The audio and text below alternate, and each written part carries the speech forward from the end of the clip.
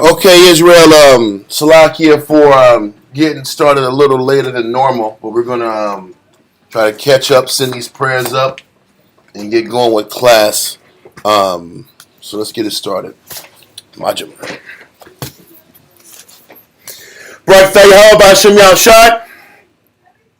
Matter of fact, Cry, get up here. Just to get these prayers sent up. You want to start over. Just follow this packet. No problem. Where you? Right here. We're just going to get you to send the prayers up, and then you can go back. I'm starting right there. You're just going to just repeat after me. Barakatay how about Shem Yashai? Barakatay how about Shem Yashai? Hawa. Nothing Awar. Zayawam. The water. Aman. Blessed are you, Yahweh, in the name of Yahweh Shai, that gives to us the light this day. Thanks, so be it. Barakatay how about Shem Yashai? Barakatay how about Shem Yashai? Hawa. The water. Aman.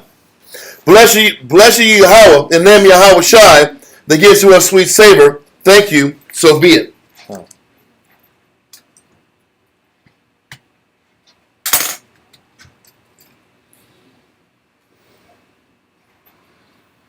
Okay.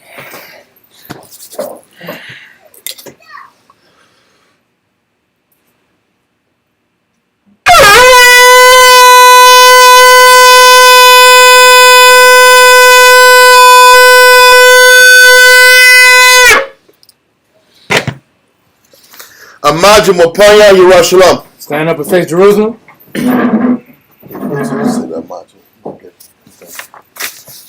Barakatay how about Shem Yashai? Barakatay how about Shem Yashai? Hawa. Nothing Shabbat. Shalom. The water. Aman. Bless you, Yahweh, in the name of Yahweh Shai, that gives to us the Sabbath and peace. Thank you, so be it. Psalms 121. Anasha. Ayam ya. Ahaya. Ma'ayam. Yabuah. Isaiah. Yabuah. Ma. Yahweh. Sha'isha. Shemayim. Wa'aratiza. La'a. Yonatan. Lamawat. Regalia. Yala'a. Nawam. Shashamaya. Hana. Yala'a. Nawam. Wala'a. Your son, Shashamar, Yashua, Yahweh, Shemaiah, Yahweh, Tazalia, Ayah, Yayamya, Yad, Hashemah, Yala'a, Akaya, Bayawam, Wala'a, Alabana, Balayana, Yahweh, Yashemaiah, Makol, Rai, Yashemar, Napasha, Yala'a, Yashemar, Hawalakia, Obaiah, Ma'itah, Aman. Psalms 121 in English. I will lift up mine eyes unto the hills, from whence cometh my help. My help cometh from the Lord, which made heaven and earth. He will not suffer thy foot to be moved. He that keepeth thee will not slumber. Behold, he that keepeth Israel shall not slumber, nor sleep. The Lord is thy keeper. The Lord is thy shade upon thy right hand. The sun shall not smite thee by day, nor the moon by night. The Lord shall preserve thee from all evil. He shall preserve thy soul. The Lord shall preserve thy going out and thy coming in from this time forth and even forevermore. Aman. Okay. Israelite Credo. Shema Yasharalo. Yahweh. Alahayno. Yahweh. Achad. Shema Yasharalo. Yahweh. Alahayno. Yahweh. Achad. Shema Yasharalo. Yahweh. Alahayno. Yahweh. Achad. Come. Israelite Credo. Hear Israel. Yahweh. Our power. Yahweh is one. Okay. Lord's Prayer. Abanawa, Shabbat Shemayim, Kodash, Haya, Shamka, Yahweh, Alak Tabaha, Ratazaka, Haya, Aisha, Waratiza, Kawa, Haya, Bashemayim, Netanel, Lachom, Ko, Yawam, Wasalachanahu. Wasalachanahu. Chawatinahu. Chawatinahu. Kasalachanahu. Kasalachanahu. Chawatinahu. Chawatinahu. Wala'a. Wala'a. Tabianahu. Tabianahu. Wanasawan. Wanasawan. Abo. Hawashaynahu. Hawashaynahu. Mayan. Rai. Kaya. Kaya. Laka. Malakwa. Waha'ala. Wahatapara. La'awalanim. Aman. Matthew chapter 6 and verse 9. Lord's Prayer. Our Father, which art in heaven, hallowed be thy name. Thy kingdom come, thy will be done on earth as it is in heaven. Give us this day our daily bread, and forgive us our debts as we forgive our debtors. And lead us not into temptation, but deliver us from evil. From thine is the kingdom, and the power, and the glory forever. Amen. Okay. I'll go over this. You just read these. Okay. Number 1. 10 commandments. Number 1. La'a. La. Yahaya. Laka. Alahaya. Achaya. Aya. Panya. Thou shalt have no other gods before me. Number 2. La'a. La. Ta'ina. Laka. Fasal. Wala'a. Ta'ibad. Thou shalt not make unto thee any graven image, nor serve them. Number 3. La'a. Talaq wachat. Sham. Yahweh. Vashua. Thou shalt not take the name of the Lord thy God in vain. Number 4. Zakar. Hayawam. Hashabat. Lakodashwa. Remember the Sabbath day to keep it holy. Number 5. Kabad. Abaka. Ya'amaka. Honor thy father and thy mother. Number 6. La'a. Taratazah. Thou shalt not kill. Murder. Number 7. La'a. Tana'ah. Thou shalt not commit adultery. Number 8. La'a. Taganah. Thou shalt not steal. Number 9. La'a. Ta'ina.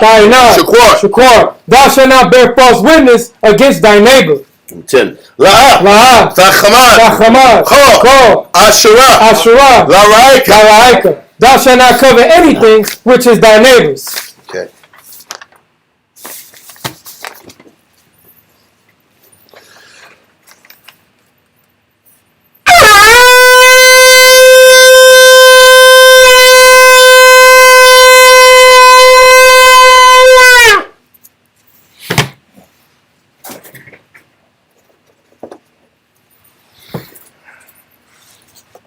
Barakatay Bashim Yavshai. Barakatay Bashim Yavshai. Hawa. Nithalano. Atawara. Blessed are you, Yahweh. Oh, yes, you got. Do it. Right. Blessed are you, Yahweh, in the name of Yahweh Shai that gives us the law. Israel, Yeshavu. I need you to sit here. Just put that back in here. I need you to read. Help me read some of these books. Okay. Be a little easier. If you're reading it, I write that down. Okay, Israel. Once again, I'm Slakia for the late start. We're kind of stretched thin today, but we're going to get this word out regardless. Last week, actually, I didn't realize how long we've been going over this Israelites translating the Bible process with the Septuagint getting affected. I didn't realize how many weeks we've gone over it, but it was necessary. Now that we've explained how the Bible got translated into Greek, we're going to go into today. What was the effect of the Bible being translated and being accessible to the entire world? We're just going to kind of go into what was the effect of that happening, and if it did it affect the Greek culture? Did it inspire the Greek culture to sit back here and want to cleave to the Most High? What came out of it? And then what did it do? What was the effect it had on Israel also? Okay. So we're going to kind of go into both of those dynamics. Hello. So what we're going to start off with is The Life of Greece. And this is a book that Shamshuan had put me on. Not this one. And he has been kind of going over this over some of his classes on Wednesdays. But I just want to kind of explain. The book kind of taps into what happened during the Septuagint era. And before we even go into the Septuagint era, I want to start off with the Greek thinking and what was the purpose of the Lord giving the nations, specifically Esau, the Bible? Why was there a need for the Greeks to get the Bible? Why was the Greek society, what was there a need for the Greek society to have the scriptures and to have an opportunity to learn the Most High? We're going to go into that. So we're going to go into, the book is called The Life of Greece, and it's page 580 and 581. It's just a quick paragraph or less than a paragraph that talks about Hellenism. And it talks about the effects of Hellenism and what Hellenism was about and why the scriptures were so important to give everybody an opportunity to choose the Heavenly Father. Okay. So let's read that in the yellow. Just read the yellow. Okay.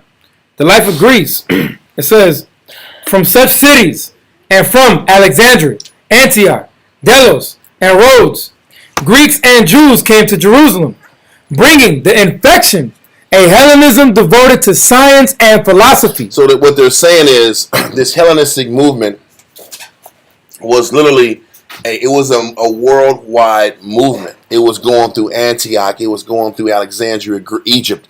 It was going through the entire world, because the entire world was dominated by the Greek Empire. So let me just, hopefully I have a picture of the Greek Empire. Yes.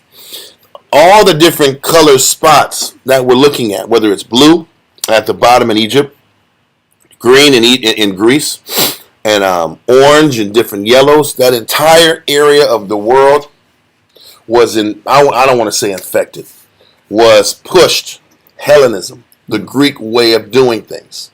Okay? So the entire world was being taught, pushed, directed the Hellenistic or Greek mindset. So let's explain. And this is funny. We're going to read from a pro-Greek manuscript what the Greek way was all about. So read it. So it says, Hellenism. Devoted to science and philosophy. Now that sounds fine and dandy. The Greeks were devoted to science and philosophy. But what else were they devoted to?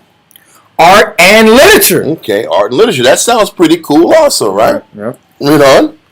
Beauty and pleasure. They were into vanity. Yep. These people were into vanity. Even the art and literature aspect is to be challenged on multiple levels. Because the Greek idea of art was what? Having white dudes and white women in naked bodies on sculptures. That was what was hot in the streets in Greece. Now the scriptures tells us what? Israelite households, we didn't even have paintings and pictures. Because in other writings, they say the Jews were behind in art. The Jews were behind in artistic approaches. They were behind in artistic approaches because we didn't put art in our house. Right. Because putting art in our house was comparable to idolatry. Yep. This is why we didn't sit back here and deal with art. So just because the Greeks were into art and we weren't, didn't make them any more superior to us. So the Greeks were into art, literature, science, and philosophy. Read on. Beauty and pleasure, meaning the enhancing of beauty, the fueling of the carnal. Read on. Song and dance. Okay.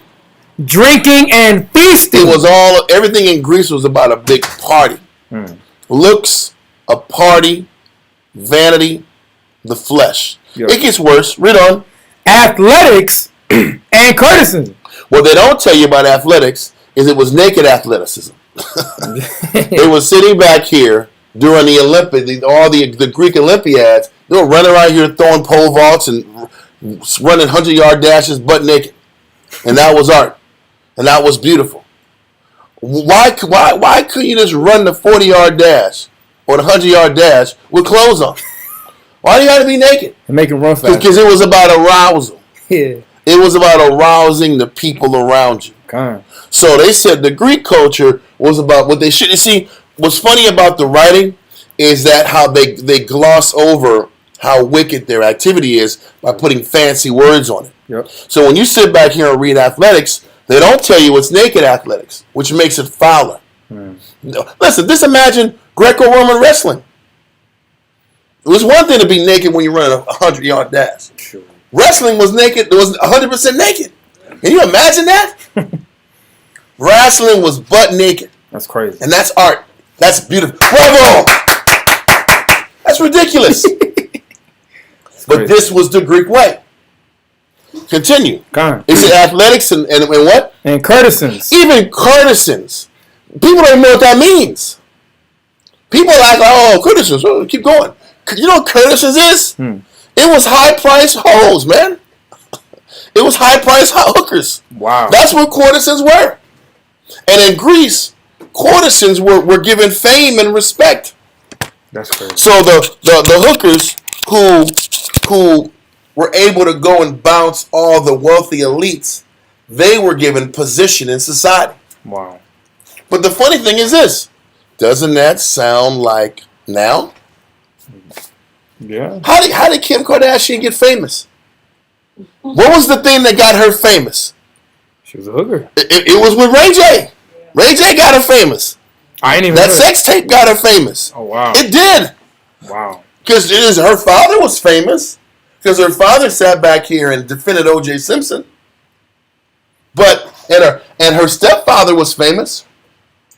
Because that guy was a track athlete, Jenner. But she wasn't nothing.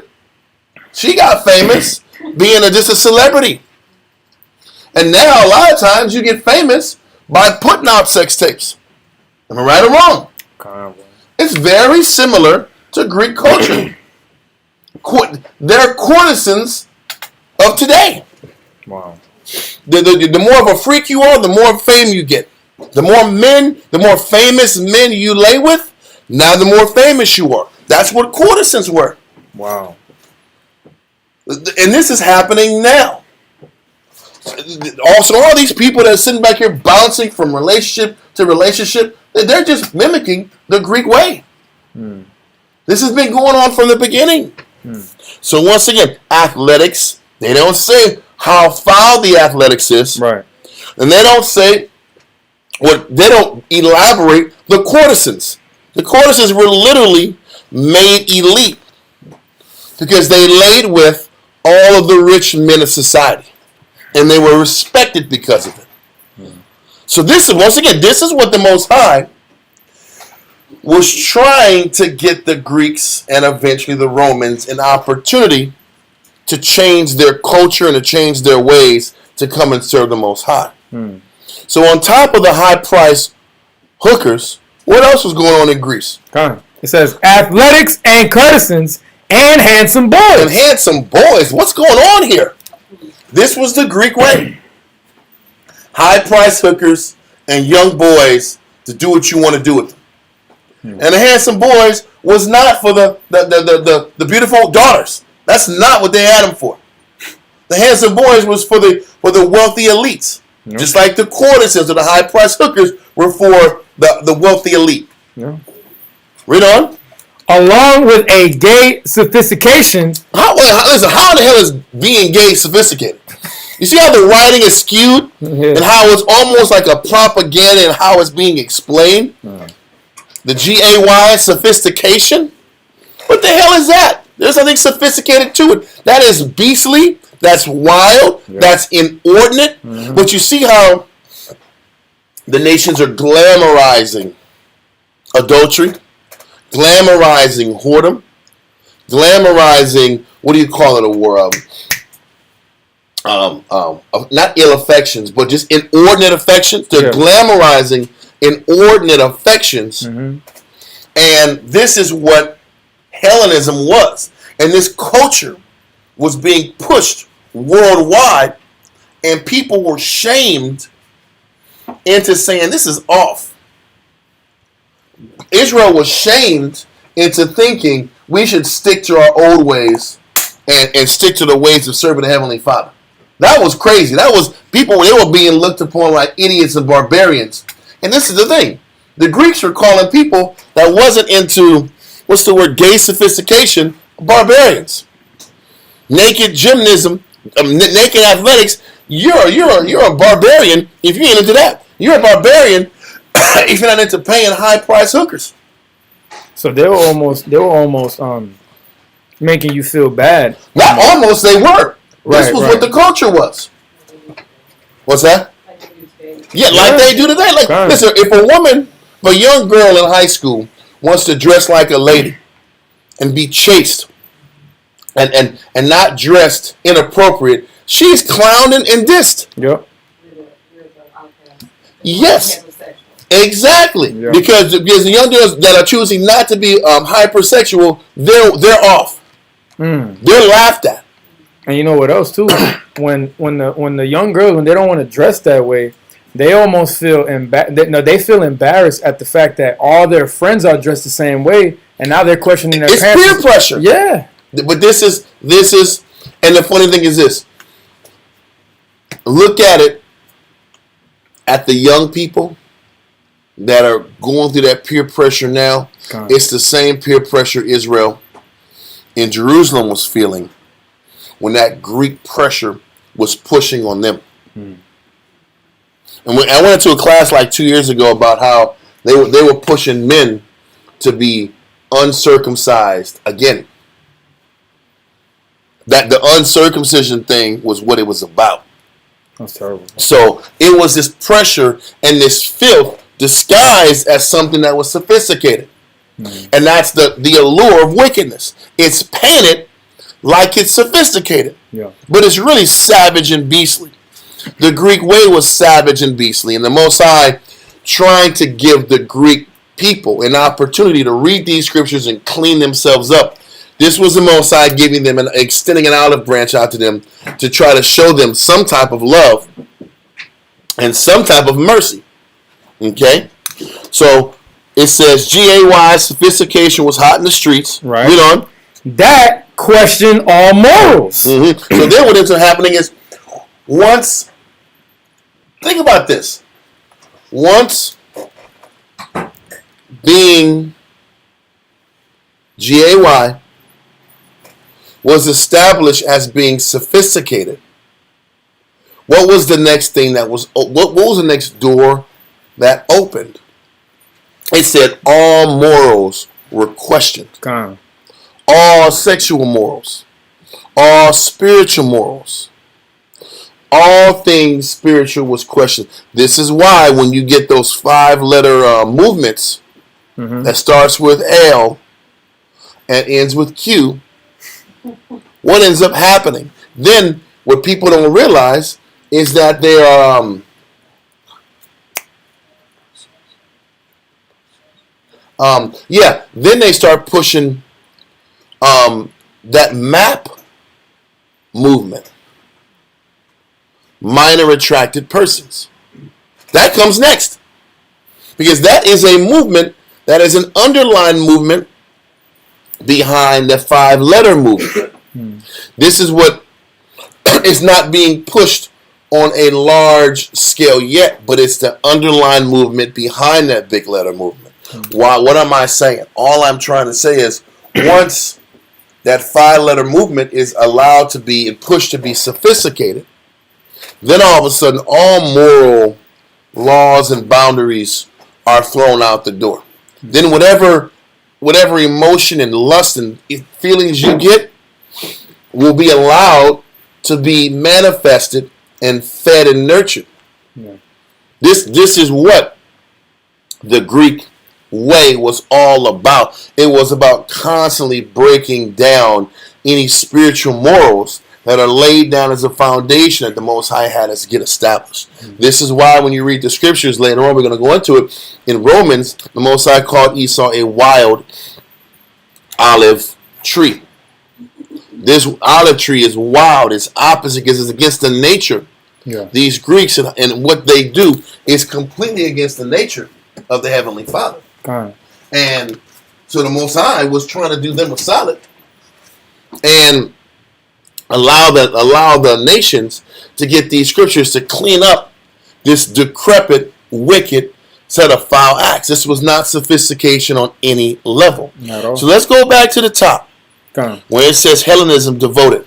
God. It says Hellenism, devoted to science and philosophy, art and literature, beauty and pleasure, song and dance, drinking and feasting, athletics and courtesans, and handsome boys, along with a gay sophistication that question all morals. Mm-hmm. Now, dealing with an animal is not taboo anymore.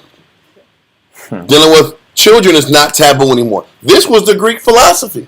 Wow.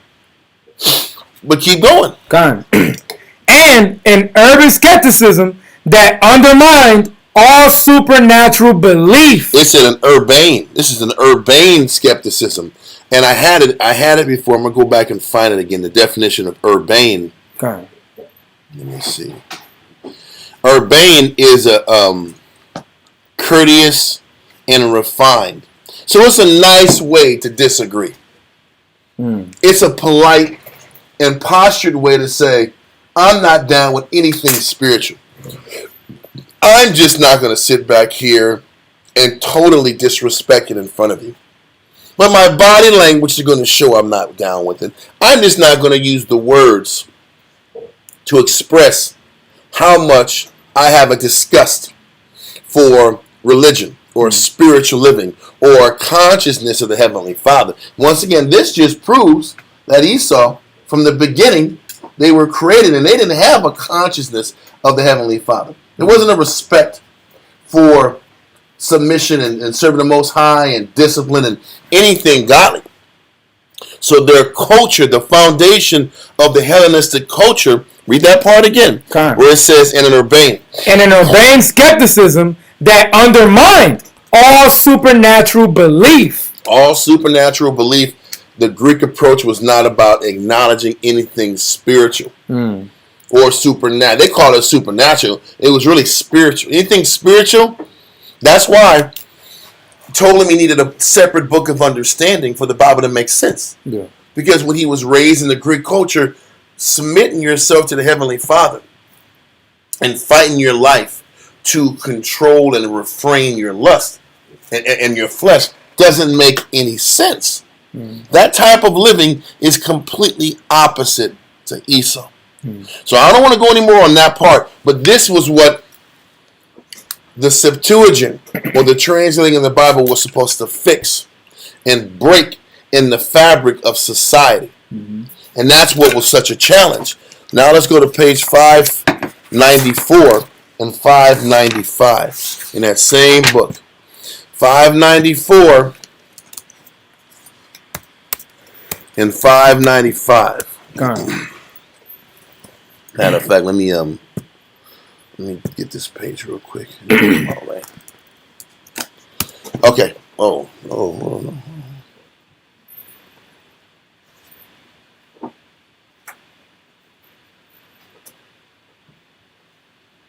It's crazy how there's an origin to all of this war. Yep. How, in 2025, we're seeing this right now in this day and age, and it's so crazy how long ago, how back this goes in history. I know. And and the same things are things that we've done before. So I'm ready for learning. Everything that you learned that the Greeks did is happening now. Because it's the same people. And it's the innate spirit of these Greeks that's still in society. We're going to read in a little bit that the Romans model their system of running their country and their culture from the Greeks. Because they're the same people. But let's continue. Read page 595, but read that first line. Okay, come down there too. It says, legend told how Ptolemy Philadelphus, at the suggestion of Demetrius of Phalerum, had invited some 70 Jewish scholars to come from Judea, about 250, to translate the scriptures of their people. So once again, now the Most High comes in and establishes this translation with the hopes that the nations, the world, will learn these scriptures and take the scriptures and change their life. And if they change, the rest of the world changes. Because once again, this was still imposed by the elite of the country. This had nothing to do with the regular Greek that was poor, that was just trying to make it in society. This is about the elites and the power they had to shape the culture of what the world was going to be. This is why the Most High had it go through Ptolemy, the king, in the epicenter of Greek culture, to sit back and establish a Septuagint to be translated in the epicenter of where everything's coming from. This is why he's doing it, in hopes that the culture will change. So let's continue. How the king had lodged each of them in a separate room on Pharaoh's. So there was these 70 elders who had separate lodgings in Pharaoh's, and they were all commissioned to do these translations, but they were all lodged separately. Read on. And had kept them without intercommunication until each had made his own rendering of the what's it called? Of the Tanakh, the Bible. Okay, come on. Pentateuch. It's Pentateuch, but it's the Tanakh.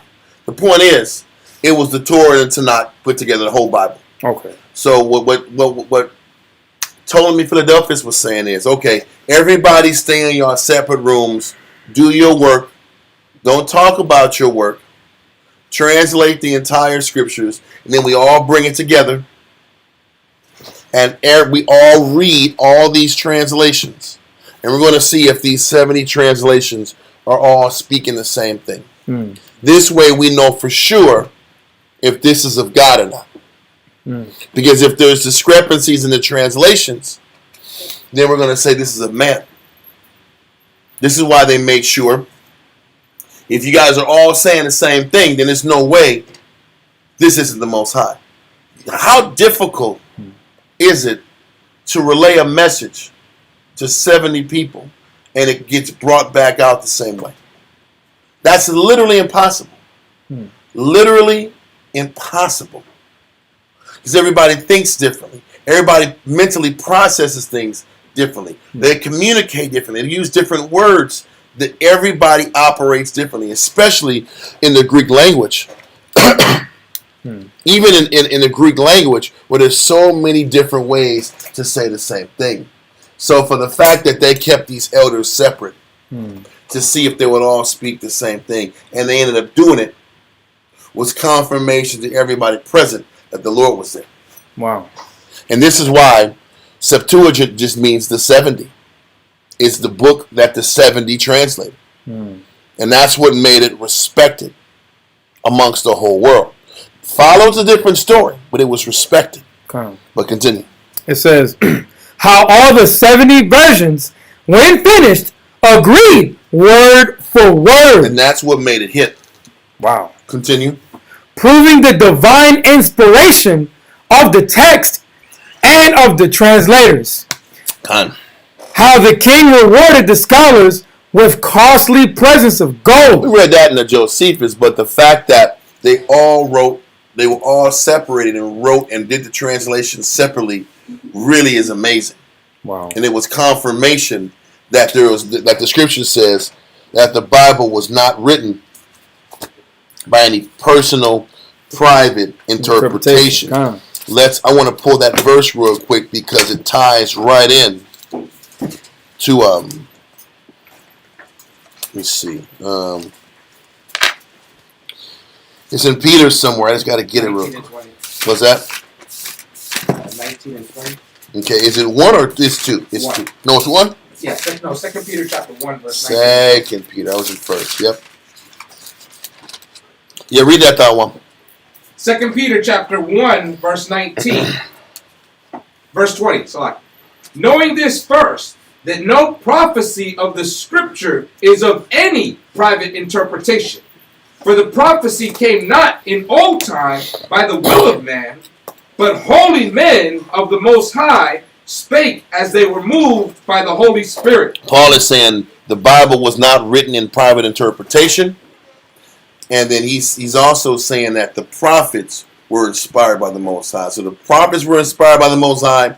This translation was inspired by the Most High. And this translation was the foundation of the scriptures that everybody was using from pretty much from this point forward. Think about the Greek language like English. Pretty much the entire world has to learn English. They might know their home language, but they have to learn English. It's important, damn near necessary for business sake. To get up in the world, to function in the world, you have to learn English. Am I right or wrong? Even if you're in Europe, you can't just be speaking German forever. You got to know English. Yeah. If you're in France, yeah, you're going to know French, but you got to know English. All around the world, if you're going to sit back here and conduct business and be in the game, so to speak, you have to speak English. And this was the impact of Greek culture also. You were going to have to speak Greek if you was going to operate and function in society and conduct any business. So that the individuals who were educated and represented the nations and the kingdoms had to learn the dominant language of the society. Okay, so let's keep that in mind as to the impact of the Greek culture in general. But just knowing this, 2 Peter chapter 1, verse 20 and 21, he's letting us know that the Bible and the translations were not of any private interpretation. It wasn't the opinions of men, because that's what a lot of these pundits and skeptics, they want to say the Bible is man-made. Yep. They want to say the translation was man-made. They want to go through all that process, when in actuality the whole process was divinely set up. It was divinely established. So then if you think about it,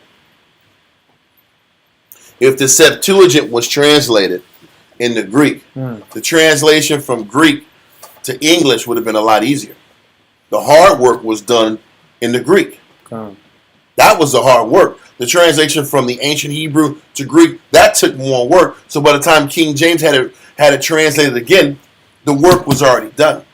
And it was still established by the Spirit of the Heavenly Father. Wow. Okay? So that's a way to kind of explain to your skeptics that it was by the Spirit of the Heavenly Father. And it wasn't just these stories and these myths, like mythology, like the Greeks want to push everything that's not theirs. Okay. In fact, just 1 second now. Can I just put one scripture? No, right now. We're gonna roll on this. We're gonna roll on this. I got you. So where are we at? We're right here. So they're saying Ptolemy gave the costly presents of gold, right?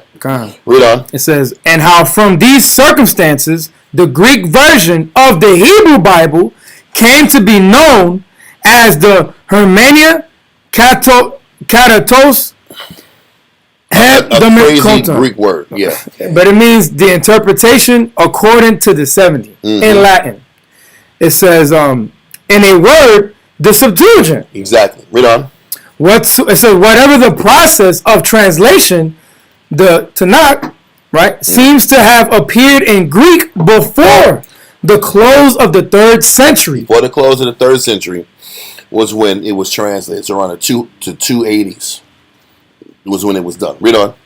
And the prophetic books in the 2nd. But keep going. Yeah. Read on. This was the Bible used by Philo and St. Paul. So all we're explaining was that the Josephus, not Josephus, but the Bible was translated. It was Septuagint, and it was done to help counteract the wickedness and the filth that the Greeks were pushing and establishing with that Hellenistic culture, because the Hellenistic culture was pressing down on society. It was pressing down on Hebrew culture as well. So this was almost like a counterbalance to give us something to hold on to. Because if you think about it, because this Hellenistic approach, this Hellenistic lifestyle was so strong, the Most High had to give us the Greek Bible also. Because if I'm in Alexandria and I was born and raised and I didn't know Hebrew, how was I going to sit back here and stay spiritually tethered and not get broken down by this Hellenistic approach either? The entire world was turning Greek. Greek, everything from language to culture. So the Most High having this Bible translated it was a twofold approach the Most High was doing. The first fold was he was trying to make sure that Israel was able to maintain these scriptures even though the world was changing.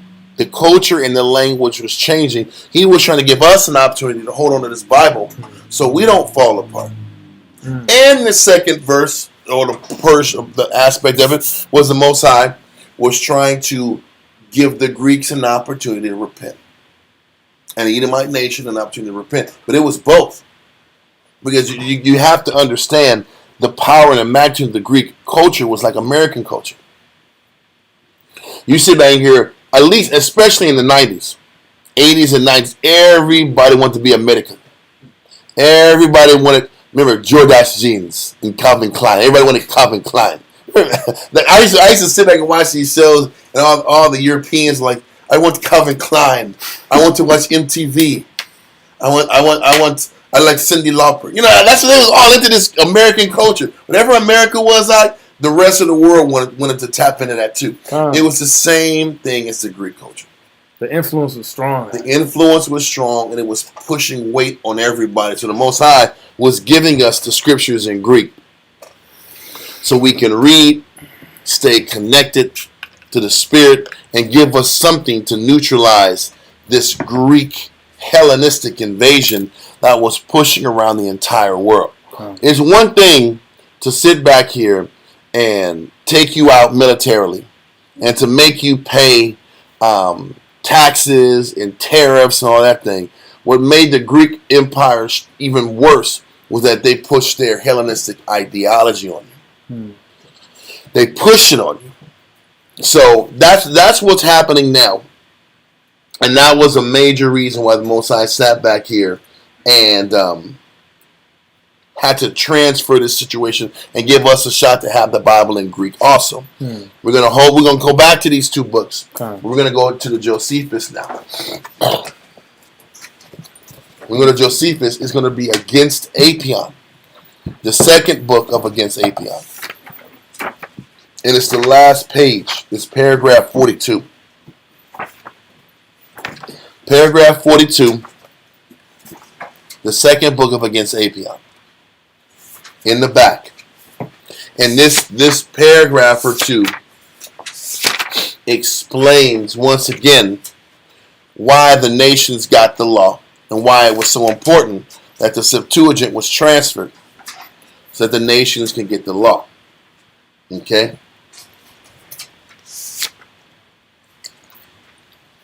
But I was trying to explain both sides. We needed the Bible in Greek because most of our people were speaking Greek at the time. Or that's where the shift was going. So we need the scriptures. Now we're going to see once again why the law was given to the nations. We know how bad they are. We read that first paragraph in the life of the Greeks to show you what they're really about. Okay? So, paragraph 42, Thawam, read that. Oh, yeah, you got to cry. Okay, come. As to the law themselves is what I'm looking for. Yeah, come. I got it right here. Page 812, line 291. It says, as to the laws themselves, more words are unnecessary, for they are visible in their own nature, and appear to teach not in piety, but the truest piety in the world. So we're saying the laws teach the truest piety in the world. It was the highest spiritual standard that was on earth for everybody on earth to be governed by. So the Most High was trying to give the entire world the highest form of living, the highest spiritual form of living, in hopes that the nation will sit back here, the whole world will sit back and adhere to the laws. Read on. It says, they do not make men hate one another. That is a very important concept. The Most High said, if you're really in the spirit of the Heavenly Father, you're not walking around here hating anybody. Think about that. For all Israelite groups and all nations, there's no need to hate. Listen, listen. The scripture tells you he hated Esau. Why do I gotta hate Esau?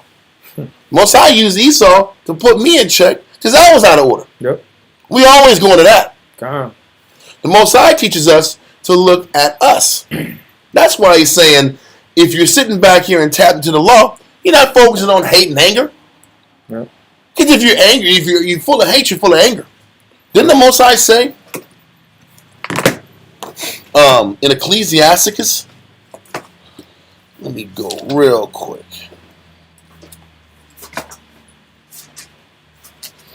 And it said in Ecclesiasticus that furious anger. I will have it in 1 second. I just got to find this verse.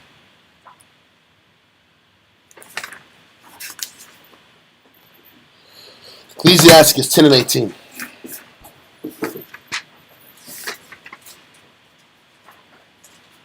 Read that.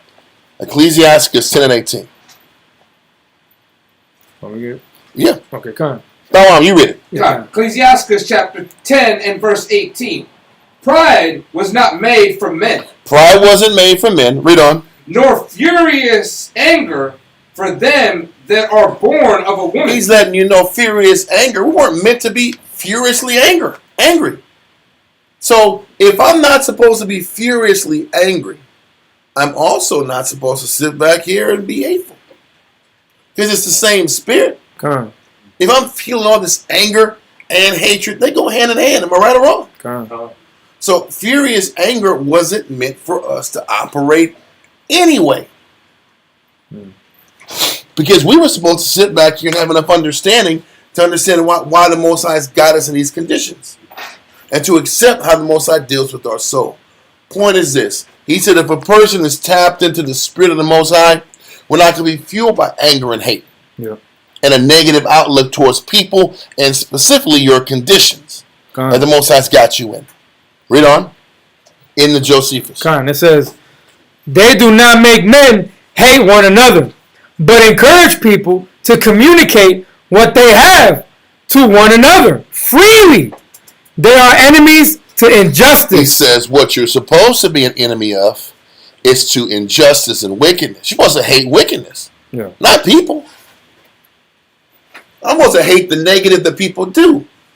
And if you can detach being angry at a person and just be angry at the negative in a person, you could judge properly. Yep. You can deal with issues properly. If you can detach and not make your feelings towards the person have anything to do with dealing with judgment. We're supposed to deal and attack the problem and the weakness and the flaw in the people. And have a hatred that people have negative in them, not the person. So he says what we're supposed to be able to have the capability to do is to hate wickedness. Read on. Or injustice. Read on. They take care of righteousness. So you're supposed to feed and fuel righteousness and honor. That doesn't have a face and a look either. We're supposed to sit back here and stand up for what's right and attack what's wrong. Mm-hmm. That's what the scriptures are supposed to teach in Israel. And this was the intention the Most High was trying to develop in the Greeks by giving them the law. The Most High was trying to set up a situation to where the Greeks can learn how to judge properly. So they can sit back here and judge based off of righteousness and wickedness versus bribery, personal kickbacks and favors. He was trying to set up these laws so that the Greeks can govern us better, so everybody can thrive in their situations. The Greeks can get blessed if they was going to stay on point, and the Jew will get some mercy. Mm-hmm. But once again, we're going to see if the Greeks took it to heart and how much we took it to heart. But let's continue. It says, they banish idleness and expensive living. Mm-hmm. So what the Most High is saying is if you're following these laws, you're not supposed to be a lazy ass you know what? Mm-hmm. And you're not supposed to be a person who's overly rich, because that expensive living, the expensive living comes at the expense of who? The poor. Yeah. So you're not supposed to be so rich and so propped up there that you're using exploiting the people, because that's what it takes to get that rich. Somebody has to fall and stay down in order for you to sit back and operate with this expensive lifestyle. Yeah, so the Most High is like, his intention, if you follow the law, not to be too rich and to not be lazy and to sit back and expect a handout. You don't want that from us either. Yeah. Read on. It says, and instruct men to be content with what they have. And listen, that's what we teach all the time. Con. We teach that all the damn time. It's to learn how to be content and to appreciate what the Most High has given you. And if you want more, work harder for it. Yep. But then once you get to a point where you have what you need, don't be so selfish where you turn your back on your brother. He's like, this is how the Most High has been dealing with Israel from the beginning. Con. And this is also what the Most High was trying to get the world to learn. Read on. Con. It says, and instruct men to be content with what they have and to be laborious in their callings. Laborious in their callings. And to sit back and give yourself and work your tail off in whatever you were called to do. Con. Most High was never about sitting back here and having us cut corners. Having us sit back here and cheat your battle. Yep. Neither are we supposed to sit back here and be on top and exploit our people. This is the lesson for us. This is a universal message that the nations would have benefited if they would have embraced it. So basically, when people say work smarter, not harder, that's not real. Then that's not true. Listen, I'm going to say this. There's nothing wrong with working smarter. Right. But you should work smarter and harder. How about that? At the same time. At the same time. Because if you work smarter, you can get more things done. Yep. You don't have to sit back and burn out in one direction. If you're working smarter, you can do this and do other things and multitask. So you can get more done. Yep. Continue. Line 292. They forbid men to make war from a desire of getting more. So the Most High is like, the intention of the law was to teach us not to go to war, just to get more. That's what the Greeks were all about. Was going to war to gain more. We're going to read this in a few weeks about what Daniel's 11 was all about. Daniel's 11 was all about going to war to gain more. Gain more access to ports. Gain more access to trade and shipping. Gain more land territory to get more natural resources. And what's happening now? Same thing. All war is about gaining access to more oil, gaining access to more lithium, gain access to more cobalt, gold, silver, uranium, all these different natural resources, silver. War is always about getting more. That's why there's always wars in different countries. So the Most High is saying, if a nation locks into the scriptures, there'd be no more wars for this. There'd be no more wars for natural resources. If Esau had embraced the scriptures, they wouldn't get so much to where the poor would be in a pinch. They'd get just enough to sustain themselves if they were godly. If they embraced and got the understanding of what the Bible was supposed to be about. And this is really important to understand. This is what the Most High was trying to embrace, get them to embrace when he gave them the scriptures. He knew the Greeks were not inclined to serve the Most High to the greatest extent, but at least you had to do this. This is the least Esau could do for them to stay in the Lord's good graces.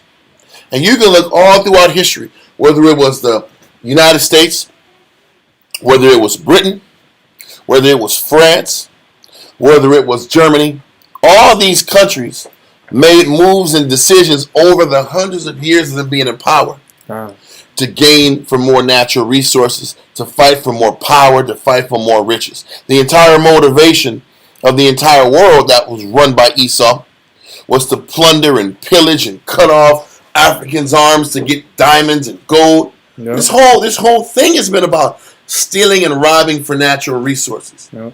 What am I explaining all this for? To let you know that they never got the understanding of the book. They never embraced the book, even though they were given the book.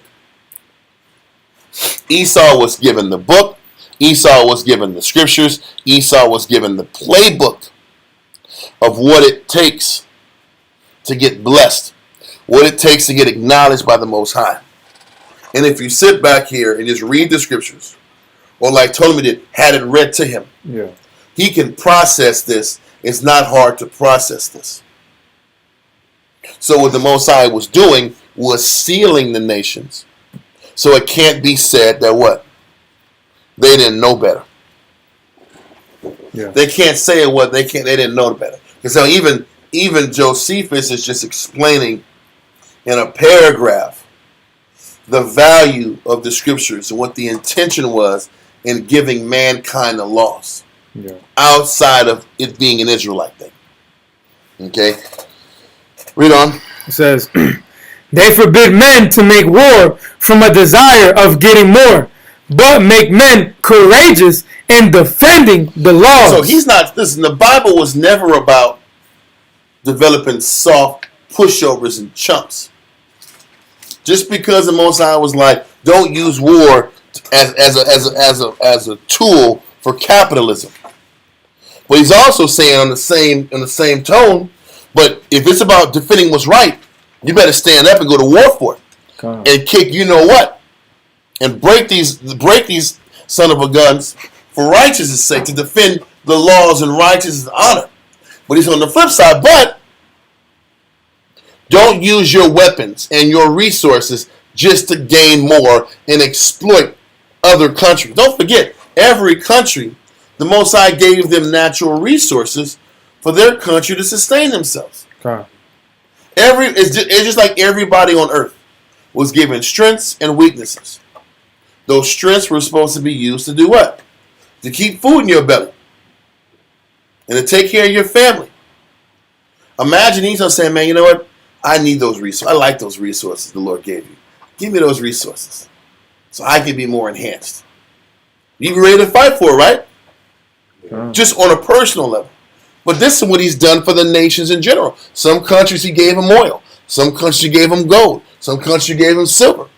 And other precious minerals. But that was supposed to be used so that everybody can benefit off of it. And have proper, even trade. But doing it that way, nobody gets on top. But that was the Most High's intention. Was for everybody to work in harmony with each other and treat each other fairly. And that's what the law was supposed to reteach Esau. But he wasn't listening to that. Continue. It says, but make men courageous in defending the laws. They are inexorable in punishing malefactors. He says, if you follow the law, if you embrace the law, this is like saying there's a zero tolerance for people who break the law. He says this was the government and the type of empire anybody who was given the scriptures was supposed to live in. It was supposed to be about standing up for what's right by all means. And to be fervent to punish anybody who has done the wicked deeds. But we know damn well the Greek Empire didn't listen to this.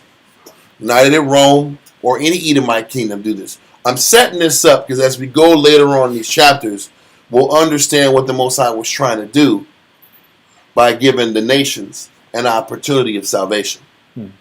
Okay? Continue.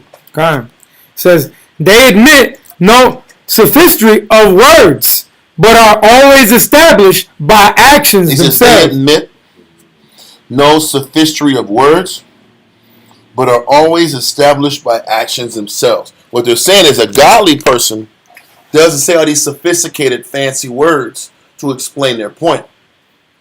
A godly person lives by his conduct and lives by his actions every day and lives by his example. Yes, sir. It's kind of like that old saying, actions speak louder than words. Yes. So many of us have used that, but this is kind of establishing it on a whole different level. Yep. And this is what a spiritual person, how they're supposed to operate. Yeah. Stop yipping and yapping and talking and deflecting and deflecting what the real problem is and be about change. Because when you're about change, people actually follow the change. Yeah. They respect the change. They can trust you. Because people sit back here and talk about what everybody else got to do all the time. People rarely talk about what needs to get done for the Most High to honor them. And what I have to do as a leader or the head of a house or being a big brother or whatever the situation is. to get people's respect, to get them to follow me. So he's saying a spiritual person doesn't do a bunch of yapping. They live it. And they live the life. They live the way they want to be respected and lived. Okay, and be treated. Read on. Which actions we ever propose as sure demonstrations than what is contained in writing only. Actions and ensample has a greater impact than words. Read on. On which account I am so bold as to say that we are become the teachers of other men in the greatest number of things. But this was what the Jews were supposed to do from the beginning. We were supposed to be experts on how to teach men how to lead and be good examples. Yeah. We've been saying this in class for Lord knows how long. We were supposed to be the light to show other leadership how to run their kingdoms and their nations. Yeah. When Solomon was on top, David was on top, nations flocked to Israel to learn how the Most High was with them and what it took to please the Heavenly Father. Yeah. And the first thing it takes to please the Father are these parameters. Read on. It says, and those of the most excellent nature only. For what is more excellent than inviolable piety? Let's look up inviolable.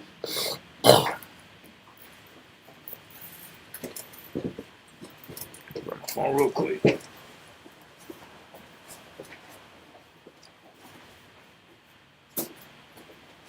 Inviolable is about never to be broken or dishonored. So it says, where are we at? It said, Right, we're in it said, for 293. what is more excellent, inviolable piety, meaning piety that won't be broken. There's nothing more excellent, pretty much, in having integrity that never breaks. Maintaining your spiritual stance, regardless of what hits you in your life. There's no greater thing a man or woman can do in their life but to stay on point and strong consistently, despite what life throws at you. And this is what leadership, this is what the law was supposed to teach the leaders of the earth. Read on. What is more just than submission to laws? And what is more advantageous than mutual love and concord? Concord, meaning being agreed.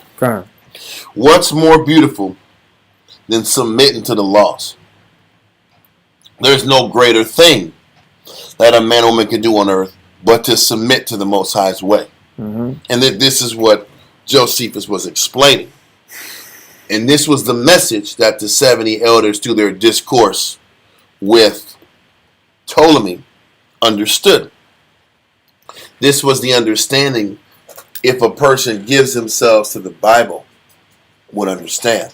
I guess what Josephus is explaining is if a person gives themselves to the scriptures, this way of thinking is accepted universally. This is a universal way of thinking that anybody that gives him or herself to the Bible would operate in. Okay? There might be discrepancies on breakdowns and different perspectives of topics, but if you don't tap into this, you really don't get the Bible. You really don't get the Bible. Okay? Even that whole hatred thing, for Israelites out there that walk around here angry and pissed, there's something wrong with your outlook. Because that was never the outlook the Most High gave us. Okay? But let's continue. And this so far that we are to be neither divided by calamities, nor to become injurious and seditious in prosperity. He says this was the law teaches us also. When we're down, not to sit back and be divided. Because that's what happens all the time. When we're down, division kicks in. And then also, when things are going good, there's division. He says there's there's injuries and seditions in prosperity. What he's saying is, regardless of your condition, if a person is connected to the scriptures, they're not going to be anti the direction that needs to be pushed in order to please the Heavenly Father. Yeah. What he's letting you know is the conditions. Are you the type of person that gets rebellious when you're on top or gets rebellious when you're on the bottom? Either way that we handle each other or handle our circumstances, we can't operate that way. We can't operate ever in the spirit of sedition, in the spirit of breaking apart and tearing apart.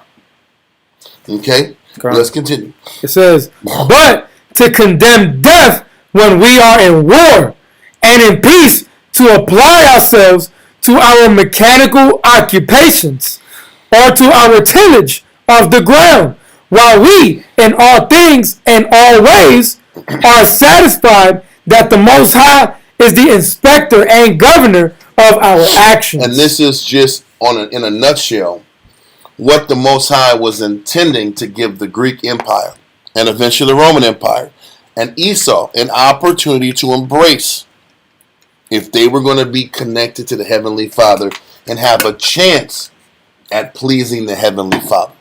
Okay? So we're going to hold that. Let me see. And like I said, we know what the Greeks were taught. We know what Ptolemy was taught and the extent of the information he was given. Now, I want to know, as we go into this next frame of information, we're going to see, did we receive the information or no? Did we grasp it or no?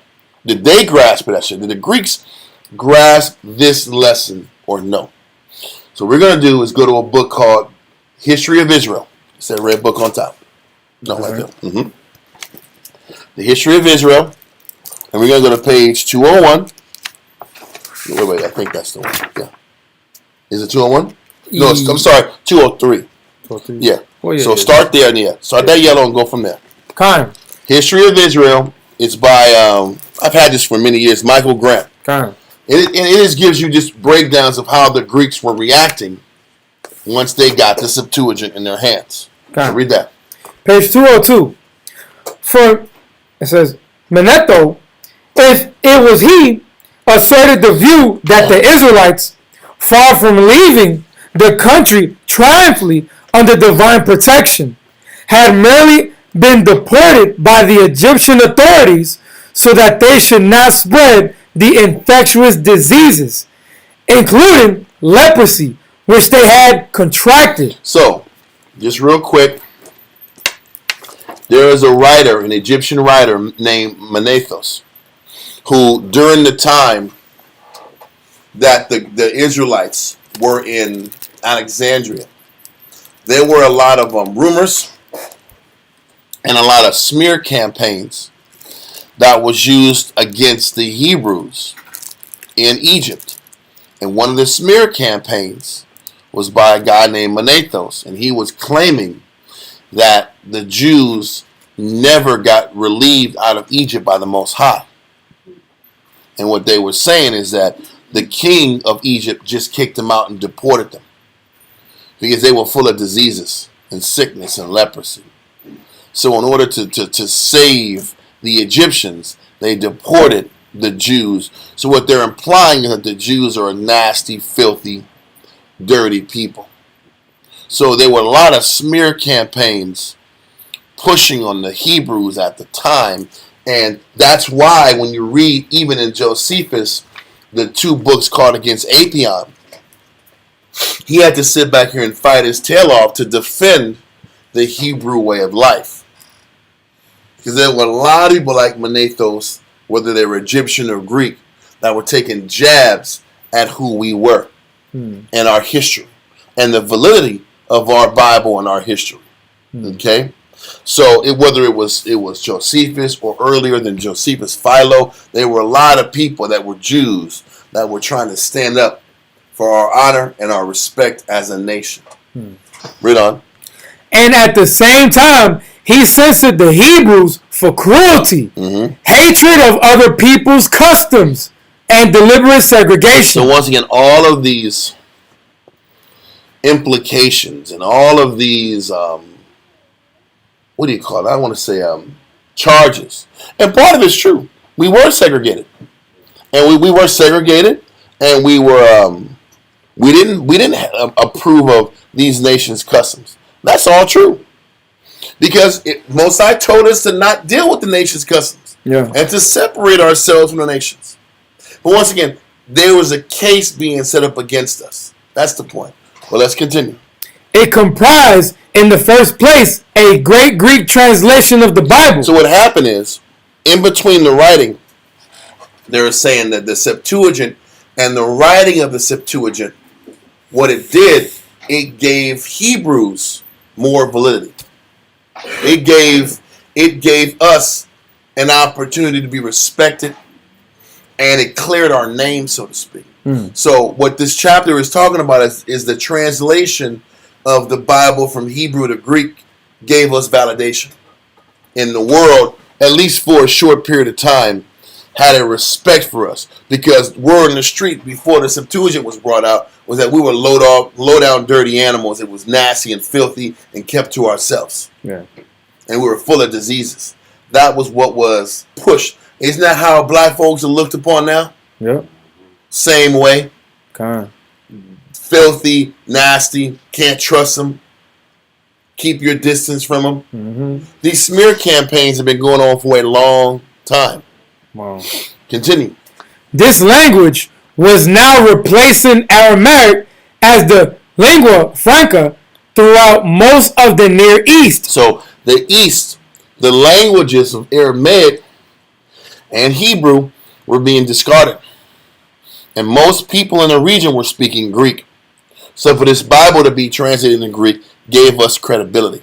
Credibility, and it gave us access to the scriptures moving forward. Read on.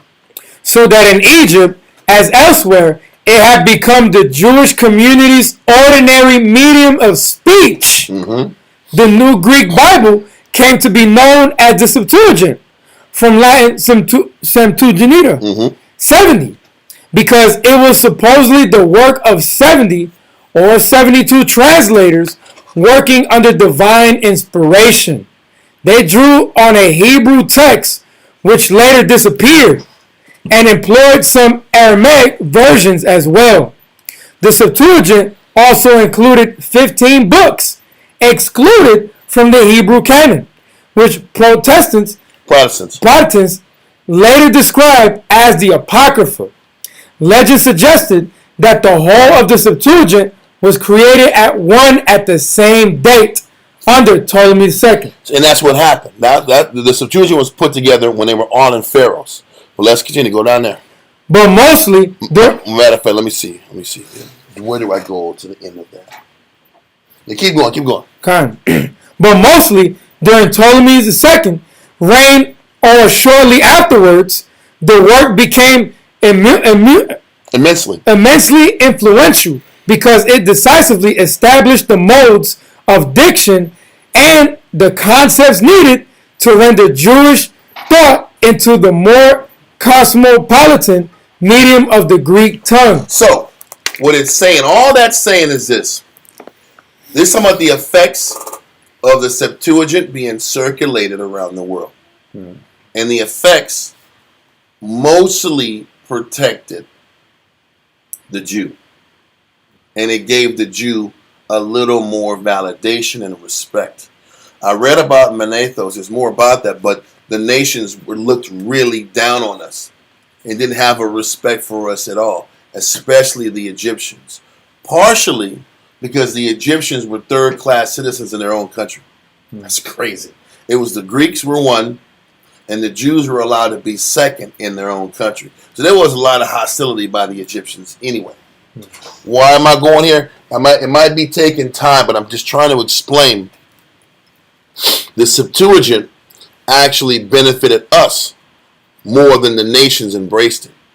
It gave us immediate respect, and it gave the Hebrews that were in different countries that spoke Greek access to the scriptures.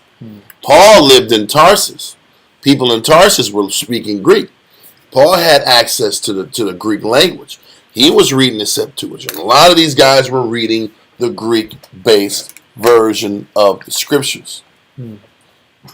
So the Septuagint helped out our people way more than the rest of the people. Let's continue. The Septuagint had the obvious effect of bringing Jewish and pagan thought much closer together. But this proved a curiously one-way traffic. This says that the Septuagint and the understanding and the connection between the pagan world and the Hebrew world only became a one-way direction. It was only one-sided. It's going to explain the one-sided process of this information gathering around the world. Read on.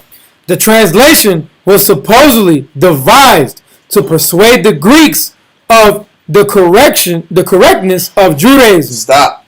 And this is what the translation was supposed to be for. The translation of the Bible from Hebrew to Greek was supposed to be set up to teach the Greek leadership how the Most High wants things done. Right? And that's what this sentence said. The translation was supposedly devised to persuade the Greeks of the correctness of Judaism. This was why the translation was set up, so that the nations would take these scriptures and embrace these scriptures and learn how to govern the proper way. Yeah. That was the intention. Read on. But its influence in this direction was negligible or non-existent. When it came down to it, after Ptolemy II got the Bible, the embracing of the scriptures and the embracing of using the scriptures to lead the people was negligible, was neglected, or non-existent. Wow. What they're saying is, they sat back here and said, yeah, it's the Jews, this is the nigga Jews Bible. Let's sit back here and do things our way. Wow. So that money that was paid for by Ptolemy Philadelphus, it did go to good use. What was the good use of the Septuagint? That Israelites all around the world had access to it now. Because, don't forget, before this happened, the Hebrews only had the law at home. And they only had it in Hebrew. But the entire world was speaking Greek. So the Most High had to use Ptolemy Philadelphus to get the Bible translated from the Hebrew to the Greek. So the entire world of Jews can have access to it. Wow. Still. And that was the reason behind the whole thing. Because the Greeks sat back here, and once the different leaderships and the different Ptolemies got access to the Bible, they just neglected it. And they pushed it to the side, and it didn't matter to them. So once again, the Most High's word didn't go out void. The word of the Lord did not go out void. It went to who it was supposed to go to. Our people. And it didn't go to, and it wasn't embraced by the leadership of the Greeks. So it worked for two purposes. We stayed connected to the Spirit, and now the Greeks were condemned because they had access to it. They just chose not to use it. So it worked both ways. It worked for us and against them. And that's how the Most High does all things in life. He says the works of the Lord are 2 and 2. Yep. What that means is, hey, it might look like you're getting the advantage, but it's really for the person behind you. Because the Most High knew this person wasn't going to embrace these scriptures. He knew he wasn't going to sit back here and live a life of abstinence and discipline and humility. That was against their nature. So when he says, okay, I'm going to work around you so I can keep teaching those people that I know are going to be in Turkey, in Greece, in Rome, in North Africa, in Babylon, in Persia, so forth and so on. Syria, Turkey, Phoenicia. I can touch all my people because the language of the word is Greek. Now Israel got it in Greek. Does that make sense? It makes perfect sense. Yes, sir. And if you look at it today, the Bible's been translated in almost every language on the planet. I know. For our sake. Just like it was translated here for our sake and to condemn the powers that be that have access to it that choose not to live by it. It goes both ways. So it can't be said the Most High is unfair because the Greeks had a chance. The Romans had a chance. Everybody after them had a chance.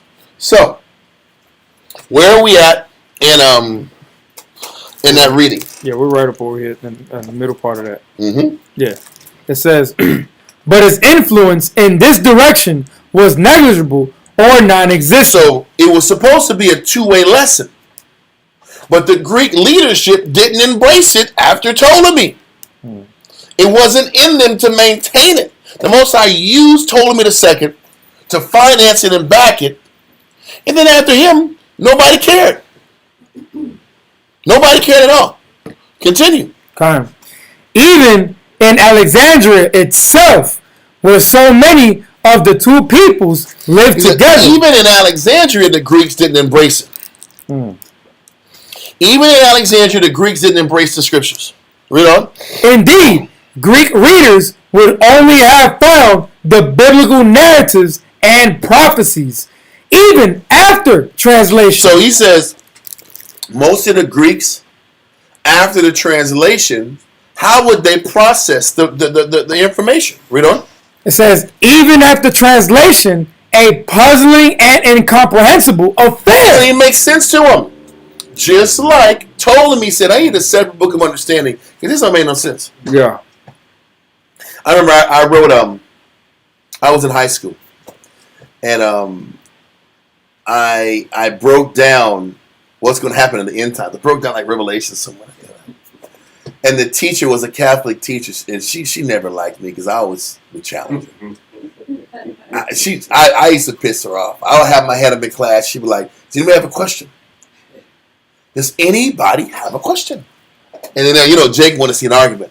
He got a question. His hand's right up right there. You see his hand up? Okay, we're going to move to the next topic. Wow. Point is, I wrote this report breaking down something in Revelation. Yeah. And the lady said, I can only grade this based on your writing style. And if it's what's grammatically correct. So she gave me a B on grammatical writing. She says I'm not going to respond to the information. She didn't understand it. She didn't understand the content. She didn't want any part of the content. But this is Esau's thinking. They don't understand how we look at things from a spiritual lens. It doesn't make sense to them. So what they're saying here is that the lay people, the regular average people, it was incomprehensible. Mm-hmm. And it was puzzling what this Bible was supposed to be about. The precepts, the understandings, the lessons, the morals, the concepts didn't make sense to your regular reader, Mike. Now, Ptolemy understood that the scriptures could help him run his empire better, but most people chose not to do that. Because when you sit back here and really read it, he knows you're not going to have an empire very long. If you sit back here and don't push for money and don't fight wars for your personal gain, you ain't going to be in power for long in that realm. So the rest of the world's like, we got to keep fighting. We're going to keep attacking. We're going to keep living our life. It don't even matter. It don't even matter. We're going to go live our life and do what we want to do. And that's what ends up happening. They go live their life, and they disregard the laws and the lesson that the laws were supposed to teach us. Okay? What you got there? It says, so the version is scarcely referred to by classical authors. This is why classical Greek authors rarely talk about the Bible. Because they don't agree with it. This was the argument that Josephus kept saying. Y'all are purposely ignoring the history. But what they were doing, they were purposely ignoring the history, and they were purposely ignoring the message, the spiritual lessons, the idea of abstinence and discipline and humility and servitude. That goes against the core of the Greek culture. The Greek culture about getting yours, attacking, fighting, killing, doing what you got to do to get to the top. By any means, compromise your flesh, your morals. None of that stuff matters. just get your power. So living like serving the Most High doesn't make sense to this realm. It didn't make sense to the Greek realm, and living and serving your life to the Most High doesn't make sense in this realm. It just doesn't make sense. You don't fit in. So the Greeks were like, we're not even going to talk about this damn Bible, because what we're going to is a way of thinking that we're not used to, we don't get, and it really is going to sit back and exploit our weaknesses and fallibilities. So this is another reason why they sat back here and said, I can't comprehend this. Because they can't comprehend it, they'll have to completely change their life. I can't deal with these courtesans. I can't deal with these handsome little boys. I can't make gay sexy. I can't question morals. I can't question any type of Judeo-Christian morals. Yep. I'm not doing this. I'm not. If you don't talk about it, you can act like it's not there. Yep. This was the take that all of your writers and your elite philosophers took. On top of the regular lay people didn't listen. On top of the leaders didn't listen to the Greeks. So the leaders didn't receive the scriptures or embrace it like we might have thought Ptolemy was going to take to it. But the rest of these people didn't take to it. Hell, and he didn't even take to it. So, are you done with that? Yeah, I'm done with that right there. Just read that part. Indeed. Okay. It says, indeed, Greek readers would only have found the biblical narratives and prophecies, even after translation, a puzzling and incomprehensible affair. It wouldn't even have made no sense. Read on. So the version is scarcely referred to by classical authors. So what we're going to do now is we're going to go to page, let me see. Yeah, same book, page 274. And I'm going here because this page is going to explain what a lot of the writers of the time, how they processed the understanding of what the scriptures were talking about. Most of them ignored it, but the other ones, they sat back here and took it and spin the understanding of what this was about. So, read that, sir. Okay. Page 274. It says, Jewish writings of Alexandria. It says, Aristeas, letter of a Jewish author. Stop. Aristeas, remember Aristeas? We read about him 2 weeks ago. And last week. Aristeas was that right-hand man of Ptolemy Philadelphus. Remember Aristeas wrote a letter or a book about the talk, the conversations that the priest had with Ptolemy II, and he wrote down those 2 weeks of conversations. He wrote down all the information that happened between Aristeas, Ptolemy, and the 72 elders, and he decided to write a book about that experience. So we're going to sit back and see what Aristeas wrote about. It says 100 BC, or possibly a little earlier. It was earlier. Okay, come on. Because Ptolemy II wasn't even around at that time. Come on. Read on. It says, professed to be a pagan official of Aristeas, writing to his brother Philocrates in order to give Philocrates in order to give a legendary account of the compilation of the Septuagint, like we talked about. Read on. which stimulated all this Greco-Jewish writing. His purpose was to tell the Jews that they can share Greek ways without compromising the essentials of their religion. You see that? You see how he spinned it? They were all on the 72 elders' jot, saying that we can learn how to lead from y'all. We can learn how to govern our country by reading these scriptures and listening to y'all talk.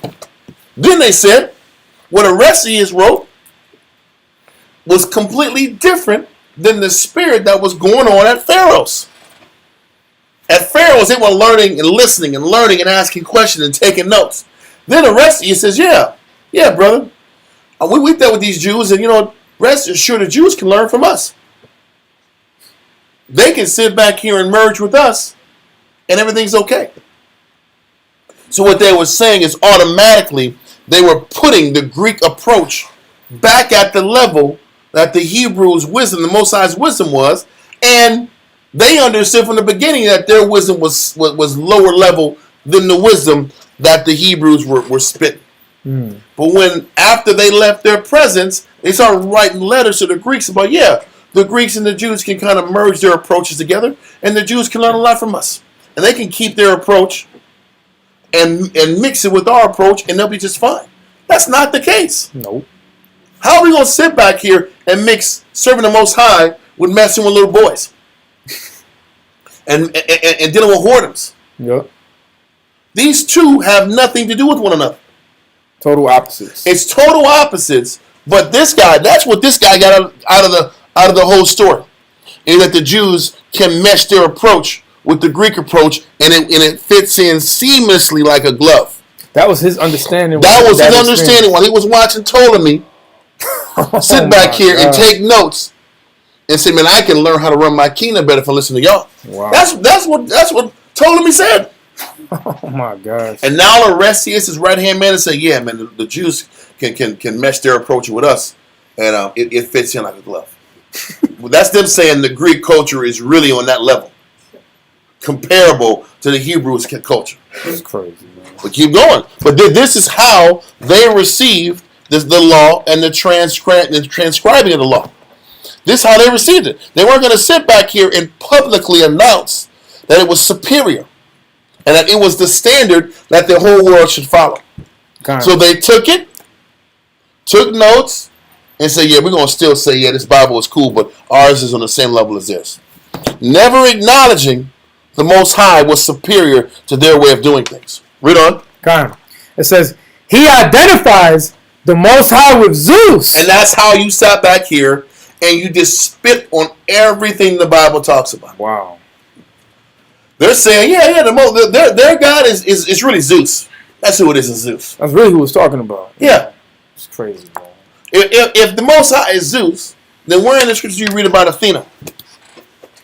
Where do you read about Hera? Where do you read about Poseidon? Where do you read about those clowns? But you see how they say that to uplift and push their Greek way on the same level as the Most High. And it's completely out of pocket. And this is the crap that Israel in Alexandria and in Israel had to keep putting up with. This constant pressure of saying that our way is inferior. That serving the Most High is overboard and extreme. And that psychological warfare that everybody that was trying to live piously had to endure. This has been happening from the beginning. But the Most High had to allow this to happen. He had to allow this to happen to give them a chance at salvation. Knowing damn well they weren't going to keep it. They immediately disregarded it. As soon as they got it, and it's like a shiny new toy. Like a kid, like a spoiled kid, I got a new toy. Yep. I got a new toy, I'm playing with it, I break the arm, I go find some other toy. This is what they did to the Bible. We're going to read it. Then we're going to say, you know what? This ain't nothing. Zeus is the Most High. They just sat back here and just knocked it down a bunch of pegs, didn't respect it, and push it out to his brother so that he would push it in Greece to say that these Hebrews' knowledge is on the same par at best with Greek knowledge. Wow. It ain't all that. Yeah. But that's the first guy. So Orestius diminishes the caliber and value of the message. Read on. It says, Artapanus? Yes. It says, at a similar date and with the same aim. These are the same writers. Yep. I mean, another writer with the same agenda, which is to trivialize and weaken the caliber of the message. Read on. Says, amongst their own. Read on. Says, made Jacob and his sons the builders of pagan temples. Where did that come from? Now they're going to sit back here and say Jacob and his sons made pagan temples? Wow. You see how they're turning the message and they're bastardizing it? Yep. So that they can intermingle pagan ways with the scriptures? Yep. Isn't this what they did when they sat back here and started putting Christmas into Christianity? Yeah. And they started sitting back here and they took the Sabbath away from a Saturday and made the Sabbath a Sunday. Yeah. This is the same thing. This is how Christianity got bastardized. Because Christianity is a bastardized version of the true understanding of the scriptures. But whenever you get Esau in there, he's going to bastardize it. He's going to weaken it. He's going to sit back here and tie it into pagan roots. So they tie in pagan roots with the Bible, so you don't know which one is which. Yeah. They were doing the same thing with Jacob. Oh yeah, Jacob and his sons, they were building it. They built idolatrous temples in Canaan and in Egypt and all those places. There's nowhere you'll read that they did that. They made personal altars at best to serve the Most High. Yep. There was no temples. It's crazy, huh? Mm-hmm. So continue, man. It says, and attributed the foundation of the Egyptian cult of sacred animals to Moses. So they're saying the Egyptians learned how to serve ancient animals from Moses. You ever see those those animals with like the horse heads? Yeah. And they had this big old horse head with a human body. They're saying Moses taught them that. Wow. They are bastardizing the value of the scriptures and mixing it into idolatry. Yep. They're polluting the true understanding. Kinda. Saying. It's messed up. Yeah. They're polluting the understanding of the Bible to fit their agenda.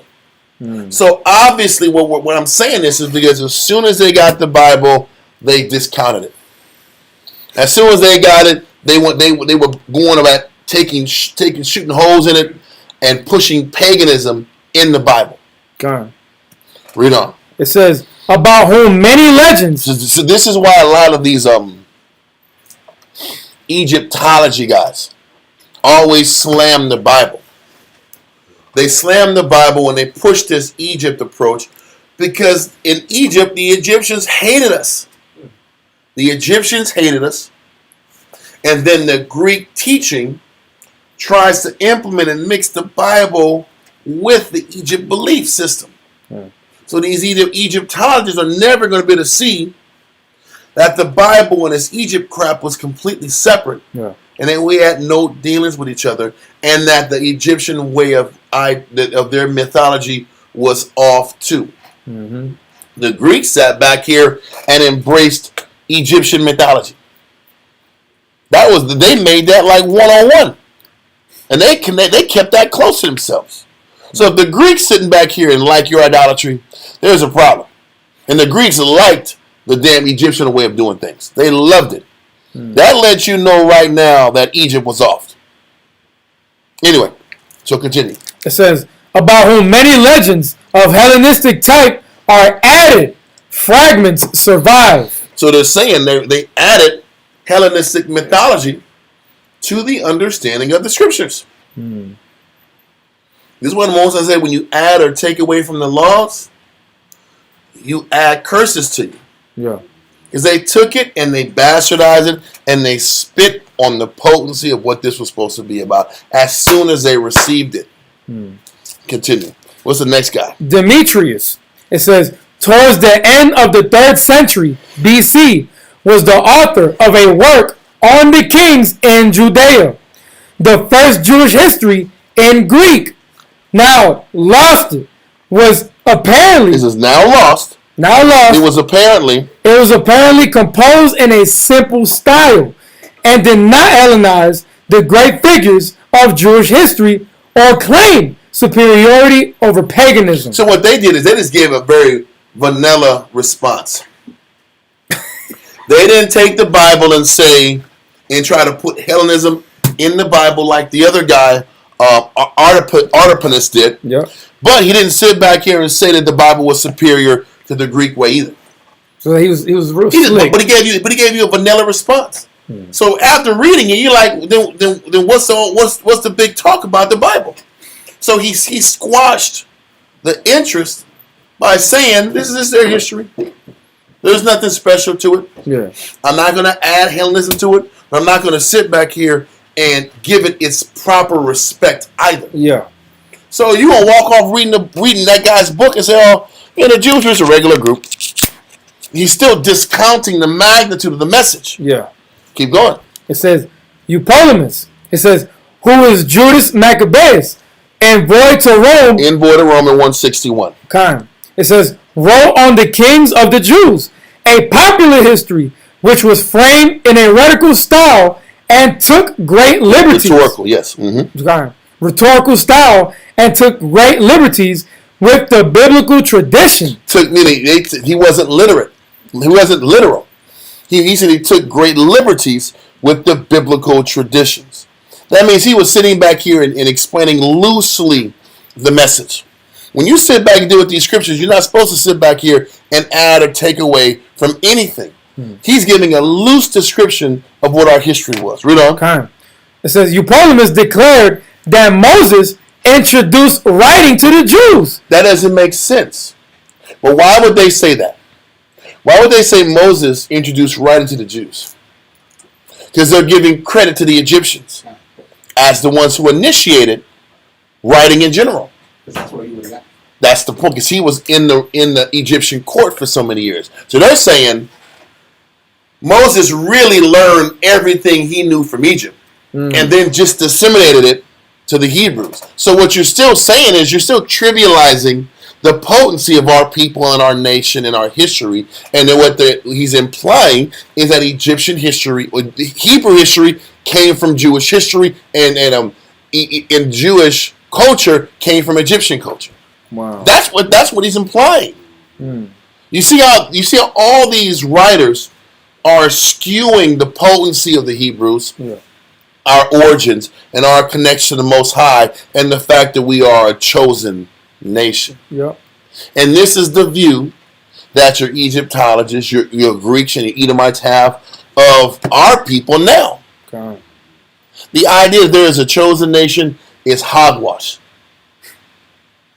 Especially it being blacks and Mexicans and Puerto Ricans and Dominicans and Native Americans and Hispanics. Yep. That's laughable to the nations. But this is what's happening as soon as the nations got the law. This is how they spin the law. They push the law to fit their agenda and their histories. Continue. It says, and that they transmitted to Phoenicians, who in turn passed their knowledge onto the Greeks. Fragments survive. So what they're saying is the Egyptians taught the Hebrews taught the Phoenicians, and the Phoenicians taught the Greeks. They're still saying civilization and knowledge came from Egypt. Read on. It says, Ezekielus, 2nd century BC, wrote Tragedies on Jewish subjects. 299 lines of his Exodus still exist, bringing together various chronologically. Yes. That's one of those words. I know. I get you. Chronologically. It says separate episodes. Yes. Early examples of biblical exegesis and paraphrase. It says in Hellenistic style with echoes of Euphrates. These passages are the only extant Jewish dramatic verses in Greek and the longest surviving specimens of Greco-Jewish poetry. So it's a poetry book. It's still not scriptures. Oh, wow. It's poetry. They made it like a Greek tragedy. The heroes and the villains, and the hero succeeds. It's poetry and it's storytelling. But they don't sit back here. They don't take it as a spiritual lessons and spiritual understandings, and they don't keep the Bible in its context. I'm not going to even. There's more writings and explanations. I just want to explain how the Greeks took the scriptures and how they spit on the scriptures, and how they, every way they could, weaken the caliber or dismissed the caliber of the message. They watered it down, they dismissed it, and they kept elevating and prompting Egyptian society, Greek mythology, Egyptian mythology over our history. And once again, this is why against Apion, this is why he was so on fire and so angry. Because he had repeatedly heard from generation to generation how we had no real history. we had no real validation. And this was right after the Bible was circulated amongst Esau. So it lets you know Esau immediately spit on the law, spit on the scriptures, spit on the significance of the message. We gotta get out of here now. But Thawam, go to Ecclesiasticus in the Apocrypha, chapter. I know it's a lot of talking, a lot of damn bug squash books, man, but it's important to understand where Esau was coming from when he got the scriptures, because with the level of intensity Ptolemy II received from the scriptures, you would have thought, man, this guy is hyped up. This guy's going to make a change and push this law amongst the whole world. And he didn't do anything like that. And his son didn't do anything like that. And they just kept trucking like nothing happened. But what did it do? It gave our people the scriptures. It gave our people an opportunity to cleave to the Most High and stay potent. So, Ecclesiasticus chapter 19, verse 19 through 22. Ecclesiasticus chapter 19. What verse is this? 19. Ecclesiasticus chapter 19 and verse 19. Give me 18. Give me 18. Ecclesiasticus chapter 19 and verse 18.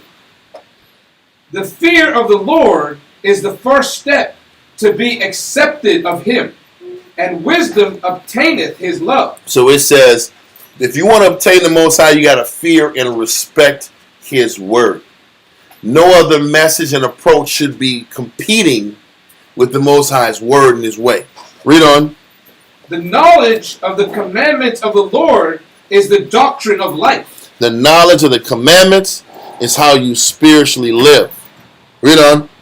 And they that do things that please him shall receive the fruit of the tree of immortality. So what he's saying is, if you give yourself to doing what the Lord wants you to do, you'll receive immortality. You'll receive a blessing. You'll receive the acknowledgement that you deserve. Read on. The fear of the Lord is all wisdom. The fear of the Lord is all wisdom. Read on. And in all wisdom is the performance of the law. So if I'm really wise, I learn how to follow the law, and I learn how to operate the law and execute the law properly. Read on. And the knowledge of his omnipotency. Omnipotency. The reality is, if a person is going to have to learn the Most High, they have to learn that he is the omnipotent power. There's no other powers in competition with him. There's not this Olympus with sisters and daughters and Nephilim, all this craziness, half human, half God. That's not a real thing. So if you can tell the Greeks didn't respect the Most High because they didn't respect his omnipotency. And they didn't start changing their policies of rulership because they were given the scriptures. Read on. Verse 21. If a servant say to his master, I will not do as it pleaseth thee, though afterward he do it, he angereth him that nourisheth him. Jump to verse 22. Verse 22.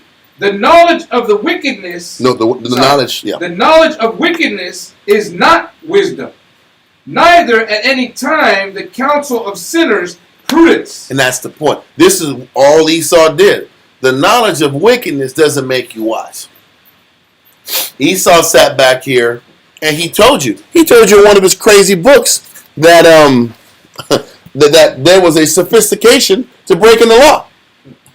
There was a sophistication to being homosexual. I didn't know that. I didn't know that there was sophistication to it. Because that's what we read that early, right in the beginning. So I'm going to read it again. 581. Where's that damn page? It blew me away how they were trying to paint wickedness as sophisticated or woke. That's what they do now. If I break the law, I'm woke. So it said, Hellenism devoted to science and philosophy art and literature, beauty and pleasure, song and dance, drinking and feasting, athletes and courtesans, and handsome boys, along with gay sophistication that question all morals. How in the hell is being gay sophisticated? That's what they're pushing. The scripture says the knowledge of wickedness is not wisdom. Just because I didn't know there was a right way to be gay. I didn't know that either. I didn't know there was a right way to deal with a courtesan or a right way to deal with a handsome boy. What kind of craziness is that? That means they perfected wickedness. And he says the knowledge of perfecting wisdom, and the wicked wisdom, is not wisdom. Just because you know how to be wicked in a classy way does not make you not wicked. That's amazing. But that's how they fool people. So they said, Jake, or people, you see Jake wearing suits and ties and tuxedos. We're eating caviar today. We live in the high life. Caviar is not against the law. Why are we sitting back here eating escargot like it's a delicacy? That's once again perfecting wickedness. It says the knowledge of wickedness is not wisdom. But that's how Esau rolls all the time. They portray like they're sophisticated and they're so wise. And they're still leading you to sin. Anyway, read verse 22 again, sir. Verse 22. The knowledge of wickedness is not wisdom. Got that. Neither at any time the counsel of sinners prudence. The counsel of sinners is all those little areas where Esau's philosophizing. All this philosophy, and they can write all these different ways of expressing the Hebrew way of doing things. Just because you write well and you talk well don't mean you're in the spirit. Just because you have a 4-year degree and a master's don't make you spiritual. And that's what it is. And this is a lot of times Esau intimidates with big words, fancy developed statements. But if you look at them for what they are, wickedness is wickedness. Okay? Let that go and go to 1 Corinthians chapter 1, verse 17 through 23. 1 Corinthians chapter 1 and verse 17. Let me get that real quick. 1 Corinthians 1, verse 17 through 23. 1 Corinthians 1.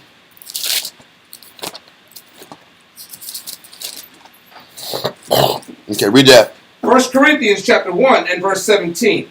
For Christ sent me not to baptize, but to preach the gospel, not with wisdom of words, lest the cross of Christ should be made of none effect. For the preaching of the cross is to them that perish foolishness. So he says, what verse is that? Verse 23. Right? Verse, what's that? I'm on 18. Okay, read that again. Verse 18. For the preaching of the cross is to them that perish foolishness. You know why? It says the preaching of the cross. What is the cross? The preaching of the affliction that you have to take to get to Christ. It's the idea that we have to suffer to get to the kingdom and get rewarded. That's foolishness to the Greek mind. Where is he writing at? Corinth. Corinth is in Greece. He's like the idea that a man or a woman has to serve and suffer and endure hardness to be justified to get to the kingdom. That's foolishness. The fact that you got to lose your life and lose your ambitions and direct your energy and focus towards pleasing the Most High is foolishness to the ones that don't make it. The ones that perish. Read verse 18 again. Verse 18. For the preaching of the cross is to them that perish foolishness. So whether it's Jake, Israelites who are living like Greeks that can't wrap their mind around committing to the Heavenly Father, they're going to perish, or the nations who were given an opportunity that choose not to serve the Most High, they're perishing too. Read on. But unto us which are saved, it is the power of the Most High. God, listen, from a spiritual person, that's our power. Our power is in our discipline. Our power is in our humility. Our power is in our fighting to refrain ourselves from our appetites. That's what keeps us potent. That's our strength. That's how we know we stay plugged into the Heavenly Father. That's our confidence. You know, when you're sitting back here and you're suffering and you're going through difficult times, what's the first thing that should go through your mind? Have I been sinning? Have I been off? No. So this is the most, I'm going to get through this. The Most High is going to help me get through this. I just got to stay on point. I just got to keep not sinning, and the Most High will reward me. Okay? Read on. Verse 19. For it is written, I will destroy the wisdom of the wise. And this is what the Most High is going to do. He is going to destroy the wisdom of the so-called white man who claims to be wise, who is pushing this air quote wise Hellenistic approach to the world, or America that's pushing the American way or the democratic way around the world. There's Christianity around the world. He's going to destroy their wisdom. He's going to shame them because what they say is wise is not really wise. The preaching of the cross is wisdom, but that's not wise to them. Read on. And will bring to nothing the understanding of the prudent. He's going to bring to nothing the understanding of the prudent in the world. The people who have a worldly idea of what wisdom is and intelligence is. He's going to show, when everything is said and done, that how they set this society up was completely ass backwards and destroyed and deserves to get destroyed. Read on. Where is the wise? Where is the scribe? Where is the disputer of this world? So once again, remember they said that the Greeks, they were like experts at what do they call it? They had an urbane skepticism and undermined all supernatural belief. They're like, where is your skeptics? Where are your disputers of this world? Where are your scribes? Where are your philosophy people? Bring them all to me, and I'm gonna show you how far their wisdom goes and how far their wisdom takes them. That makes more sense now, right? He's talking about that machine. Even though this is the time of the Romans still embraced the Greek philosophy. So he's like, listen, bring all your wise men up here, and we'll see whose wisdom is the most potent. Read on. Hath not the Most High made foolish the wisdom of this world? Is the Most High continues to make foolish the wisdom of this world. That's why the Most High has diseases, sicknesses. He has built-in mechanisms to show people that the way they live is off. That's how the Most High shows Esau's wisdom is wicked. Even their medical, I'm not going into all the details, their medical industry. Their medicines are full of side effects. Their medicines are full of ways that make you more sicker. He shows you everything he puts his hands onto. The Most High sits back here and comes right behind it and shows that it's spiritually foolish. Okay? Read on. For after that in the wisdom of the Most High, the world by wisdom knew not the Most High. Mm-hmm. It pleased the Most High. He says, for after that in the wisdom of the Most High. It says, for after that in the wisdom of the Most High, the world by wisdom knew not the Most High. So what happened? Hellenism took over the entire world. And Hellenism made it to where the Most High wasn't known. Hellenism made it to where the embracing of the Most High got even that much harder. Once again, if you're driving down the street or walking back in those days, and all you see is temptations, and everybody around you is giving themselves to these temptations, it's very hard to stay on the straight and narrow path. What they're saying is, and when you read about the history of Corinth, they said Corinth was a wicked place. Corinth was like New York City. Every type of nation, every type of influence flowed through Corinth. Corinth was a shipping center. It was like the center of all trade and commerce in the area. So it was a wicked place. So they're saying, listen, this world was made worse pretty much through the Greek approach, this Hellenistic approach. And the Most High, it was very hard to find the Most High in that realm. Okay, but read 21 again. Verse 21.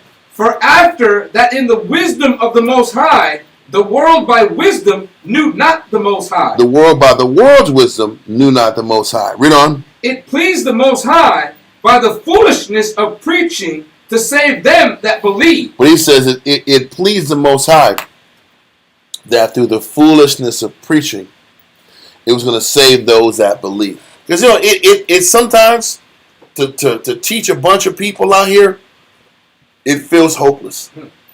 Because most people that you teach have just bought into the American way. Just like Paul. Most people he was teaching bought into the Greek way. They brought into this, they're almost like mind brainwashed. And all they see is making money, hustling, surviving, fueling their flesh, giving the flesh everything it wants, and having no spiritual accountability. So the Most High liked it that way. You know why the Most High liked it that way? It's easier for the Most High to judge who is serious about change and who's not. If we can sit back here and push to serve the Most High and push to discipline ourselves through this level of wickedness, that means we really want Him. So that's why the Most High says it pleases Him that through the foolishness of teaching or preaching, that we were going to save the handful of people that believe. Because you had to be really tuned in and really be searching for the Most High to hear the Most High's word through all the hustle and bustle, all the wickedness, all the pulls, all the fleshly pulls that are all around you at any particular time. Yes, sir. I'm saying you gotta believe. You gotta be bought in. You gotta be looking. Or you gotta be looking to buy in. Because without it, you're gonna sit back here and just keep going aimlessly your direction, and you're gonna fade away. So the Most High is like He likes those odds, and He likes that setup where you sound like you're the only person. You're almost talking to yourself. You're almost teaching and counseling yourself because nobody's listening. So there's a power in having the ability, one, to keep teaching, and then two, to hear this message, especially the later we get. It's like the less people listen. It's hard for people to listen now. It was challenging in the 90s. It's like worse now. People are coming in, I'm going to say people are committing less. They might listen here and there online. They might listen, they might hear. But committing? Not so much. So read verse 21 again, sir. Verse 21. For after that in the wisdom of the Most High, the world by wisdom knew not the Most High. It pleased the Most High by the foolishness of preaching to save them that believe. Read on. For the Jews require a sign, and the Greeks seek after wisdom. But the Greeks seek after wicked wisdom. It's not always good wisdom. So, Esau's mind is, how can I effectively get what I want? How can I effectively feed my flesh? How can I methodically make my money, establish my career, be a good father, and still get what I want in the flesh? Y'all ever see Dexter? That's what Dexter was doing. Dexter was sitting back here. He loved his son. He loved his son so much. He loved his wife, Rita. But then he had to get what he had to get in the flesh. So he's lying and creating. And he has a good job. He's able to support his family. But he got that itch. So he fits in his itch in the flesh. But he still lives his life. Still does his thing. That's Esau. You have certain Esau, they're fathers or they're good parents, and they sit back here and they still little kids or they're still children. You ever seen those shows where this guy will take a girl and have her in his dungeon down at the not the attic but the basement, and the wife never knows? Like, what the hell's going on? How does she not know? So I guess when all the dinner is done, he'll take a plate, bring it down to her. Yeah, I'm just in my man cave. We're watching television. Don't come down, babe.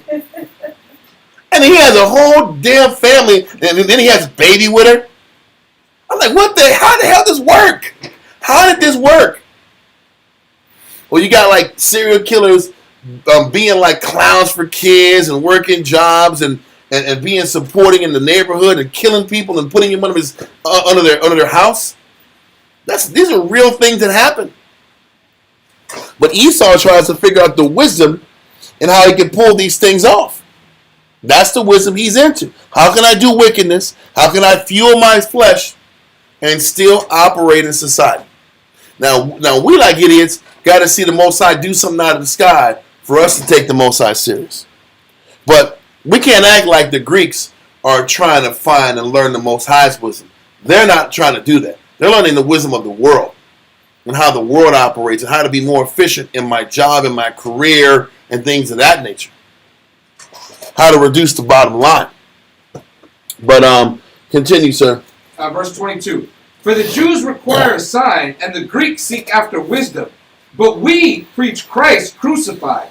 Unto the Jews a stumbling block, and unto the Greeks foolishness. There you go. The Greeks look at anything with a spiritual premise as foolishness. Anything that has to do with the spirit, the scriptures, the Bible, spiritual understanding is complete hogwash.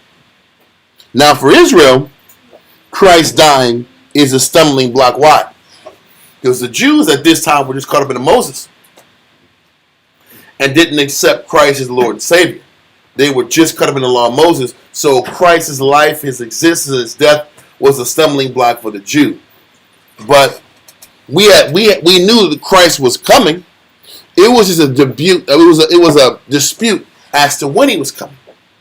But the idea of Christ dying for his nation and that we were going to be redeemed is just foolishness to the Greek mind in general.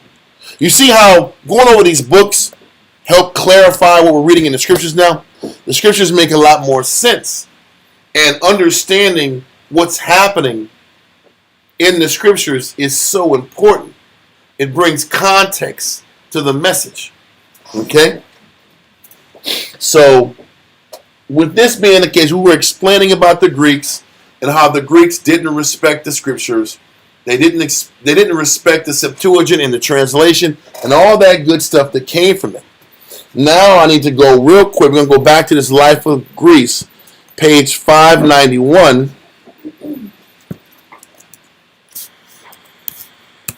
We're going to go to 591 because I want to bring something out concerning the Greeks and the Romans. It's not a lot of information. 591. Is it? I want to make sure it's...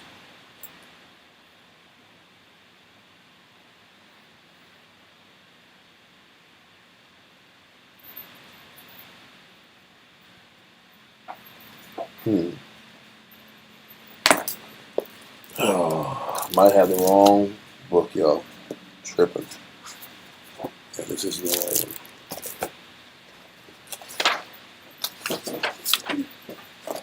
5. That's 91. Here it goes. Okay. It says the Ptolemaic was the most efficiently organized government in the Hellenistic world. So, the Ptolemaic Empire. The Ptolemaic Empire, they said, was the most efficiently organized government in the Hellenistic world. So, it was greater than the Seleucids. How the Ptolemies handled affairs in Greece, how they handled affairs in Thrace and Bithynia, what paled in comparison to what Ptolemy and how his empire ran. So the Ptolemaic was the most efficiently organized government in the Hellenistic world.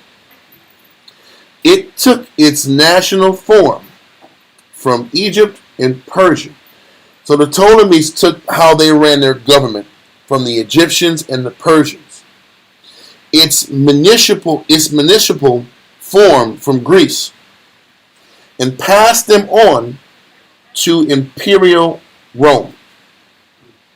The country was divided into nomes or provinces, each administered by appointees of the king. Nearly all of these officials were Greek. Why did I bring this out? trying to explain that the Romans took after the Greek approach. So the Romans took everything, the template that the Greeks had, and they also had access to the what? The law. The Septuagint. They had access to the Septuagint. They had access to everything the Ptolemaic kingdom had, and the Romans too chose not to follow that template. That's important to understand because it lets you know that it wasn't just the Greeks that turned their back on the Most High. It was also the Romans that turned their back to the Most High. So we're going to do now. Now came right in time, man. We're going to read Wisdom of Solomon, chapter 6, verse 1 through 3. Man, we got to salute you in too. As a matter of fact, it's Wisdom of Solomon 6, verse 1 through 11.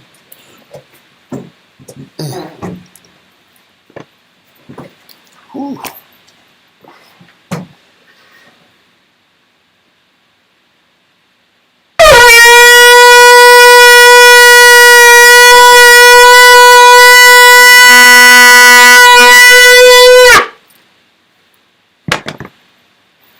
Sahawam Rakha, Shah Shabbatah, Barashar, Banya Sha'ala. Thawar Makha, Shar Shabbatah, Barashar, Banya Shabbatah. I'm much. What? Yahweh Hashem Yah Shabbatah. Yahweh Hashem Yah Shabbatah. That's what time. Oh my goodness. All right.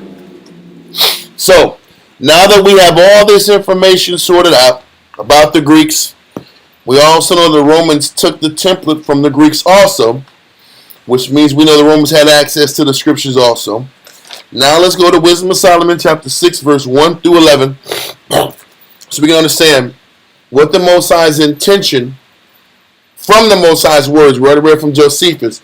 From the Most High's words, what the Most High's intention was in giving us the law. Let's read that. Wisdom of Solomon, chapter 6 and verse 1.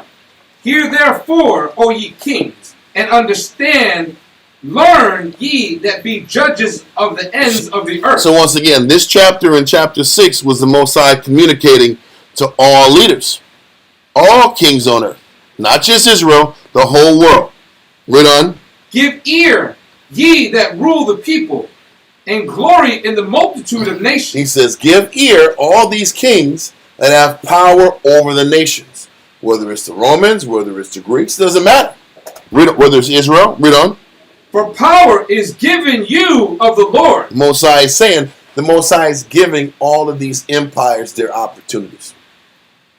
The Most High gave the Greeks their opportunity. The Most High gave the Romans their opportunity. The Most High gave the Persians, the Babylonians, the Israelites, all of them their opportunity. So he says, hey, even the Greeks, the Most High gave the Greeks their opportunity. Not Zeus, not their hard work and their skill. The Most High gave it to them. Okay, read on. For power is given you of the Lord, and sovereignty from the highest. And he's also saying sovereignty. What is sovereignty? It's a little more than rulership. Let's look it up. It is. It's. Let me see. Sovereignty. Let me see.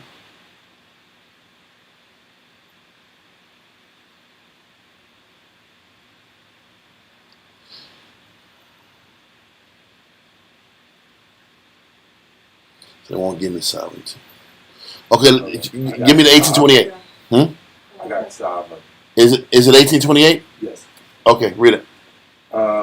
Sovereign number 1 says, supreme in power, possessing supreme dominion as the sovereign ruler of the universe. So pretty much what it's saying is there's no other competition around you. There's nobody else competing. You are the sovereign top dog. Yes, sir. As a noun, it says, a supreme lord or ruler, one who possesses the highest authority without control. Some earthly princes, kings, and emperors are sovereigns in their dominion. Exactly. So he's like, you're the highest authority, and there's nobody else who is in competition to your reign. So the Most High is saying, hey, the Most High gave all of these kings, these leaders, these Caesars, position and authority. And the leaders on earth have to be conscious that the Most High gave them that power. This is why the Most High gave them the Septuagint to get translated, so they can learn how the Most High thinks, and they can gain the Most High's expectations. They can learn the Most High's expectations and learn how to follow Him properly. Read on. For power is given you of the Lord, and sovereignty from the highest, who shall try your works. So once again, the Most High is saying, even in Wisdom of Solomon, He's going to try our works. Anybody who has authority over anything is going to get tried and tested to see if you're doing it right, if you're distributing order and mercy and discipline fairly. So once again, the law was important for the nation to have access to, because it was supposed to teach them how to run this place. The problem was they discarded it like it was some damn Greek mythology that they had. Like it was a damn Iliad. Okay, but keep going. And search out your counsel. So once again, the Most High is also, He's going to try our works and test out our intentions. But He gives every nation, every king, an opportunity to show the Most High what they're really about. Read on. Yes, sir? I said, because you would be subservient to anybody else. You're in rulership. Everybody's under you. So He's looking at your heart. He has direct access. Because, listen, you really don't know where your heart is at until you have options. You really don't know where you're at until you don't have anybody checking you. You can sit back here and say, I'm a good boy and I'm a good girl. But until you have power and a choice, then you'll see where your heart's truly at. So the Most High's life, the people that have been elected and put in a position, He's looking directly at your heart. Because when you have the option to be cruel or hateful, what do you choose? When you have the option to be selfish, what do you choose? This is what the Most High is looking at. You can be merciful. Are you merciful? Are you going to sit back here and call this war? And if so, you going to let all these people die because you want some oil? Or you want some minerals? This United States, Anthony Blinken said we're going to sit back here and fight the Russians to the last Ukrainian. You know how crazy that is, bro? That's crazy, reckless talk. That means we're going to sit back here and wipe out an entire nation of people. And it don't even matter. Just to weaken Russia. Just to weaken them. I saw this clip of this Russian and Ukrainian guy fighting hand to hand, bro. Listen, the Ukrainian guy was going into this area. He fell and he slipped. The Russian guy had the position, shot him. But the Ukrainian guy got up, hit to a corner. The Russian guy caught out. The Ukrainian guy caught his gun, disarmed him. The gun flew to the side, and they were just fighting hand to hand. Then they went to knife fight. Bro, war is real, bro. Listen, they're sitting back here. The guy that was on the ground was grabbing the knife by the blade. Blood's dripping down, bro. And the guy's trying to move it, and multiple times, one guy has the knife, the other guy has the knife, the other guy has the knife, and they're just taking turns stabbing at each other, bro.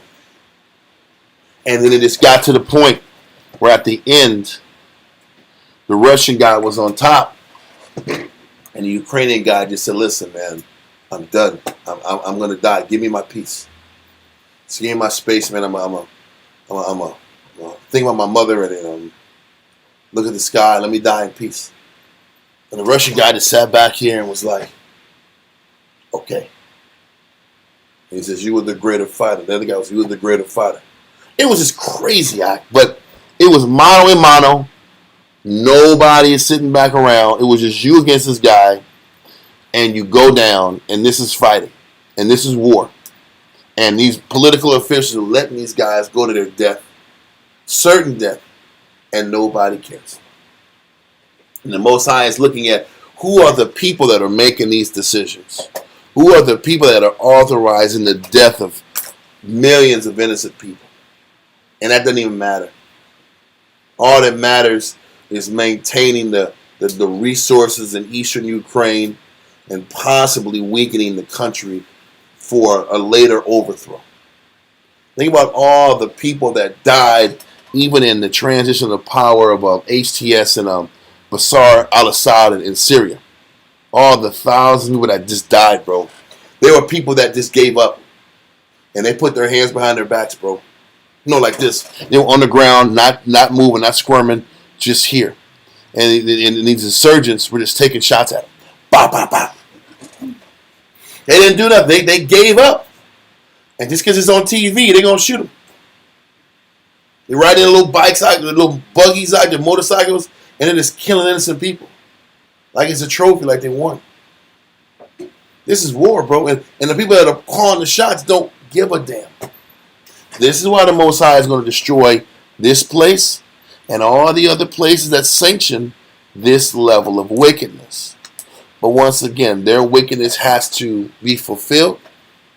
Like we read about it on Monday's class, the Most High has to let them go and do their thing. But the Most High sent this message in chapter 6 about the expectations. You've been given sovereignty. You've been given power. Now the Most High wants to see where your heart is at. Are you going to be merciful? Are you going to sit back here and just, for the sake of your people and their people, not go to war just to get resources? How are you thinking? How is your, and even for us at our home as husbands, he's looking at us and how we raise our family, how we deal with our wives. Are we merciful? Are we forgiving? Can we see the good in them? Can we forgive? He's looking at us also. Anybody that's given power. Anyway, but keep going to Wisdom of Solomon, chapter 6 and verse 4 again. Verse 4. Because, being ministers of his kingdom, ye have not judged aright, nor kept the law, nor walked after the counsel of the Most High. Horribly and speedily shall he come upon you. For a sharp judgment shall be to them that be in the high places. Well, this is what happens. It is horribly and speedily, but it's not as speedily as people need sometimes. There's a scripture that says, because judgment isn't done quickly, it makes it in the heart of people to keep doing what they're doing. Yeah, you got that in Ecclesiastes. I just don't know the exact verse. Is it? Huh? I said, you jumped that off real quick. Yeah, I know.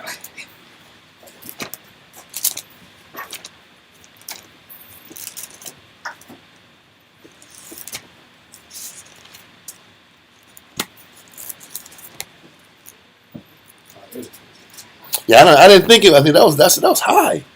You don't got that many chapters in there. But I'm gonna get in a second. I got it. I think it's 8 and 11. Yeah. Ecclesiastes 8 and 11. Ecclesiastes chapter 8 and verse 11.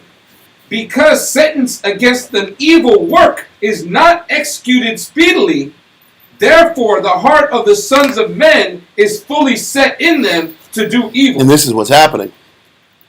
Just because a lot of these people that have power and their authority, because there's not a drastic repercussion immediately, the thought is to keep on pushing the plans you want to push. What we're about to go into in these next few weeks are the Syrian wars that are talked about in Daniel's 11, and how they just went from generation to generation of warrior, which included Israelites on both sides. We were supporting the Ptolemaic kingdom and we were supporting the Seleucid kingdom. And both of these kingdoms were fighting with each other for literally 300 years. And it was just a back and forth of killing and fighting and killing for territory, to the point where they fought each other so much. They were just Greeks. They fought each other so much, the Romans came right in and took them right over, right under their feet. Because the Greeks were so embroiled in the fighting that they couldn't see that the Romans were coming in here, and they got the leverage and the power and took them over. But that's Esau. But he's letting us know that, hey, be aware that we're all on the clock, especially if we're not making decisions based upon operating spiritually. Read on. Wisdom of Solomon, chapter 6 and verse 5. Horribly and speedily shall he come upon you, for a sharp judgment shall be to them that be in the high places. The positions of authority and the places of rulership. Read on. For mercy will soon pardon the meanest. But mighty men... He says the Most High says the mercy is going to pardon the people that are on a low level. The Most High is constantly letting us know that he's going to be merciful with the people that are poor, that are suffering, that are catching hell, that are going through different levels of injustice. He's going to look after the poor. But keep going. But mighty men shall be mightily tormented. The ones that are in power, the ones that have the money and the resources, they're going to be tormented. He's letting us know what's going to happen even to these days. The ones who have the power, the ones who have the influence, they're going to be tortured. The ones who have been suffering this entire time, he's going to have mercy on them. Read on. For he which is Lord over all shall fear no man's person, neither shall he stand in awe of any man's greatness. God. For he hath made the small and great, and careth for all alike. But a sore trial shall come upon the mighty. He's saying he's going to punish the mighty for all the decisions, wicked decisions, that they had a hand in. But this is the Most High communicating to the rest of the world. He's giving everybody power. What are you going to do with it? Read on. Unto you, therefore, O king, do I speak, that ye may learn wisdom and not fall away. For they that keep holiness holily shall be judged holy. He says the ones that have the power have to act holy and hold on to these holy laws. Read on. And they that have learned such things shall find what to answer. Read on. Wherefore set your affections upon my words. Desire them, and ye shall be instructed. So he's saying if the ones in power, the kings in power, desire wisdom, they will be instructed. That's not just talking about Israel. That's talking about the rest of the world. And now we're going to tie this concept in to Romans. Because this is what I was building up the entire time, is to get us to Romans chapter 11. So what we're going to do is go to Romans 11, and we're going to go at verse 11, if I'm not mistaken. Romans 11 and 11, because what it does, it ties in everything we've been going over this entire time.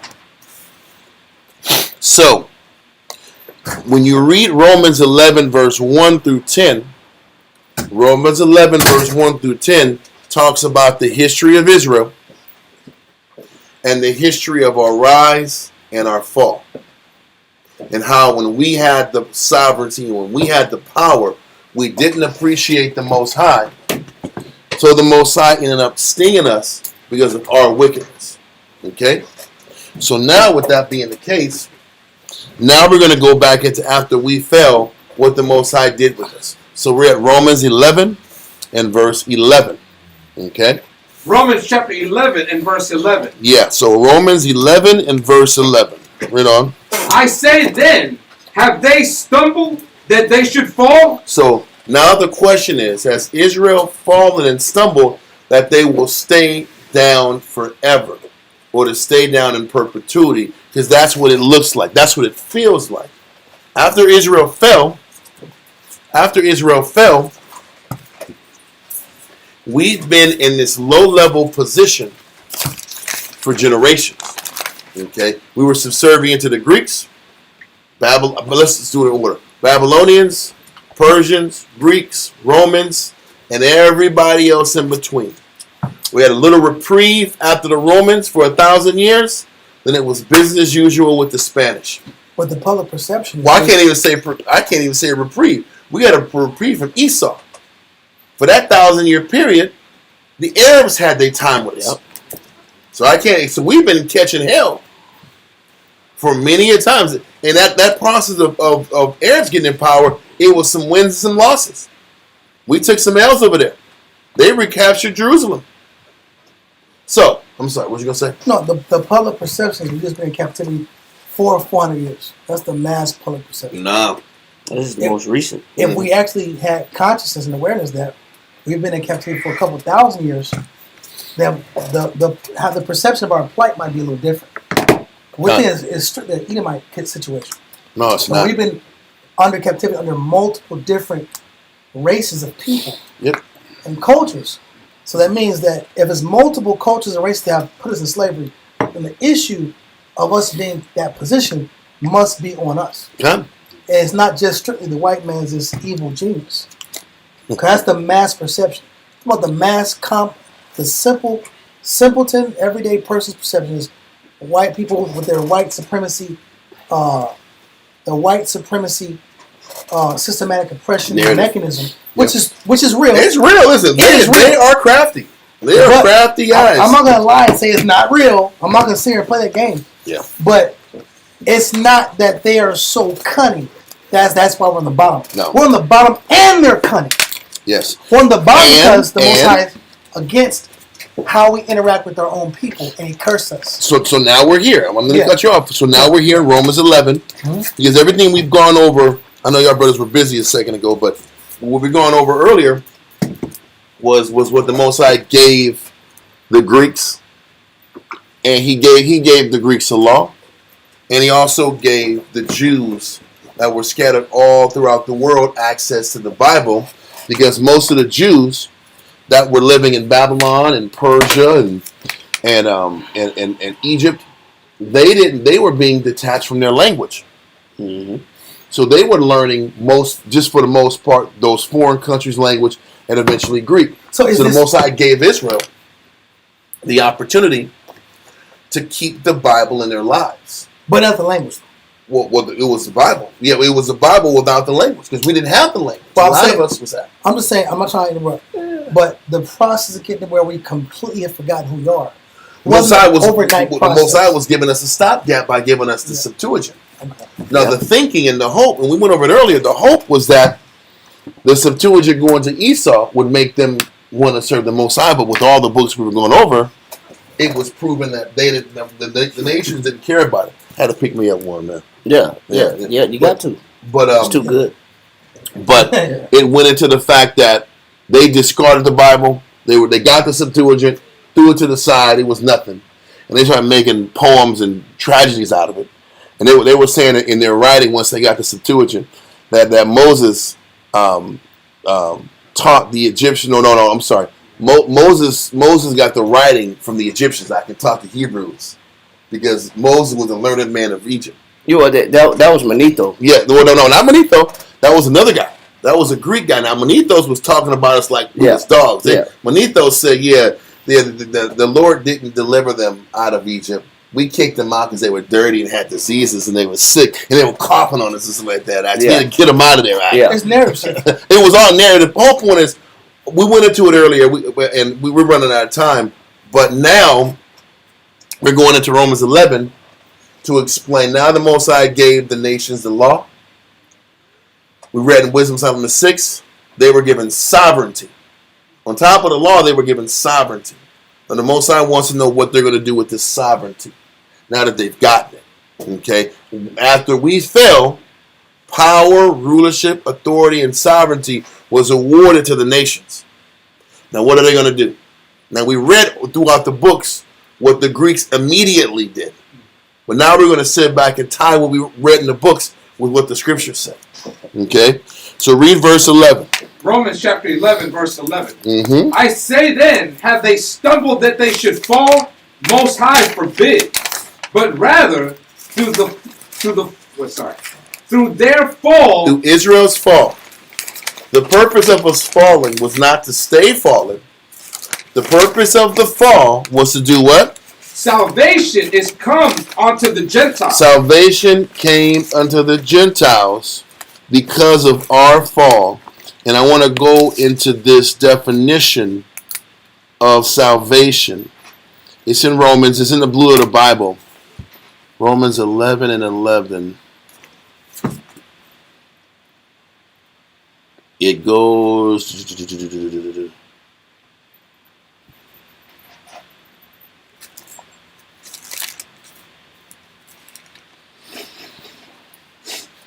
Trying to find salvation.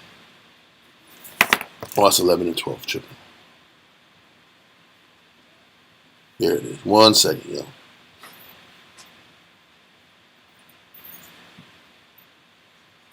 There it goes.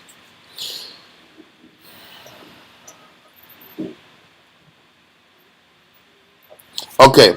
Salvation in the Greek means deliverance from the molestation of enemies. And that's pretty much having power and authority. Being that sovereign leader like we read about in Wisdom of Solomon chapter 6. So what it's saying, when Israel fell, when the Babylonians took us out from that time on, all the nations gained salvation, specifically the Greeks. What was So that definition one more time? What's that? What was that definition one more time? It says deliverance from the molestation of enemies. Mm. Meaning you're delivered from enemies bothering you. Remember when Solomon was living right?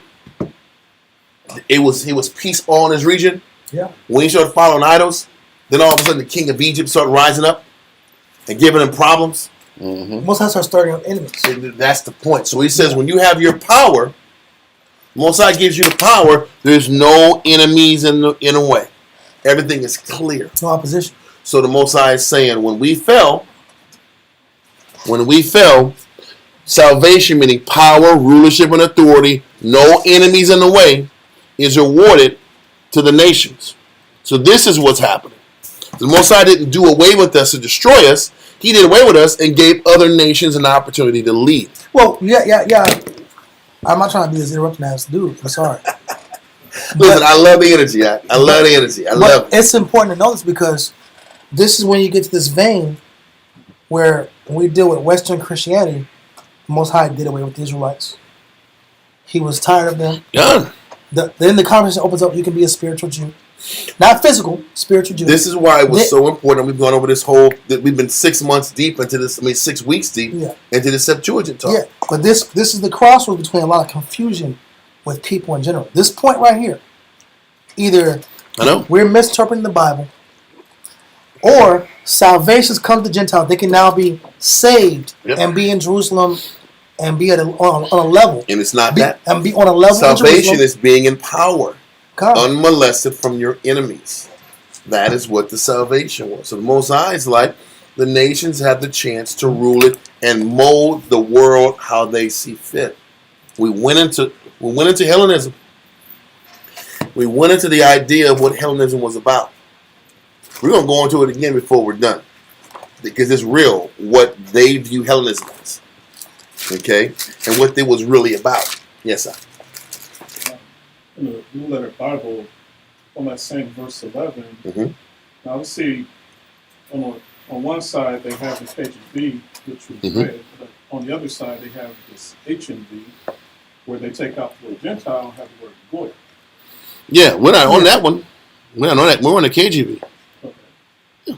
So with what the brother was saying about that separate vein, about the whole spiritual Israel and all that, well, this kind of adds further to the confusion, because Goyim just means nations. Yeah, it's still from what I'm seeing, it still falls into that same vein that he was saying. It kind of gives a.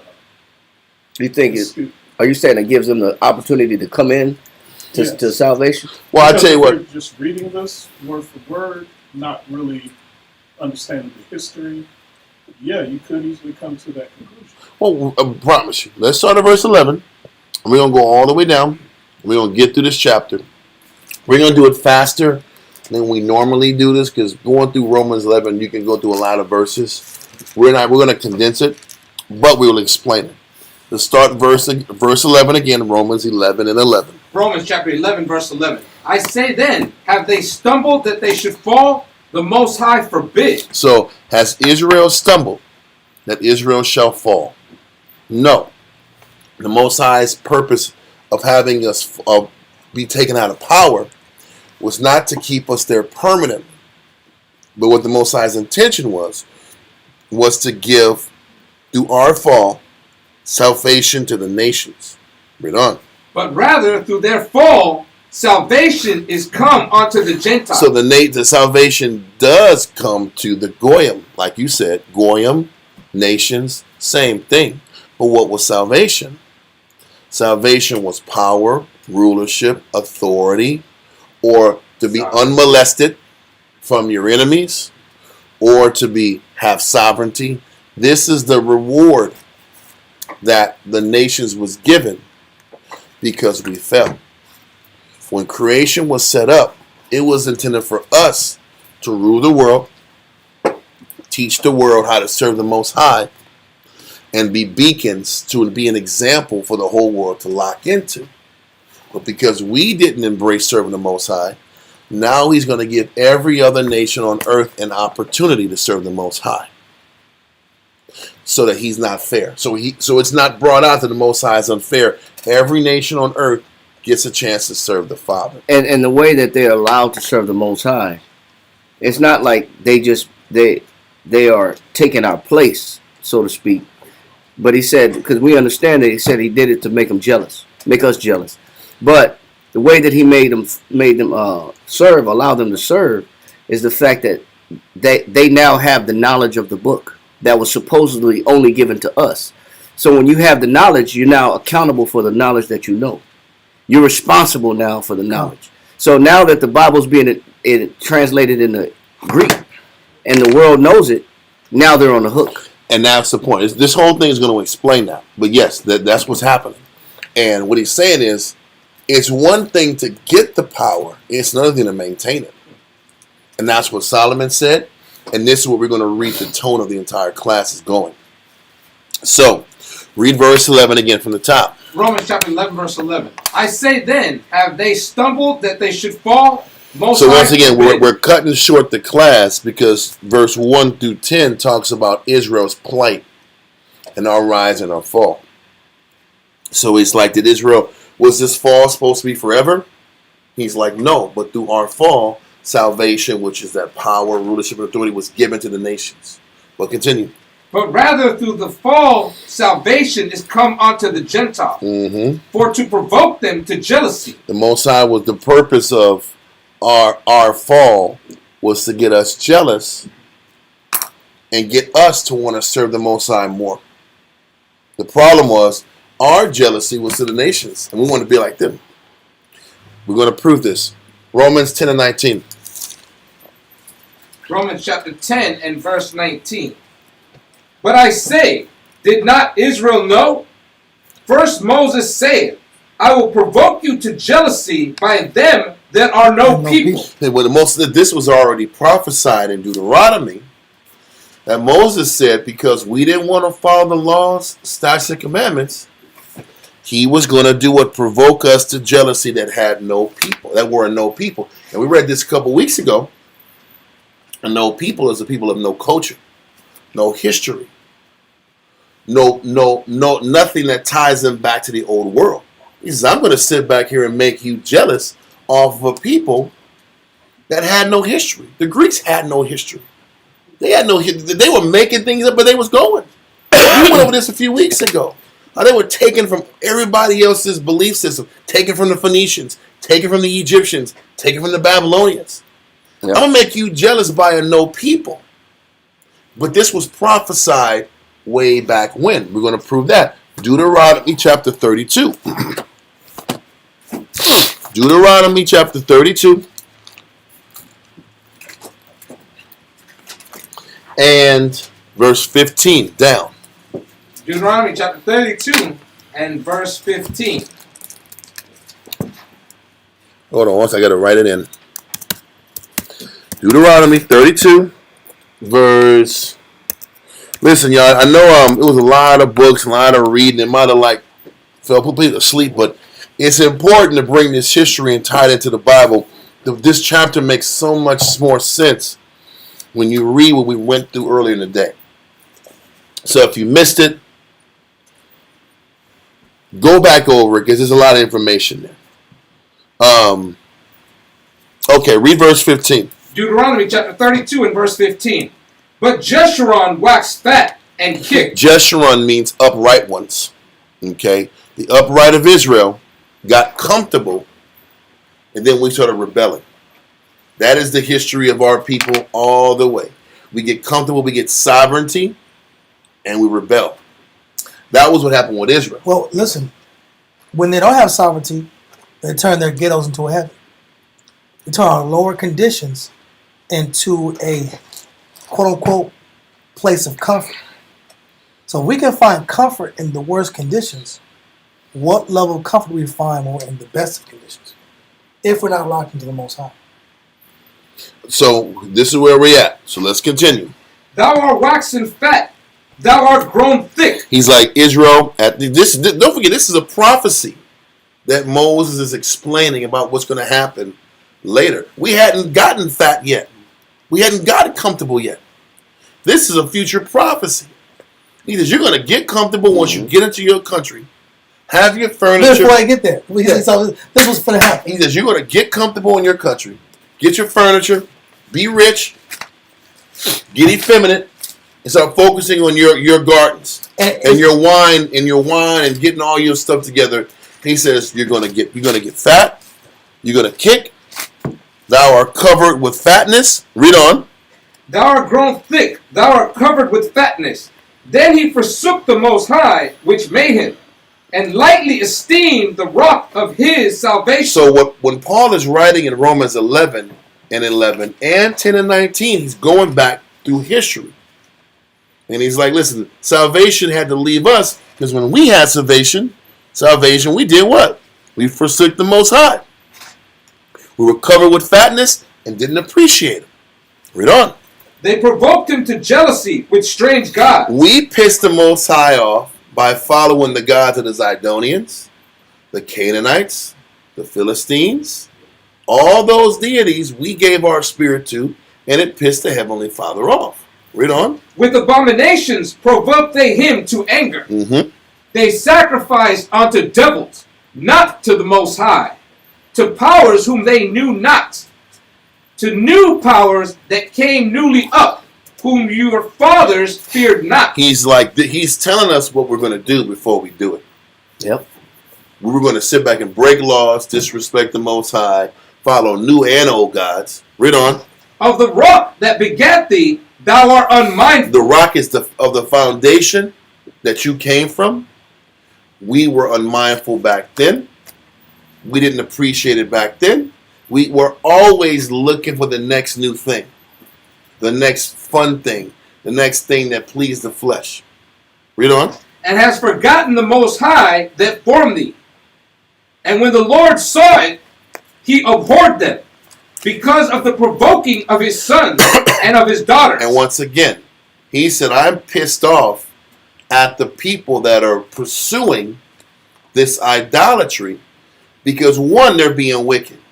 But what he's really pissed off at is that the adults' wickedness were rubbing off on the youth.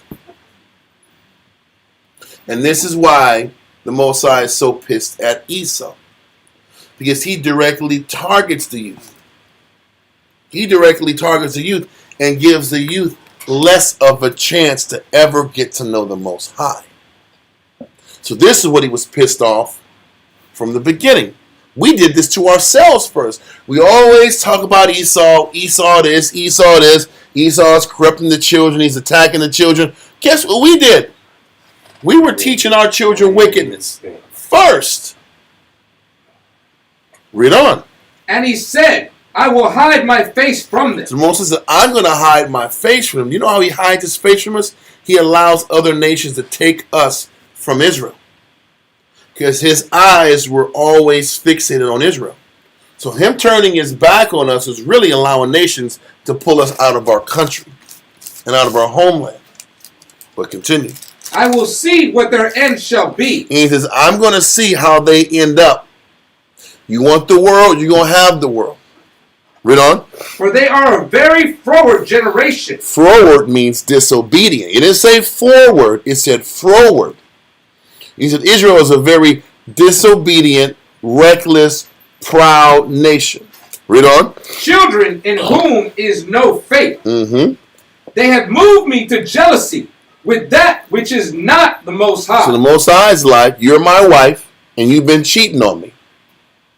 And you've made me jealous by how much attention you give the nations and their idols and their ways. Read on. They have provoked me to anger with their vanities, and I will move them to jealousy with those which are not a people. He's saying this is what he was talking about in Romans 10 and 19 and in Romans 11 and 11. He's going to make us jealous by a nation that wasn't even a people yet when this was written.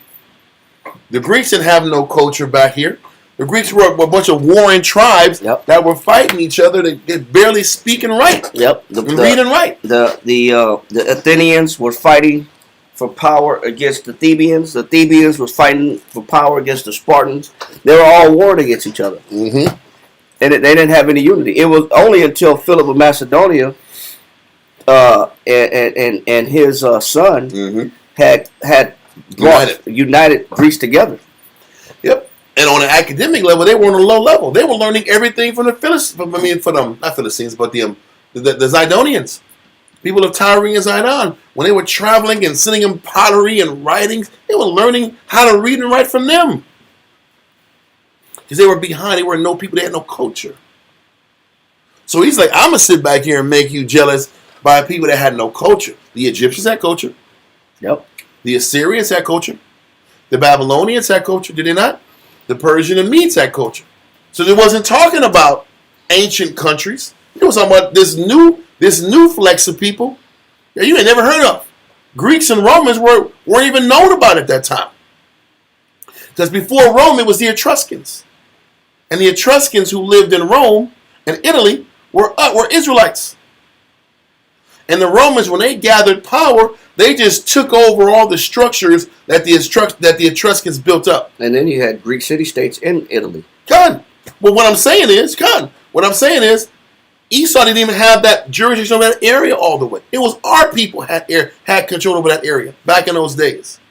So these guys were really on the bottom of the totem pole, and the way to punish us was to let a no people take over us. So this is what Paul is saying, that Moses prophesied a long time ago. Okay? Did we finish verse 21? I will move them to jealousy with those which are not a people. I will provoke them to anger with a foolish nation. And Esau, through the Greek and Roman Empire, they are a foolish nation. Okay, so let's get back. Let's read 11 again in Romans 11 and 11. Romans chapter 11 and verse 11. I say then, have they stumbled that they should fall? The Most High forbid. But rather, through their fall, salvation is come unto the Gentiles. Salvation has come unto the Gentiles. Read on. For to provoke them to jealousy. So we know specifically something about salvation was come to Esau. And they have began to be the world power from the Greek time until present day, and he was writing to provoke us to jealousy, and he's pulling this prophecy from Moses. Okay? It's going to make more sense, trust me. And you got Luke 1? Oh, I read it earlier. No, I didn't. I have it here.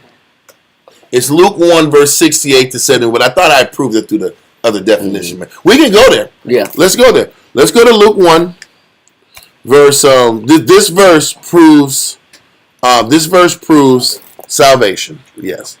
You know, I didn't go here. I was like, well, we got to go here. We proved the definition point, but let's do it, man. Let's do it. Luke chapter 1 and verse 68. Blessed be the Lord, power of Israel, for he hath visited and redeemed his people, and hath raised up a horn of salvation for us in the house of his servant David. So he's raised up a horn or power of salvation for us in the house of David. Okay, read on. As he spake by the mouth of his holy prophets, which have been since the world began. So we're talking about what salvation is. Read on. That we should be saved from our enemies and from the hand of all that hate us. Salvation is being saved from our enemies and the people that are trying to hurt us. That is literally what salvation is. is being unmolested by your enemies. There's no better condition to have on earth, but to have the control to do what you want to do without foreign invaders and foreign responses attacking you and making your life difficult. That doesn't mean that we duplicate what the nations do to weaken our people. That's not what it means for us to have power. And now, instead of smoking Black and Milds or smoking Newport cigarettes owned by the white man, we get our own tobacco, and we deliver poison to our own people. But now it's under our own brands. That's not salvation. For us by us. Yeah, for FUBU. Yeah. We make tobacco for us, made by us, picked by us. That's not what it means that we duplicate the sinister actions. We're gonna make marijuana legal. Yeah, for us. And grow it. We're gonna grow it, cultivate it, distribute it. Now we have distribution under our own power. That's not what it means that we send the same poison to our people that they send to us. We can sell our own catfish to ourselves. Right? Yeah, that we caught the catfish and we raised the pork and we're gonna sell it to y'all. No, that's not what salvation means. Yes, sir. I would say be sovereignty through righteousness. Yeah, exactly. And we went through that earlier about what we were supposed to operate with and like with the law. And how we were supposed to do things and not establish wars for gain. It went clear into it. At the end of Josephus. But Josephus said it against Apion. He was just saying, listen, this is how we were supposed to live with the law. But obviously the Greeks didn't care about that. But we'll get to that later. Where we're at now was the salvation came to Esau as punishment to us to get us to sit back and look at Esau's power and say, damn it, I got to tap back into my rock and my power, like you read in Deuteronomy 32. He says, you guys left your rock. You left your power source. You left what made you potent. And the nations know that it's their turn to rule because of our mistakes. If we can go to Deuteronomy chapter 29,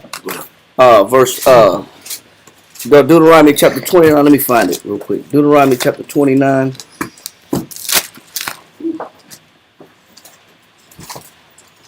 Start at verse 24. Deuteronomy chapter 29 and verse 24. Even all nations shall say, wherefore hath the Most High done thus unto this land? So he said, man, why did the Most High, there he's talking about Sodom and Gomorrah. He said, why would the Most High burn it down like that? Read on. What meaneth the heat of this great anger? He said, why is the Most High so angry where he would bring fire and brimstone down on the place? Read on. Then men shall say. It said men go come to the understanding. The nations know also because what? Read. Because they have forsaken the covenant of the Lord, the Most High. So the nations know that we forsook our covenant with the Most High. They know. They know this. And so in their mind, they say, well, shit, that just means that it's our time to rule. Yeah. They had an opportunity to rule. They forsook their power. So that was our time to rule. We up next. That's what the nation said. The nation said we got next. That's what the nation said. Because they knew that we didn't abide by the commandments of the Most High. Yeah. And the Most High promised us that he was going to do that, and we were going to fall by the hands of our enemies if we didn't be obedient to his commandments. Read on. They have forsaken the covenant of the Lord, power of their fathers, which he made with them when he brought them forth out of the land of Egypt. So does the nations know why we're in the condition that we're in? Yeah. They do. Yes, sir. Also, when you read in Judith, something similar to this. Yeah. Judith 5. Yep. What did you say, Troy? So are the nations correct in that presumption? Yeah, they are. They are correct. Are they correct in what? Knowing that read it again, Dawan, verse 24. Verse 24. Even all nations shall say, wherefore hath the Lord done thus unto this land? What meaneth the heat of this great anger? Why is the Most High so mad at his people? Read. Then men shall say, because they have forsaken the covenant of the Lord, power of their fathers, which he made with them when he brought them forth out of the land of Egypt. So does the nations know that we broke the commandments, and so the Most High removed us out of a position of power? Yes. They do know. Definitely. So And this is why society, I'm not going to say this is the only reason, but society is set up to go against the Most High and the laws in every form of fashion. Everywhere you look, society is created in a way to disconnect us from the Lord. Yep. That's how you know in itself. The type of foods that are respected, the type of lifestyle that is respected, the type of thinking is nothing has anything to do with the laws. So they gain too. They get to live in their power and they get to weaken us at the same time. As long as they keep us weak, that keeps them in power. Mm-hmm. Weak and divided. So them taking that as the green light, they're correct in making that move. No, and the scriptures are going. We're going to get through it if we can get through it. Well, we got to know this.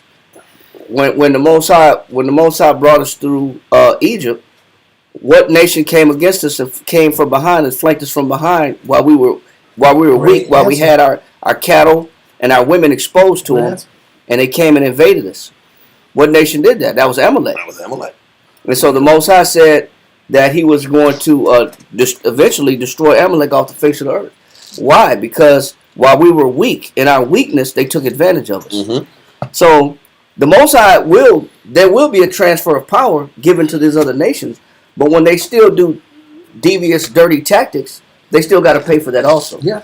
They're not justified in being devious. Well, that's what Romans 11 talks about. Romans 11 tells you they were given the power, but they were supposed to sit back here and follow the laws. Just like, this is why everything ties back to them getting the Septuagint.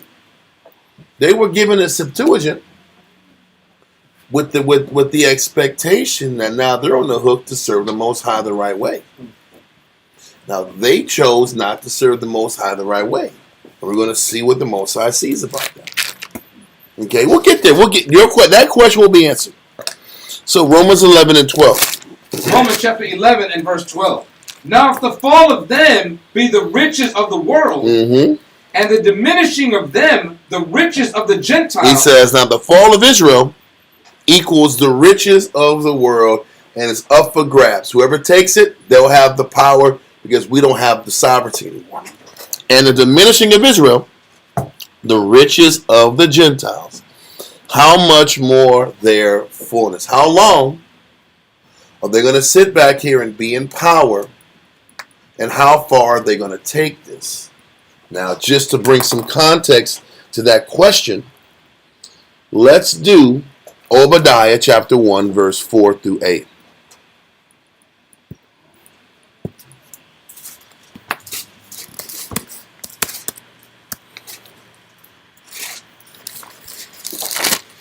Through 6, I'm sorry. Obadiah 1.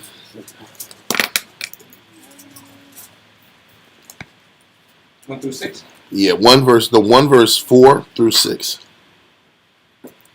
Yeah. Obadiah, verse 4. Though thou exalt thyself as the eagle. And we know Esau's signal or insignia is the eagle through all of his different empires and reigns. The Romans had the double-headed eagle. You had the Germans had the eagle. The Russians, all Edomite kingdoms had the eagle. America, obviously the eagle. We had a ways. flag. We had a flag that used to have all the eagles on it. I don't know if we got it over there. No, we had. It's got all the crests of the Edomite nations, and they all got the eagle on it. I believe we had one. It had all the Edomite crests on it. There's a lot. You there? There the girl go. The Nazis had an eagle. I believe that's Germany. I could be wrong. I think it's Germany. I know that. Well, that's Sweden. That's Rome, if I'm not mistaken. That's different. That's Yeah. Every Edomite nation had it. Yeah. All the European nations had it. Yes, they do. I don't know all these particular countries. I couldn't tell you. that looked like Greeks right there. Right here? That's one right here. Ooh, maybe. Yeah. Mm-hmm. That writing looks. Oh, Greek. this is Greek. That's Greek. Anyway, yes, all these Edomite nations, they go by the eagle. There's no doubt about that. Okay? But let's continue in Obadiah. Though thou exalt thyself as the eagle, Mm-hmm. and though thou set thy nest among the stars, Okay, and that's their what do you call Space it? station. Their space program in general.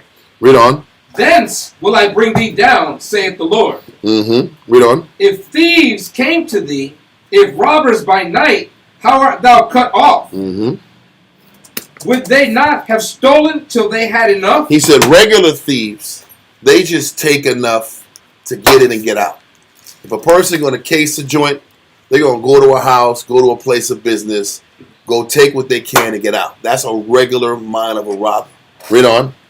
If the grape gatherers came to thee, would they not leave some grapes? What he's saying is how Esau rose, they take all of your resources.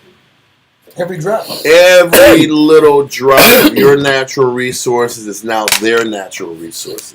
That's the thinking of Esau. Because the question that was brought out in Romans 11 is how long are they going to sit back here and be in power, and what's going to be the I guess the sign to let them know that their time is up. And one of the signs is they're going to sit back here and take everything they can until the Most High takes them out. They're not going to stop. They're not going to second. We're going to go into Job and explains the same thing. How they're going to go and the Most High is going to take them out when they're in the process of consuming everything they can get. You look at Standing Rock, that big issue that the natives had when Trump was in office the last time, when they were going to legalize that pipeline running through South Dakota, that was going right through their main lake and water source that could have contaminated their main source of drinking water. On top of the fact that they had an ancient burial ground there, and they were going to just drill right through their ancient burial ground and ancient cemetery and just go straight through and drill a pipeline. You had thousands of natives that had to go out there. You had different groups of people that had to go out there and chant and protest because they already took America. You already got all of America. Now you want the last little bit of reservation. Hell yeah, they want that more. Little reservation. They want that arrow. They want that arrow, man. What you talking about, man? Like the hell with the hell with your Standing Rock, your ancient burial sites. The hell with your fresh drinking water. We're gonna go ahead and drill right under that and through that. Yes. Regardless, if we already got America, what more can you take? You know why? They want all the oil reserves ready and on tap. They haven't even tapped into all United States oil reserves.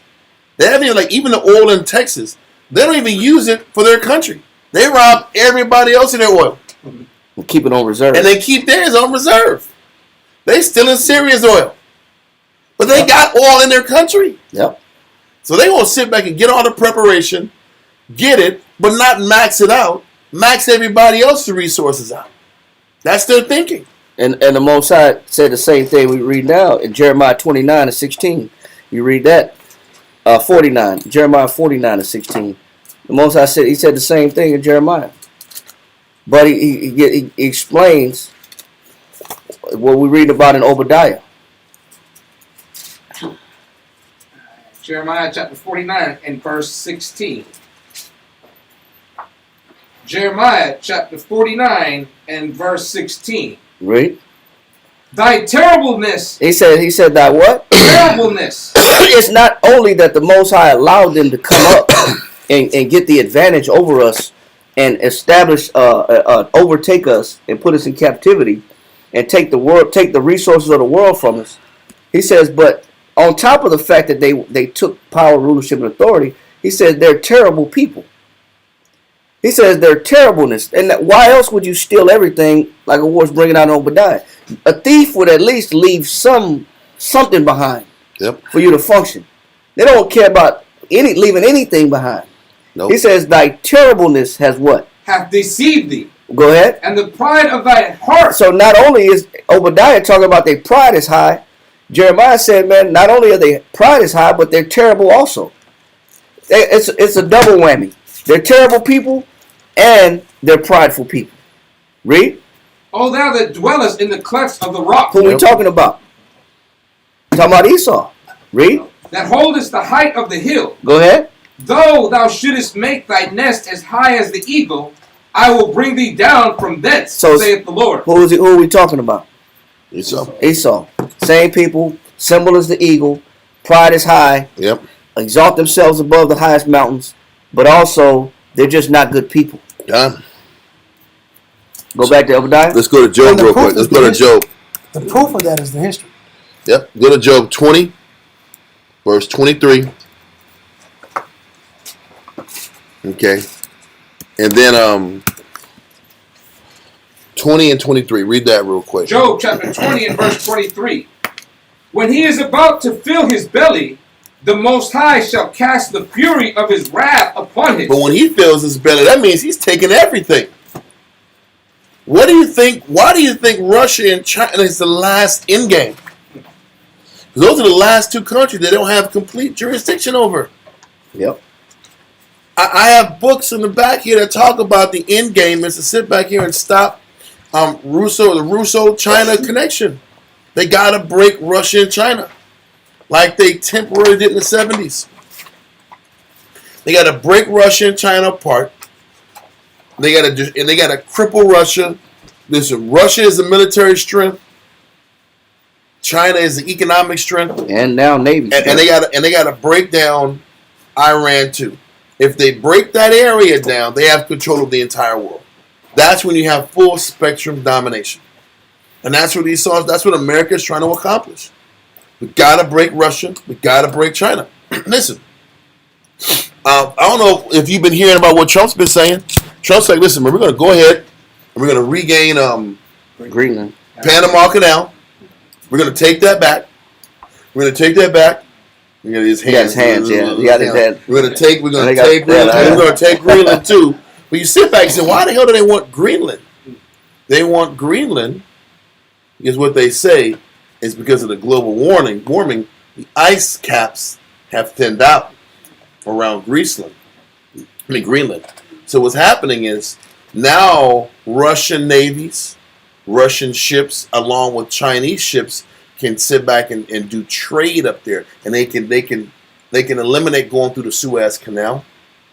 They can eliminate going through all these canals that are being shut down by the United States government. They can go through Greenland, and Russia is right there near Greenland, so they can sit back and go through Greenland and get to their shipping ports wherever they want to be in the United States, and they can run their Navy warships too. So with the United States, if we're going to annex Greenland, because we got to lock down that space. We got to lock down that space and make sure Russian naval fleets, Russian trade cargo fleets, along with China cargo fleets, and China naval fleets can be neutralized up north. They don't tell you the why. They just say Greenland's got to come to us. And Denmark's like, y'all don't have any rights to it. They're like, we don't give a shit. We're going to take it. The funny thing is there's oil in Greenland too. Yeah. But they won't let them drill for oil in Greenland because they're talking about there's an environmental issue. They use environmental issues to weaponize locations so that other countries can't touch it. But when the United States annexes Greenland, guess what? Oil's going to be popping. Because they're going to start drilling there. That's what Trump said about Alaska. The last time he was in office, he said he was going to drill in Alaska and tap an Alaskan pipeline. And that's the thing. But the people from Denmark, they couldn't touch Greenland. But the United States will. But this is what's happening. But what are they doing? All these moves are aimed at attacking China and Russia. They're going to take out that Panama Canal because China uses that most of the time. They're going to cut that off and try to cut China's legs from them. Try to cut their economic legs from them. Because they're just going to go to war with China economically. And they're going to keep this Cold War or / hot war with Ukraine and Russia. They're going to keep that popping. Or if they stop it, they'll go back and go a different direction to try to break Russia. Because even if they stop the war with Russia and Ukraine, they're going to keep economically sanctioning them in hopes of breaking them. And then what they're doing now, they are attacking all countries economically that are taking Russia's oil, that are doing business with Russia. They're attacking them too and putting them on certain level of sanctions. So this is not over. They're trying to break BRICS, but they're trying to break the entire world. Europe is falling apart. They can't sustain paying for this expensive LNG from the United States for much longer. all the prices are getting higher in Europe. And all these countries are falling apart because America is at war with Russia and eventually China. Remember when Trump was in office? I couldn't get a damn juicer at Walmart. I couldn't get it. And there was no juice. Why the hell there's no juices at damn Walmart? Because Trump and it was going through these sanctions wars, these economic wars with China. Well, the sanctions from China is actually causing a boom in Mexico. Now, manufacturing has increased in Mexico due to the Chinese, sanctions. Now, that only happened when Trump was in power. When Biden was in power, everything went back to normal. Because Biden is buddies with Xi Jinping. He was. Him and Gavin. Especially Hunter. Gavin, listen, I don't know if you saw a picture of Gavin. I had Hunter too. You see a picture of Gavin Newsom this last week when they were interviewing him about the fires? He was like this. He was like this. Yeah, we have our prospectors coming around and they're already taking a look at the properties and the land and we're ready to rebuild. But he was like happy. He was smiling. Look at it. Look at Gavin Newsom smiling while being interviewed about 20,000 homes were being destroyed. And he was like jigging, huh? He was like doing a jig, huh? He was, huh? He was happy. He couldn't control it. He was coke shuffling, huh? I don't know what does that even mean? They say he's doing a little coke shuffling. Oh, was he? Okay, yeah, now they say he's doing a little, and then he started. He's getting his money. He got a little cane out. Listen, he's bills. good. He's winning on every level right now. In the flesh. He was really moving weird, and he couldn't stop. He didn't have the Bobby Brown jaw. He couldn't control. You see his Bobby Brown jaw's a real problem. It's the clean one. He was very antsy and weird. He couldn't control it. I saw it. He couldn't. He was doing this. He couldn't even control. He couldn't control it, but he was happy too. He was happy. Yeah, because plans worked out the way it was supposed to. Anyway, where are we at? So okay, 23. Okay, thank you. So read verse 23. When he is about to fill his belly, the Most High shall cast the fury of his wrath upon him, and shall rain it upon him while he is eating. Read verse 15. Verse 15.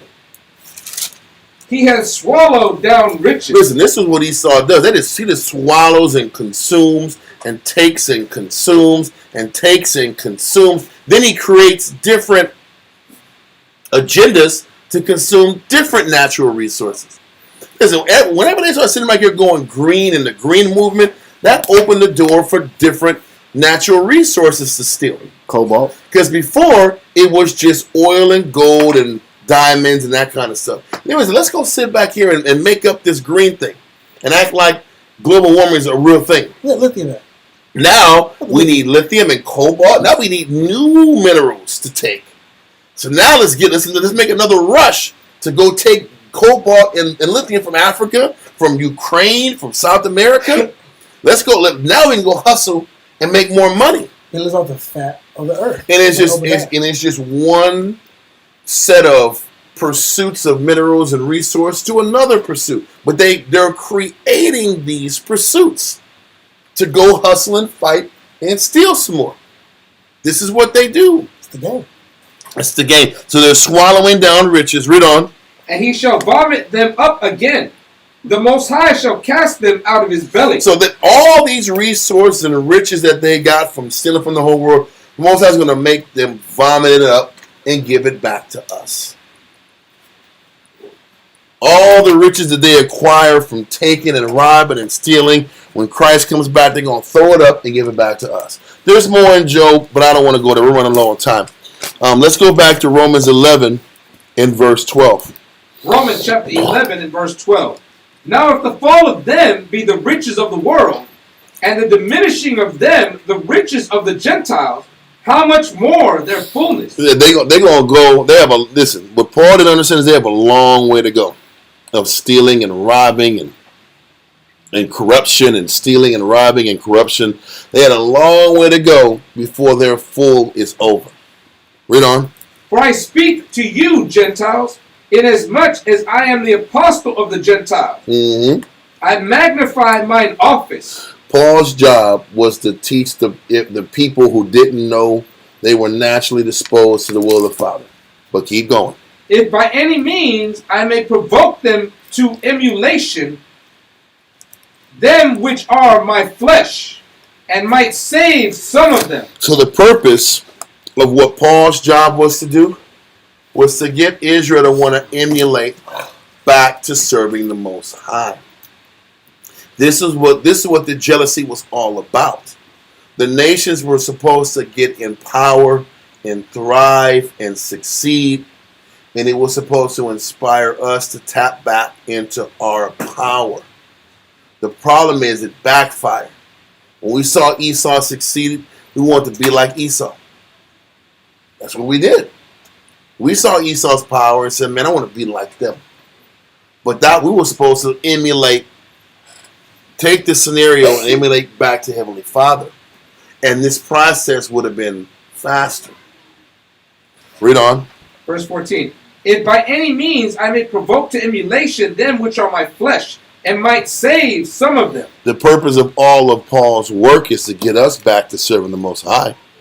And the Most High's purpose of letting Esau get to the top. And also, Paul is inspiring hope to not give up.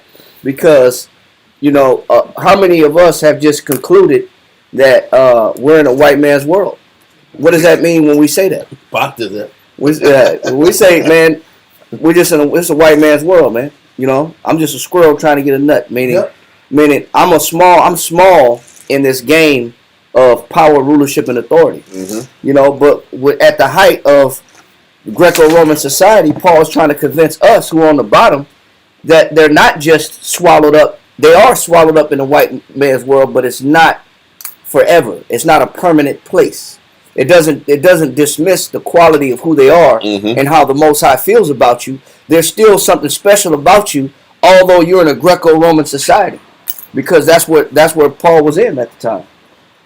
Is in the midst of a Greco-Roman world, and you're trying to convince our people who've been colonized once again that just because you're on the bottom doesn't mean that's where the Most High looks at you and you're going to be there forever. That's just a temporary place of punishment. Yeah. And Paul is just like the truth has done that and woke our people up coming out of slavery in America. Paul's doing the same thing, waking them up out of Rome. Okay. So read verse 15. Verse 15. For if the casting away of them be the reconciling of the world, what shall the receiving of them be but life from the dead? So what he's saying is, just as quickly as we fell, if we all came together and committed ourselves back to serving the Most High, it would be like us being resurrected from the dead.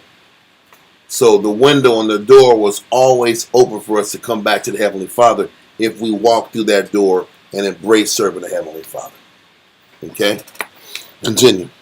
For if the first fruit be holy, the lump is also holy. He's still saying the first fruit.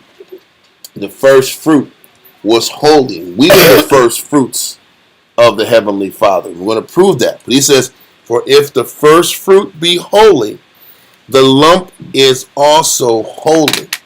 And if the root be holy, so are the branches. Let me explain. Let's go real quick to Deuteronomy chapter 1, verse 8. Because we need to explain what the first fruits are. Who are the first fruits that Paul is talking about?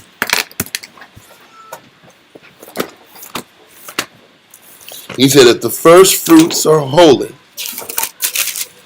then the lump is holy. Okay? Let's find this out. Read verse 8, Deuteronomy 1 and 8. Deuteronomy chapter 1 and verse 8. Behold, I have set the land before you. Go in and possess the land which the Lord sware unto your fathers, Abraham, Isaac, and Jacob, to give unto them and to their seed after them. He's telling us the first fruits of our nation. The first fruits of our nation is Abraham, Isaac, and Jacob. And the lump is the Israelites, the children that came after those three people. Okay? So what in Romans, what Paul is saying is Abraham, Isaac, and Jacob, they're the first fruits. And the lump, Israel, is meant to be holy also. We're a holy seed also. So I'm another verse, we're going to go there.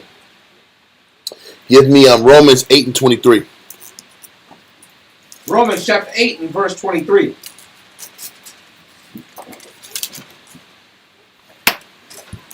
And not only they, but ourselves also, which have the first fruits of the Spirit. Israel are the first fruits of the Spirit.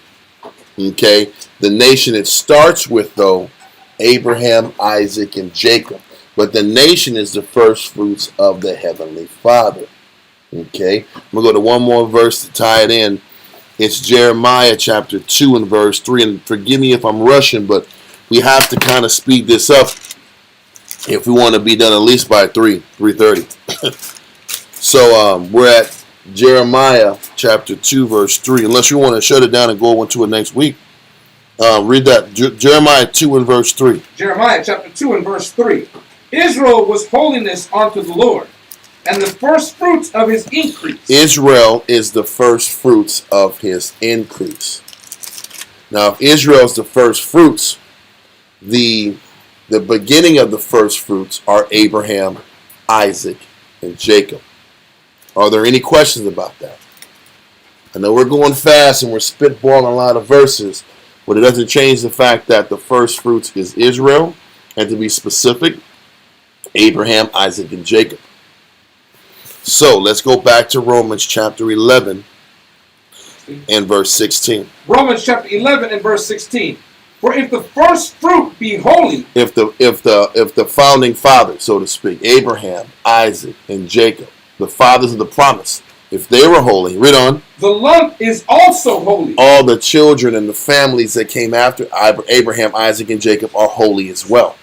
Read on. And if the root be holy, so are the branches. So he's telling you the root is also Abraham, Isaac, and Jacob. The root of this tree is our forefathers, and we are the branches of that foundation that was connected to the Heavenly Father. Does that make sense? So this tree we're about to read about is talking about the tree whose foundations and roots came from Abraham, Isaac, and Jacob. And we are the extensions of the branch. We are the original branches of this tree. Are we clear on that? Yeah. Okay. So Israel is this tree, and Abraham, Isaac, Jacob are the first fruits or the root of it. Now let's go to verse 17. Verse 17. And if some of the branches be broken off. So he says some of the branches are referring to who? Israelites. These Israelites were the original branches of this tree whose root was formed with Abraham, Isaac, and Jacob. Okay? So read that again, verse 17. Verse 17. And if some of the branches be broken off. We were broken off. Israelites were broken off because we did what? We broke the laws, statutes, and commandments of the Lord. And the Most High took us out of power and allowed the other nations to come back in and gain power. Okay? But don't forget, this tree was predicated on staying alive and strong as long as the branches did what? Followed the laws. Those branches had to follow the same laws that Abraham, Isaac, and Jacob had to follow. And if whoever partakes in this branch or these trees had to follow the laws to maintain their strength. So read verse 11 again. 11? I'm sorry, verse 17. Chapter 11, verse 17. Romans chapter 11 and verse 17. And if some of the branches be broken off, and thou, being a wild olive tree... Stop. Now, I want to go back into that Blue Letter Bible also, because it brings about a lot of clarity on what this wild olive tree is. There's a bunch of different directions I have to go in explaining what the wild olive tree is. Okay? So, we're going to get to verse 17 in the Blue Letter Bible. Then we're going to sit back here and look. There's one verse I want to bring up if I can. Okay. Hosea chapter 8 verse 8, when he says that the branches be broken off. Well, let me get there in a second, if you may, because we're going to go into how it breaks off and all that good stuff in a second. I just want to bring this one part up because it kind of sets it up. You said Hold that. I promise you we'll get back to this in verse 8. We will. But let's go back to the Blue Letter Bible and let's look up the word wild olive tree. Okay? This is important because the wild olive tree in Greek, you don't see wild olive tree. Okay? In Strong's G65, agrielias. Okay. Agrielias. Okay, I know they said it twice. So, what they're saying is this. Agrielias, whatever the hell it is, it means an oleaster tree. Oleaster. O-L-E-A-S-T-E-R. This is important. The oleaster tree is a wild olive tree. But it hit me because the oleaster tree, guess where the oleaster tree is indigenous from? The oleaster tree is indigenous to Greece. Now, the original olive trees come from Jerusalem. Mm-hmm. The original olive trees come from Jerusalem. So what we're about to go into, we're about to prove, matter of fact, before we go into this Greek olive tree, the fact that the Most High is explaining that the tree in general is an olive tree, that's what we have to explain first. We know that the wild olive tree is not talking about Israel. It's talking about a different nation that's going to be injected into Israel. Let's first prove that this tree is an olive tree, that the olive tree is Israel. So, let's go real quick to Jeremiah chapter 11, verse 16. Jeremiah 11, verse 16 through 17. Jeremiah chapter 11 and verse 16. Okay, let me make sure I get here real quick because I want to explain this in proper rhythm so there's no miscommunication, lack of understanding. Jeremiah 11. Jeremiah chapter 11 and verse 16. The Most High called thy name a green olive tree. The Most High is called Israel, a green olive tree. Now, the olive tree is indigenous to Jerusalem. Okay, so we had olive oil, and that tree is even to this day indigenous to Israel. And they said Israel has some of the best olive oil in the world. Okay, so Israel has some of the best olive oil in the world, and the Most High refers to him. He calls us his olive tree. Read it from again, from the top. Jeremiah chapter 11 and verse 16. The Most High called thy name a green olive tree, fair and of goodly fruit. With the noise of a great multitude, a tumult, he hath kindled fire upon it, and the branches of it are broken. Where do you think Paul is getting his similitudes from when he's explaining about Israel and their fall?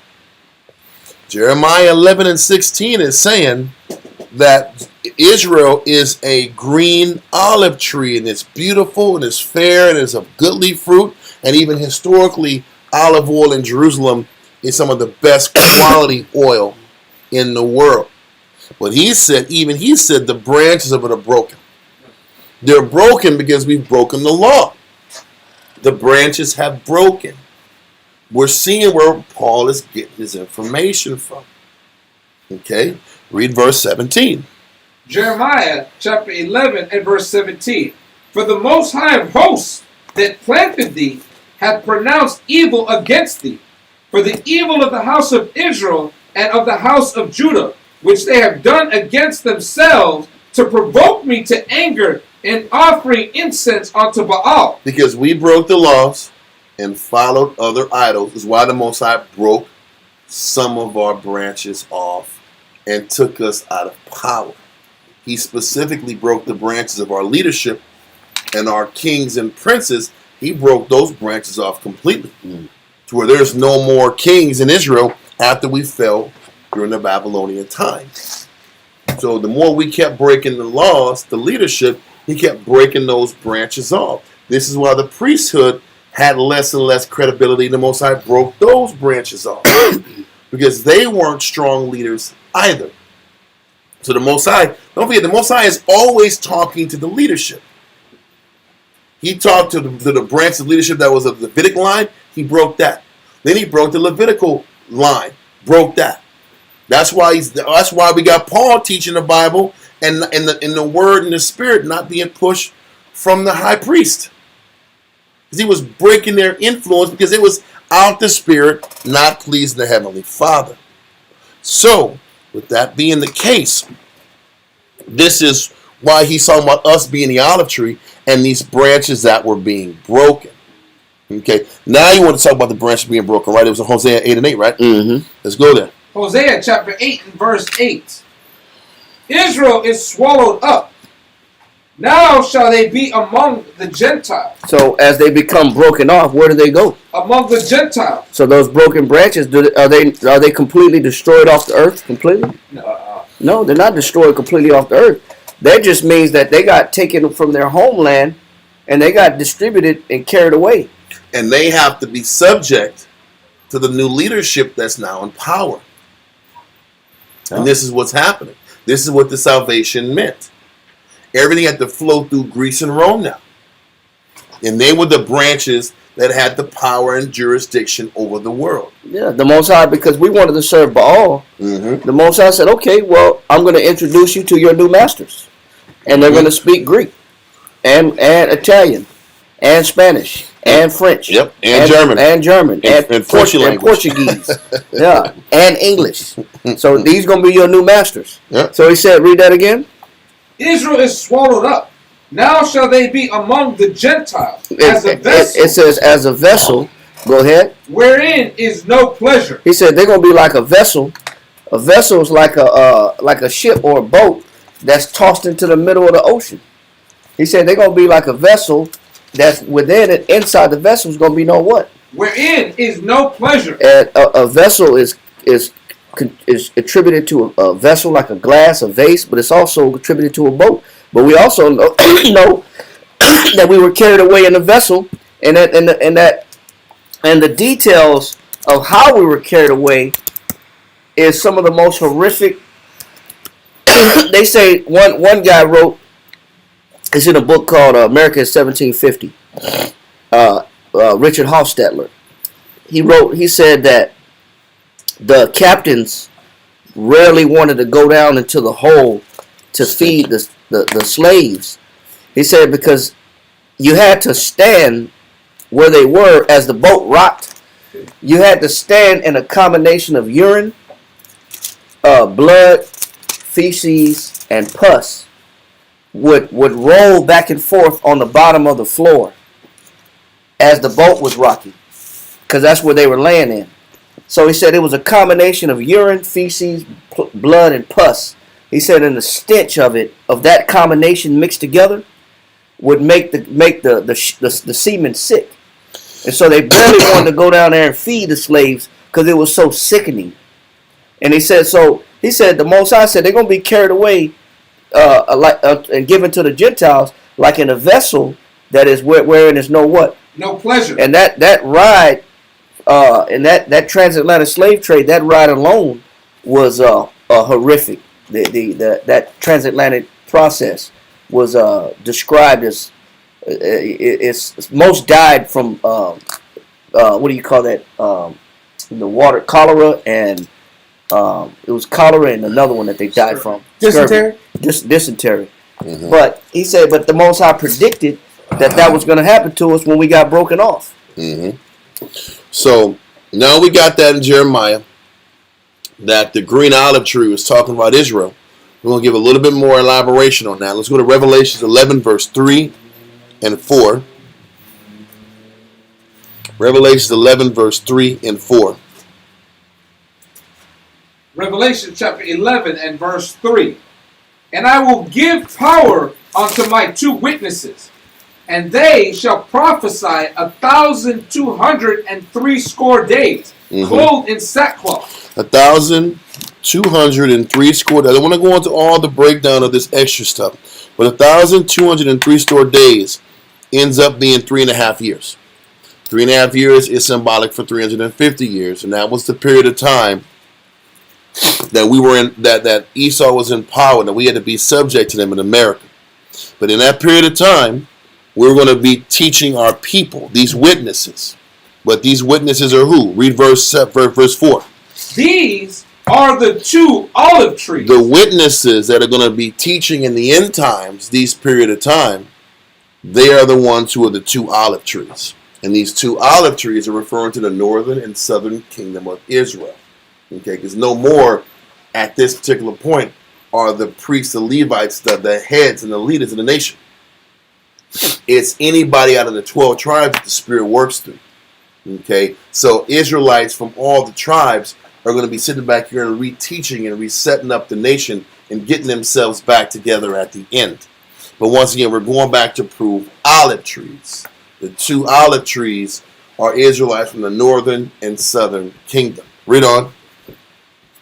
In Revelations? Yeah, did you read verse 4, all of it? These are the 2 olive trees and the 2 candlesticks standing before the Most High of the earth. It's the light. The candlesticks refer to the light. This is the last light left on earth. Are the ones teaching these scriptures the way it's supposed to be. Okay, let that go. We're going to jump real quick to Zechariah chapter 4 and verse 11 through 14. It explains the same thing about what these 2 olive trees is talking about. Zechariah chapter 4 verse 11 through 14.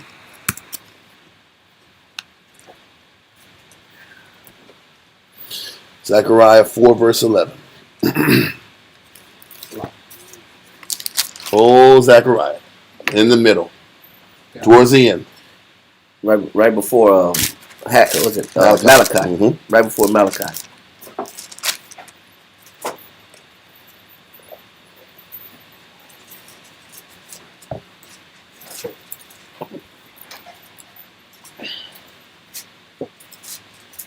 Oh, Zechariah. Zechariah. I'm trying to talk about some time.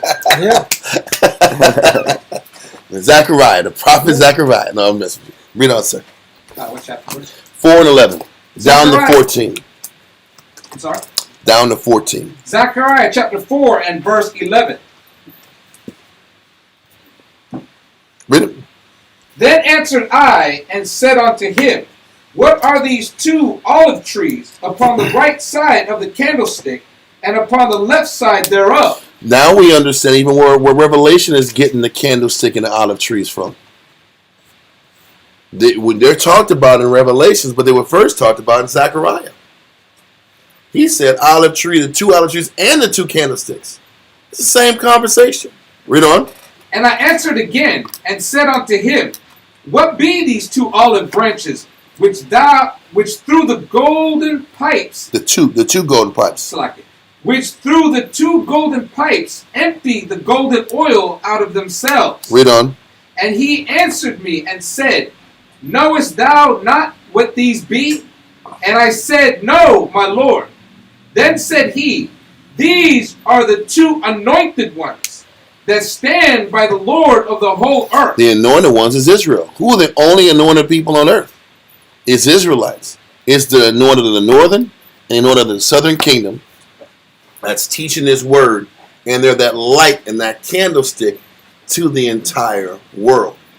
Once again, we're going here to explain what that olive oil is, what that olive tree is. And that olive tree is Israel, the northern and southern kingdom. Are there any questions on that? Are we kind of clear on that? Now, are we good? Yes, sir. Okay, so let's now go back to Romans 11 and 17, because we're going to take our time and explain all of this.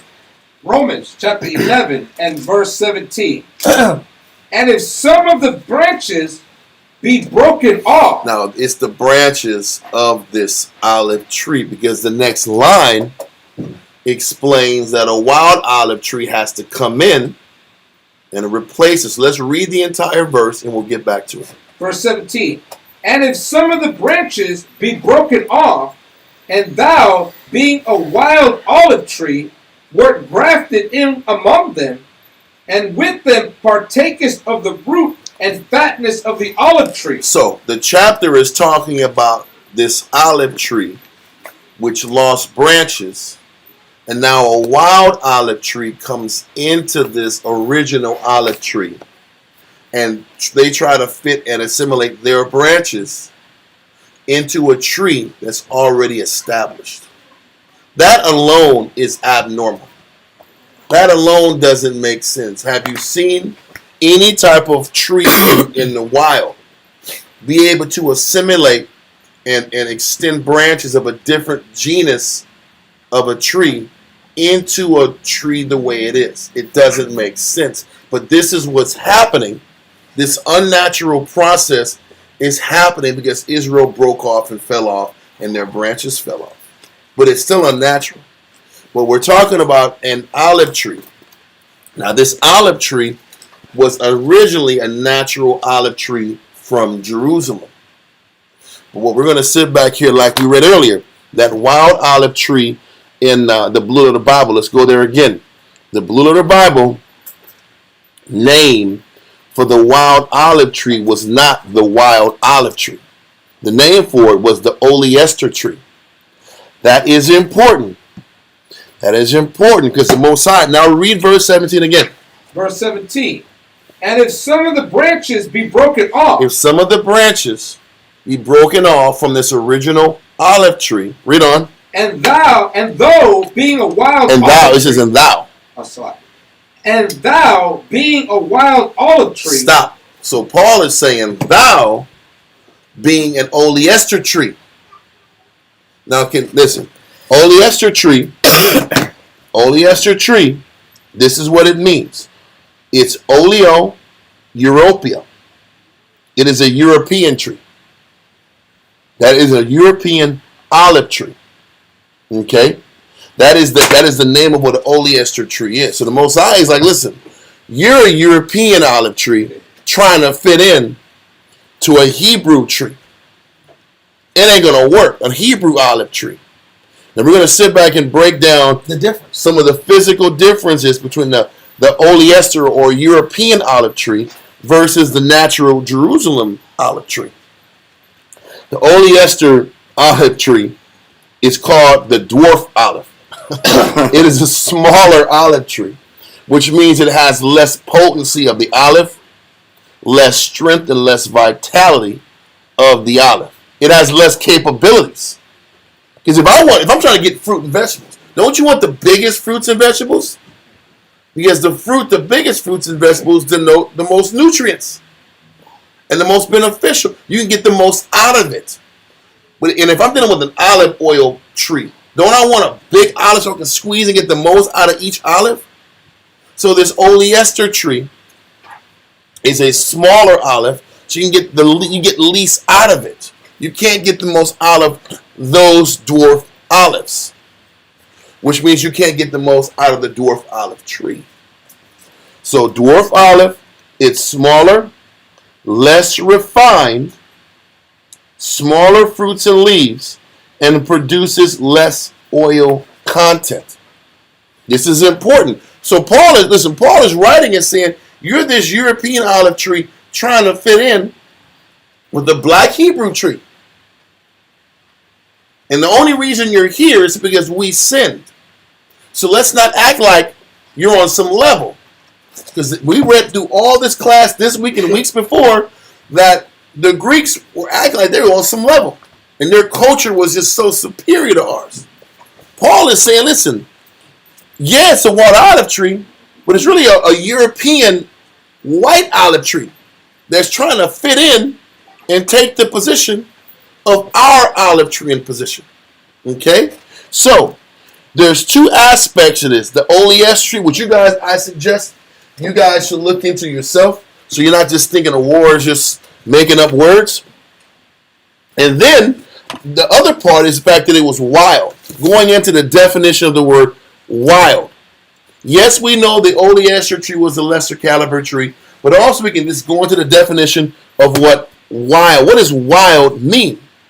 Because wild you need to get the definitions of wild for it to actually stick. Okay? Wild. This is in the 1828 Webster's Unabridged Dictionary. Let me see. H-I-M-M. These old school dictionaries are crazy, bro.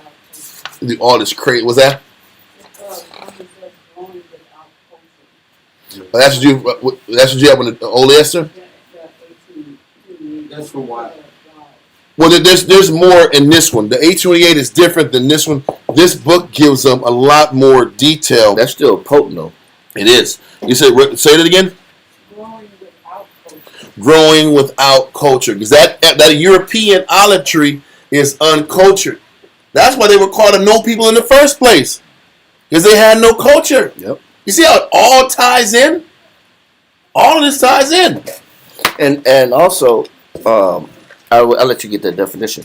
I want to because this is a lot of words. I got like 5 different definitions. Okay, Judges chapter 2, verse 1.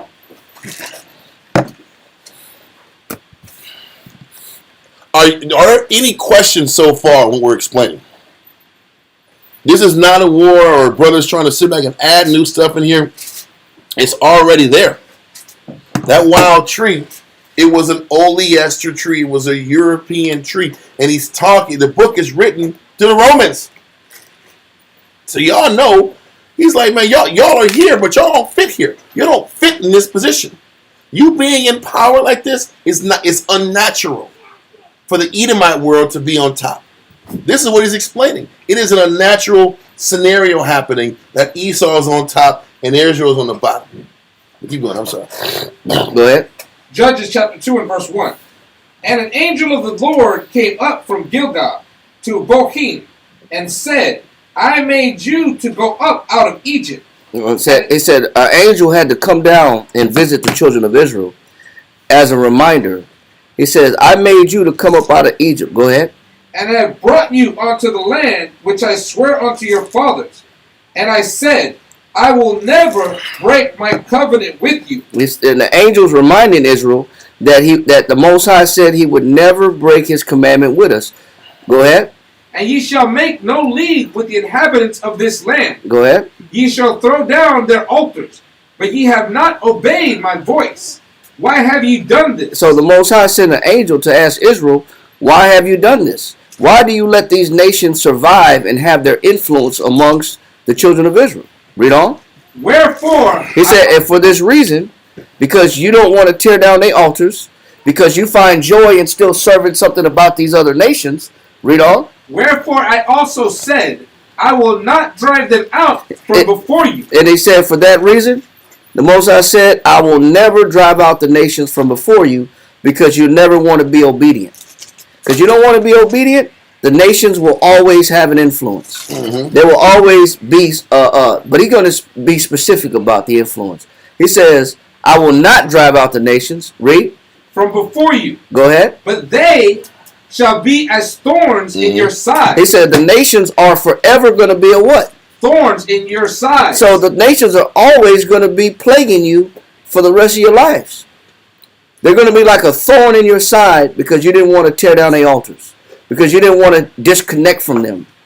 And so because we wanted to be like the Greeks, we wanted to be like the Romans, we wanted to be Hellenized. Everybody else. We want to be, we want to adopt their culture. We want to wear their clothes, eat their food, listen to their music. We want to party with them, go to their festivals. Because we find joy in their civilizations. The Most High said they're going to be a thorn in your side. So that's why when he said he broke off them branches, this is why we had to get broken off.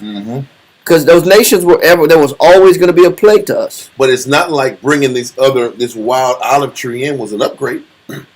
This was an unnatural phenomenon for Esau to be the caretaker of the earth.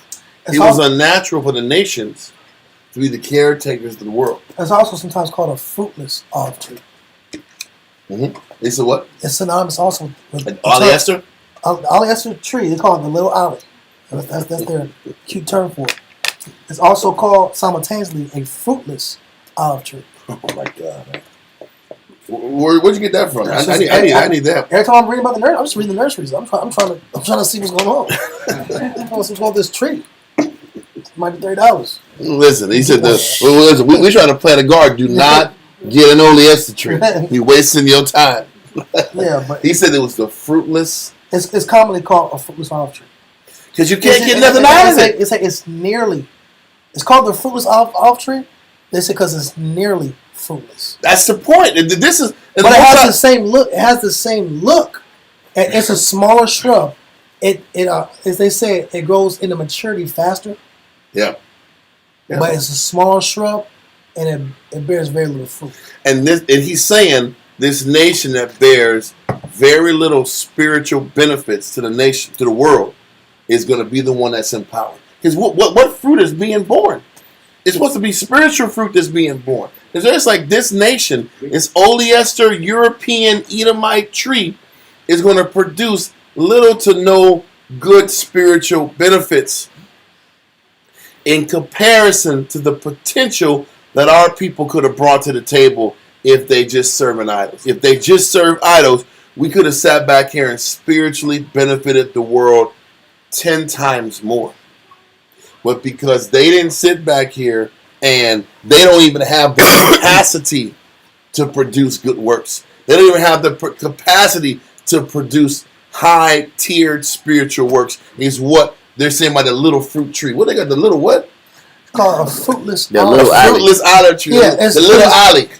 Because it's nearly it's little whatever. It's nearly fruitless. I know. That's what it says. So there's little that can come out of that nation's productivity on a spiritual level. So that's just on the tree breakdown. But when you sit back and look at the word wild, not saying none at all. Huh? It's not saying none at all. Well, that's my point. I didn't say anything. I'm going to say it because people say, "Well, man, there's some good white." There is certain decent elements, Esau, but not a whole lot. But it says nearly fruitless. See, there's something about the caliber of the man. Mm-hmm. How much good and how much benevolent capacity is in people. Because this is how the Most High sits back here and judges all people. Then, if you look at, he judges people based on their capacity to do good. And connect that with the Daniel's breakdown, where you have every ruling class society, there's a falling in caliber from the first society. From gold from Babylon to silver from Persian and Medes to bronze, brass with the Greeks, and it was iron and miry clay in the Romans. So the caliber kept diminishing. So the scriptures are showing in another capacity that this caliber of spiritual fruit is diminishing with each preceding nation. Yes, and Esau's nations were of a lesser caliber than all the other nations. And they still want to glorify the classical Greek education. Yeah. That's what you get in school. And we're going to go on that in a half a second. We're going to break down wild real quick. And then we're going to go into do a little refresher about what their idea of being in the spirit is. But what a major reference to how you know they're less in caliber is because they have an inability to tell the truth on a wide scale. Yep. You look at other nations, they at least will tell you the truth. They at least project the truth. Yep. You know, this nation, everything is inversion. Everything is some form of, well, this is not, it didn't actually happen. You know, he didn't chop down the cherry tree. Listen, if y'all just listen to what we read into earlier today, bro, it goes into all that. How all these writers, they took the scriptures and they just bastardized the breakdowns. They bastardized everything once they got it. Yeah, they do it. And when you do it, you know people that are... and also, it's remember Ptolemy and them, they couldn't understand what this Bible was. I need another book so I can understand this. Mm-hmm. Also, I went into the letters of Orestes. Yes, sir. And the letters of Orestes pretty much just said in his writings, and after being around the Jews for 2 weeks, what I found out is that the Jews believe it's just like Zeus, just like ours. And the Jews can sit back here and they can follow our way, and we can co-inhabit each other belief-wise because their version of Yahweh is Zeus. That's what he got from everything. Mm-hmm. But from the entire meeting in Pharaoh's, they were, this is the best thing since sliced bread. Then he writes his own writings and he trivializes it like it was nothing. Because on a spiritual level, they have low comprehension. But on the carnal extract, they got to take the spiritual information and extract that to properly ordering society. When you read the letter of Orestes, he was breaking down, the question he was asking was, who should I have at my table? what type of men should be my governors. So Esau wants to extract the scriptures to find carnal governmental approaches, just To like manipulate the people. just like the Christian church. They use the Bible and they extract information to break down how you can get wealth and get riches. They use the Bible. Mhm. They use the Bible for according to the scripture, this is what you gotta do to be a good steward. But the aim isn't to be a spiritual person, a righteous person. The aim is to how can I use the Bible to have a productive economy. Mhm. It's trying to use this. I'm saying it more clear. It's using the Bible for carnal advantage, Yeah. not spiritual advantage. Yep. So let's do this. Let's get through wild. And there's many definitions of wild. There's over 22. So I'm going to do the first one, the 4th, the 5th, the 7th, the 9th, 11th, 12th, and 15th. And that should give us enough of an idea of what the heck we're talking about. Wild, living in a state of nature, not tamed or domesticated. That is what he's talking about Esau. Esau is not spiritually tamed. Esau is not spiritually domesticated. They are detached from spiritual thinking. Not correct. Number 4, uncivilized or barbarous, and that's the case too. Esau loves to say that the Scythians and the Vikings and the people west of in Britain were barbarians. They were the barbarians because at least they might have been uncivilized in building roads and streets and things of that nature, but they were more spiritually sophisticated than the Greeks and the Romans. Esau sits back here just because they're more sophisticated in technology. They are barbarous in spiritual fortification, in spiritual morals. And a common example of that is the ecology. Look at how each society deals with the actual earth. Who destroys the earth to where you can't plant nothing anymore? Yeah. Everything's destroyed. All the animals are extinct. Yeah, I look at a picture now. I don't know what this animal is. This animal once existed. Yeah. Yeah. That's a barbarous nature. Yep. You hurt animals. Destroy people. That is barbarous nature. Yep. So easy a caveman could do it. Yep. Exactly. So then you get number 5. It says of unrestrained violence, Wow. fury, and intensity. He's just telling you how violent and aggressive they are. They're full of hate and they're full of violence. If you would have read about what Josephus was saying in his last paragraphs in the API, you go, listen, man, if you're reading the Bible, you're not supposed to be full of hate and going to wars in foreign countries to gain natural resources. If you were supposed to get this Bible and manage it right and have peace in your dwellings. And people shouldn't be dying, the poor shouldn't be dying, so you can gain on the back end. And scripturally, not saying what he said was what he was saying was painting what the understanding of the scriptures was if they actually took the time to understand the Bible. Come on. But also when we learned the Bible, the basic understanding the Bible in the beginning was he divided every nation their what? Heritage. Mm-hmm. And their heritage is what? Whatever land you get, Your natural that resources. is yours. Yes. He gives everybody their culture. And he first gave Israel their portion, right? Which is the Fertile Crescent. Yep. Israel was given the Fertile Crescent. Then he divided the sons of Adam their portion, their heritage. So what does that mean? Everybody gets to have their particular, wealth Yep. in their soil. You don't get.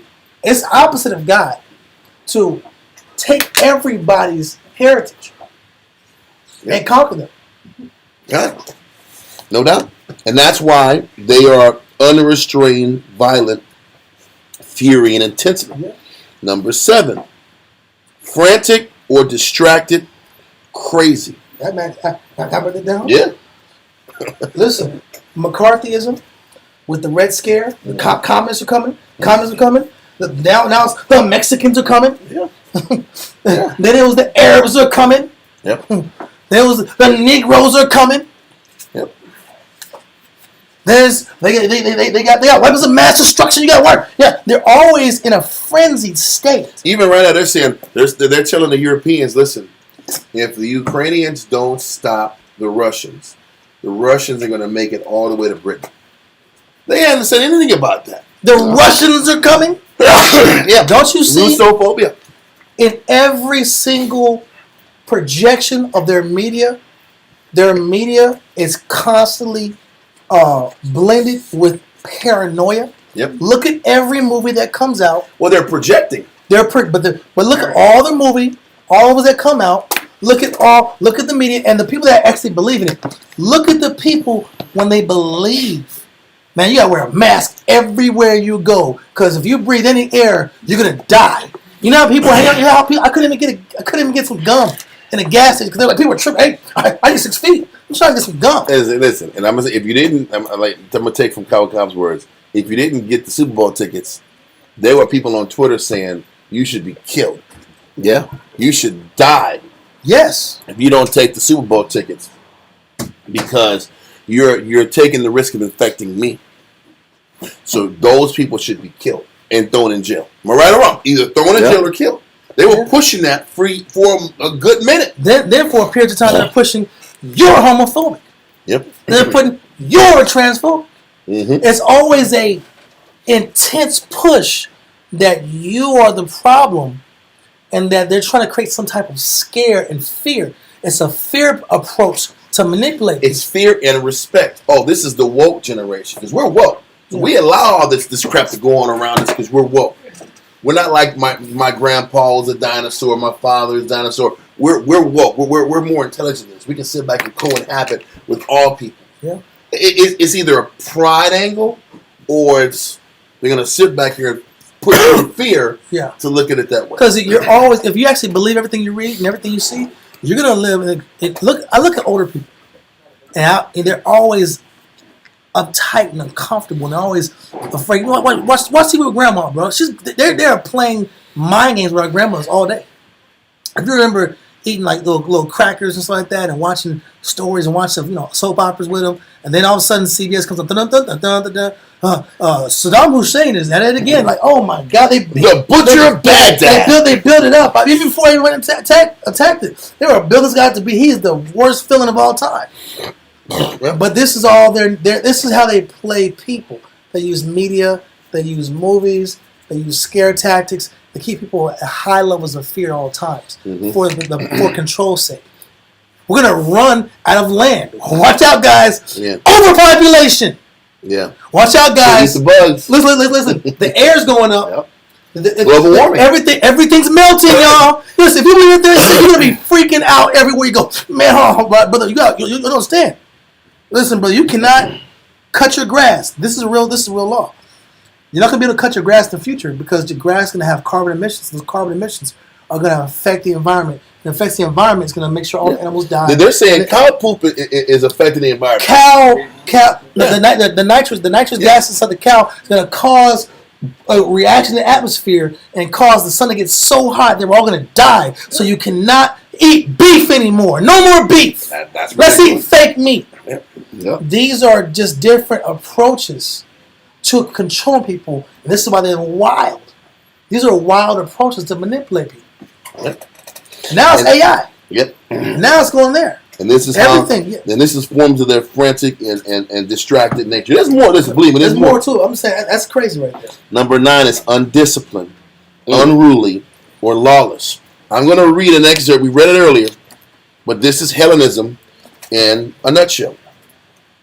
Hellenism. This is in Life of Greece. Hellenism devoted to science and philosophy. Okay, art and literature, beauty and pleasure, song and dance, drinking and feasting. There's no discipline here at all. No. Then it's athletics. Then they don't tell you what type of athletics it was. It was bucket naked athletics. Bucket naked. That's what it was. They don't say that. They just say athletics. Well, they call it gymnasts. They call them gymnasts, and those are the people that exercise in the gymnasiums. That's what a gymnast was. A gymnast. We got them all? Okay. Make sure you hold their hands, all right? Double check. I'm not crossing the street. Oh, you're not? Across the street? Okay. Okay, cool. Okay. Shalom, y'all. Yeah, but keep going on. So they call a gymnast is a naked athlete. That's what a gymnast is. But they don't say when they're Yeah. explaining Hellenism, they just say athletics, art, literature, Yeah. culture. Good things. But then it's more. Then it says athletics and courtesans.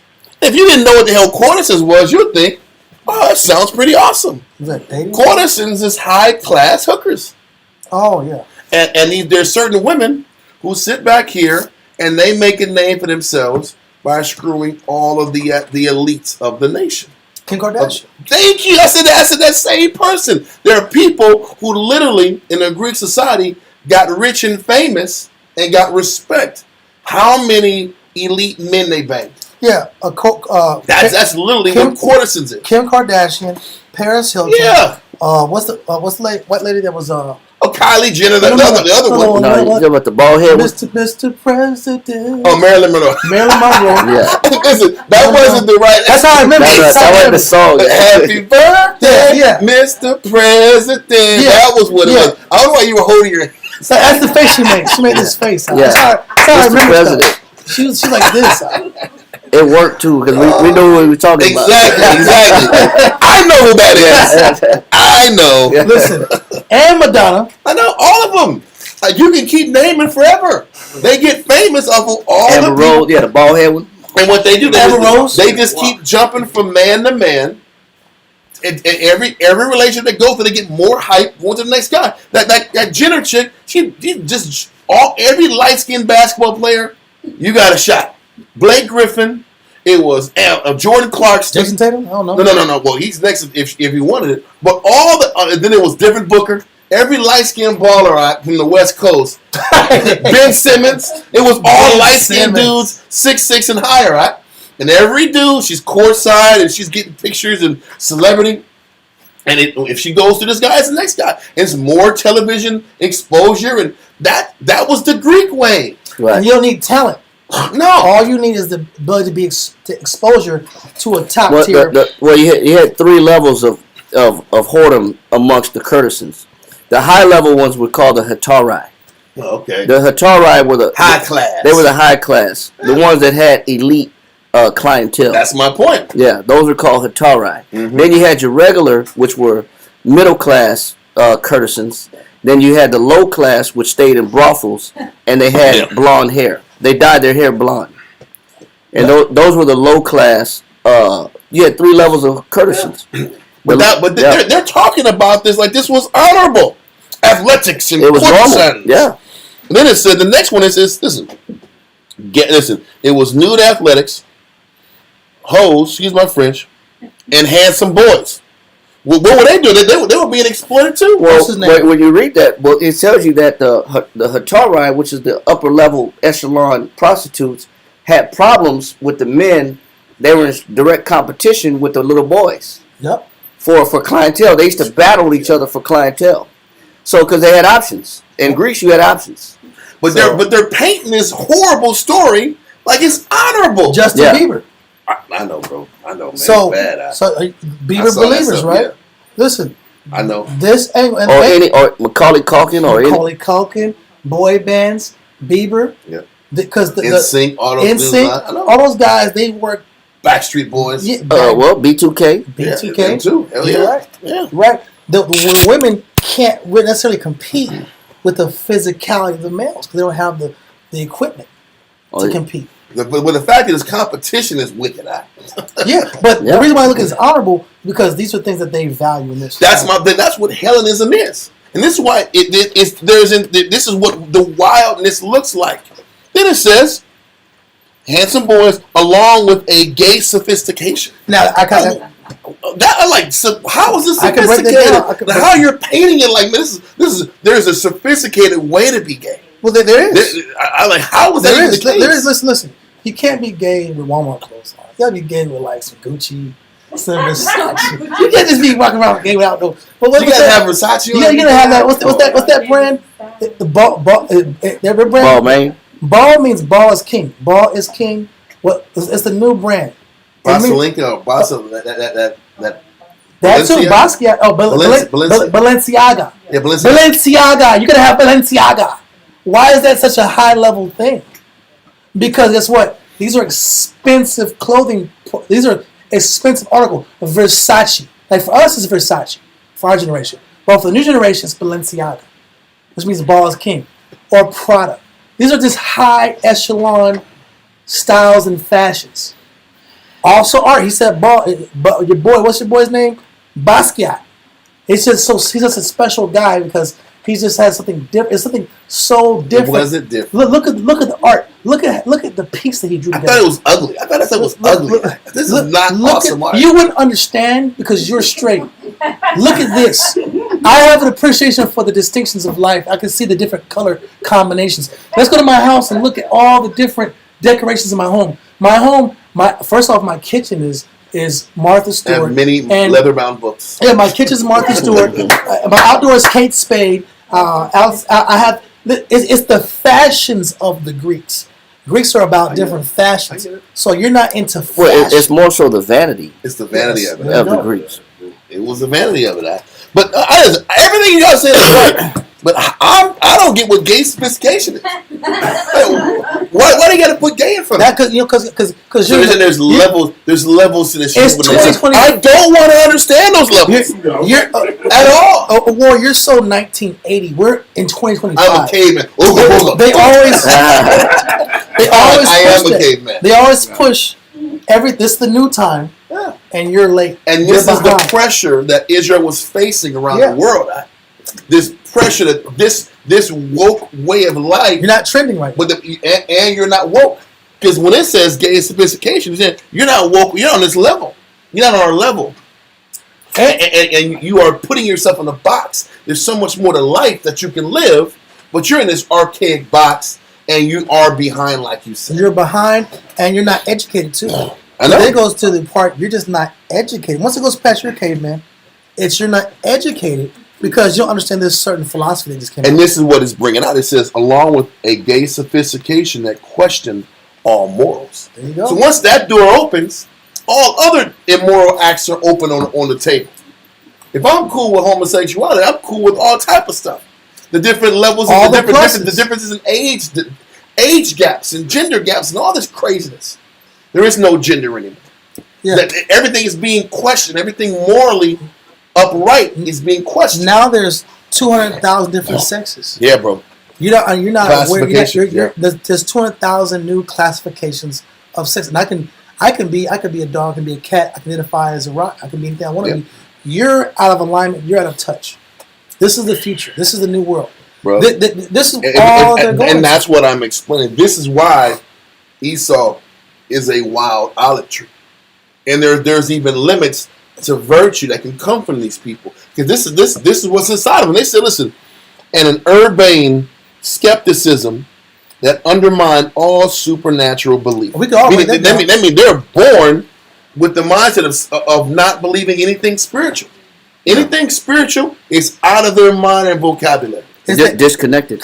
Yes, it's unnatural. It's the atheist mentality that they put behind. When you buy a magazine and you're buying, let's say you're buying National Geographic, and then you read about Jerusalem. This episode, Jerusalem and National Geographic Archaeology magazine. Did David exist? Yeah. Was David's kingdom as big as they say it was? His kingdom was no longer bigger than maybe a couple acres. They always minimize the Bible. We can't find these items. Did they exist? Did they really happen? Yeah. We can't prove it. Was Moses as big as a figure? Or was it an allegory? Was it mythology? Or was it an allegory for the best of mankind? I get this Bible thing I go, it's your mythology. Yes. Everything they downplay, and they downplay anything spiritual, because this is how they maintain their pride. Supremacy. Yeah. And that's why I got more, but I'm going to go to this last definition. It says, wide of the mark. They're definitely not on the mark, guys. They're off the mark. They're wide. You're supposed to see that they shot all the way over there, right? Yeah. Their moral compass is not even close to what spiritually we're supposed to be. And that goes with inclusion, because the mark is the very, to be holy means to be separate and true. Mm-hmm. All right? So if you come on the mark, that means you're separate. Why the mark is what? The opposite of separate. What's the opposite of separate? All inclusion. Their culture of everything's accepted. Yep. They're every definition of the word wild, bro. And so Mosiah was explaining how off they were from a definition level, and just the nature of the tree that the Mosiah was comparing Culturally. Esau to. This tree does not even have the capacity to bear the necessary fruit you need. They're lacking in all and every single way in the Bible, and the spiritual life is contrary to them. But there are some fruits they will produce. They will produce something. So, listen, work ethic and global manipulation and power, yeah. Listen, so yes, they have a little bit of Numbers and to weights. They're good at numbers and weights. Yeah. Paperwork will be done now. They will be organized. They will be municipal authorities and governments. All that's going to happen. You have to pay your taxes. Taxes will be paid. Tickets will be paid, or you're going to jail. And they believe in slaves. And slaves, they say that the markets, the first slave markets, who had the first access to the slaves were the boys were used as was sold for pleasure. Yeah. And that was the first sale of the slaves to the Greeks, were pleasure boys. And so they would take these, and then after they would have their pleasure with these young boys, then they would release them into the industry of learning how to do other things. Wow. How to do, whether it be craftsmen, carpenters, iron workers, or whatever it is that they were going to become. He says, but the first course that they went into as a slave, when you were a slave in Greece, you was brought in for pleasure. You was a pleasure boy. And so that's how these cultures operate. Wow. And on this point, he said, wide off the mark. On the mark means to be without sin. So he's showing you that if they're wide off the mark, these people was full of sin. Yeah. They were full of sins, man. And they were in the heat of their passion. Yeah. And he says when it came to, and we can go real quick, Romans chapter 1, because this is what Paul, we read Romans 11, this is what Paul is dealing with. This is the uphill battle Paul is fighting. We're in Romans chapter 1. Get 26. Romans chapter 1 and verse 26. For this cause the Most High gave them up unto vile affections. Yep. For even their women did change the natural use into that which is against nature. Now, one of the most famous islands in Greece was the island of Lesbos. Mm-hmm. And which we know the island of Lesbos, terminology-wise, is where you get the word lesbian from. That's the origin of the word lesbian. And so he says that this is where these women would go and have a day of picnics on the beach and enjoy one another's company in different ways. He says that the woman stopped using her natural use, which is for consummation and for procreation. He says it was just about a pleasure. It was about the pleasure of it. So he says they was burning. Read on. It says, and did change the natural use into that which is against nature. Go ahead. And likewise also the men, leaving the natural use of the woman. They said the men didn't really want women. They really didn't want them. Read on. And real quick, this is why reading in that book also the Greeks didn't understand the Jew, because the Jews didn't have any infanicides out. What that means is the Greeks had a lot of abortions. Yes. And they couldn't understand that the Jews' population kept rising at high rates. And how they doing this? Oh, they don't do infanicides and all these other crazy. Infanticide sounds a little better than killing their babies out. Yep. Everything is done to sound better than what it was, because that's what the Greeks were doing. They'd have all this frivolous activity with each other, all this wickedness, and just destroy the children or destroy any of the record of their wicked deeds, so they can move on and do more wickedness. And they're like, these Jews, they don't kill their babies. They don't sit back here and do, what's going on with these guys? He's showing you how wild and off and disconnected from the Most High they are. But keep going, Shumshawn. Read that right there. And likewise also the men, leaving the natural use of the woman, burned in their lust one toward another. It says they burned in their lust one to who? To another. So remember, the Greeks and Roman, it was a Greco-Roman society and culture. The Greeks came in with military power, but they still kept the Greek way of life and language. And we put that in the and we brought that out earlier today too. So it says they burned in their what? Burn in their lust. Stop. In the same book, Life of Greece, page 302, it says the attachment of a man to a boy or of a boy to a boy shows in Greece all the symptoms of romantic love. They call what Paul said was burning in your lust.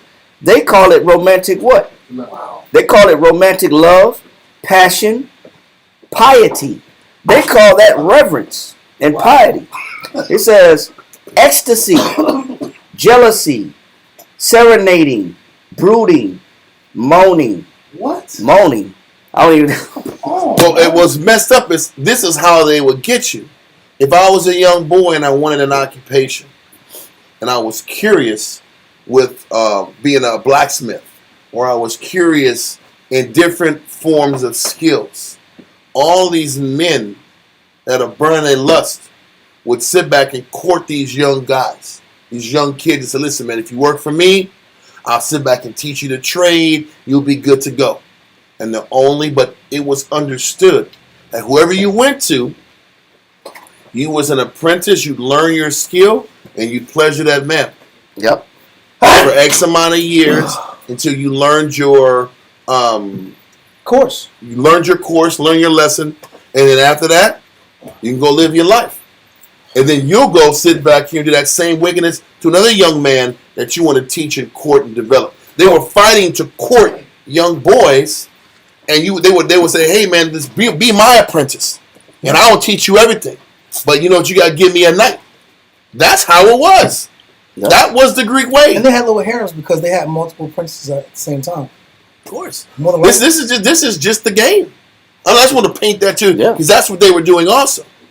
And this was the Greek way, and this was the most I was like, these are wild olive damn trees. But in their society, and do you think that this wild olive tree was going to last under the weight and the responsibility and pressure to serve the Most High and operate pious in the Spirit? There was no way they were going to have what it took to stay in these branches. Because if the natural branches couldn't sustain and they fell because of their wickedness, do you think you lacking the capability to handle the level of productivity that the Jew was? You think you're going to be able to sustain in your power for long? Not really. Now does Romans 11 make a lot more sense? When you sit back here and you break down all these books we've explained, now the story fits in a lot better. Finish your books. I want to get back and knock out this Romans 11, man. Okay. He said, the attachment of a man to a boy or of a boy to a boy shows in Greece all the symptoms of romantic love, passion, piety, ecstasy, jealousy, serenading, brooding, moaning, and sleeplessness. It said the thought of just having a man having a boy kept him up at night. So he said, and this is why Paul is saying what he's saying in Romans. Read that in Romans 1 and 26. Isn't that what 27? No. Okay. He said, Romans chapter 1 verse 27. And likewise also the men, leaving the natural use of the woman, because he was moaning and brooding and serenading and sleepless for another man. Read on. burned in their lust one toward another. Men with men. It said men with men. That was the Greco-Roman way. Read on. Working that which is unseemly. So he's showing you it's unseemly, meaning it's not even normal. Read on. God. And receiving in themselves that recompense of their error which was meet. So he's showing that, and what was the cause? Read on. And even as they did not like to retain the Most High in their knowledge. So why did they find these things suitable? Because the idea of serving a God made no sense to them. It didn't make sense to them because they couldn't have their pleasure. They couldn't have their way in the flesh. Because serving the Most High is opposite of serving yourself. That's true. Read. The Most High gave them over to a reprobate mind to do those things which are not convenient. So it shows you this is why Paul was battling the Greco-Roman way in culture. So let's go back to Romans. So now we're here. Read verse 17 again. Romans chapter 11 and verse 17. And if some of the branches be broken off. This is Israel. Some of these branches were broken off because we broke the law and we want to serve other gods. Read on. And thou, being a wild olive tree, That oleaster tree that is incapable of producing a lot of oil or olive oil from their root. Well, what do they call it again? It was the A little alley. the baby tree. The little olive or a fruitless olive tree. So the Most High is saying this Esau, this European olive tree, doesn't have the capability of producing the oil necessary anyway. And we explain how wild their nature is.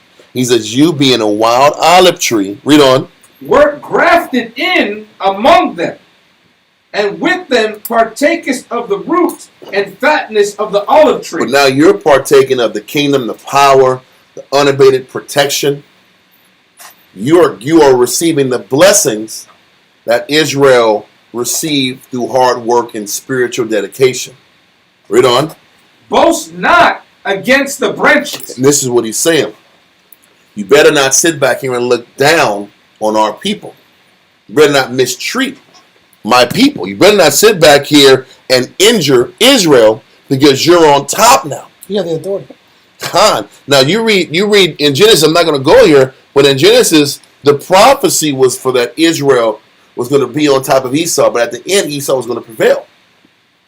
Okay, that was part of the curse. Matter of fact, let's go there. I might as well go there. I shouldn't have talked about it if I wasn't going to pull it out. I think it's Genesis 27. I think it's 27, and it deals with Esau and Jacob. And it said when the Most High broke down when Jacob gave Esau his blessings. Yeah. 40, 27 and 40. Yeah, it's 27 and 39, 38 through 40. Genesis chapter 27 and verse 38. Read that. And Esau said unto his father, hast thou but one blessing, my father? Bless me, even me also, O my father. And Esau lifted up his voice and wept. Yeah, he was crying like a little baby. Read on. And Isaac his father answered and said unto him, behold, thy dwelling shall be the fatness of the earth. Meaning the way you survive is off the natural resources and what the earth can provide for you. Okay, whether it's from farming and agriculture or mining minerals and taking substance from the earth for your benefit. Read on. And of the dew of heaven from above. Mm-hmm. And by the sword shalt thou live. And we understand that the modern day sword is the gun. And this man has lived and thrived based off wars, destruction, killing people. That's how Esau has made his bones on earth. It's through war. Read on. And shall serve thy brother. Now listen, for many of years, Esau was subject to Israel all throughout the world. It's not just talking about in the Israel region with Esau and Edom. Listen, when you go through the history in Britain, there were certain areas of Britain that was black. There were certain areas in Britain that was white. Tacitus, which is a Roman author, said that the people of southern Britain were swarthy, and the people of northern Britain had blue eyes and red hair. He says the same thing about the people in Germany. There were black people in Germany. There were white people in Germany. Esau and Jacob has been around each other from the beginning of time. Hell, Greece. Greece had our people there, and Greece had Esau there. Same thing with Rome. Rome had the Etruscans, which were black people, and you had the white Romans. So when Israel wants to tell you that it was just black folks, no, it was black and white the whole time. We were always cohabiting with each other, fighting against each other in some kind of struggle. Now the prophecy says that Esau was going to serve us for the majority of the time through history. Read on. And shall serve thy brother, and it shall come to pass, when thou shalt have the dominion, that thou shalt break his yoke from off thy neck. He says it's going to happen that the dominion that our people had over Esau was going to break. And they were going to have the power and dominion over our people down the line. And that's how Europe got transferred from being a black power to a white power, because our people had control over all these jurisdictions around the world, in Israel, in America also, in Mexico also, in Central America also. We had jurisdiction over there. We had dominion. And eventually Esau took us over from there. They took us over in Africa. They took us over in Europe. This was the prophecy, and this was the prophecy that Jacob gave to Esau. But we were going to have dominion first. They had it second. We're going to have it last. Okay? So that's all I want from that verse.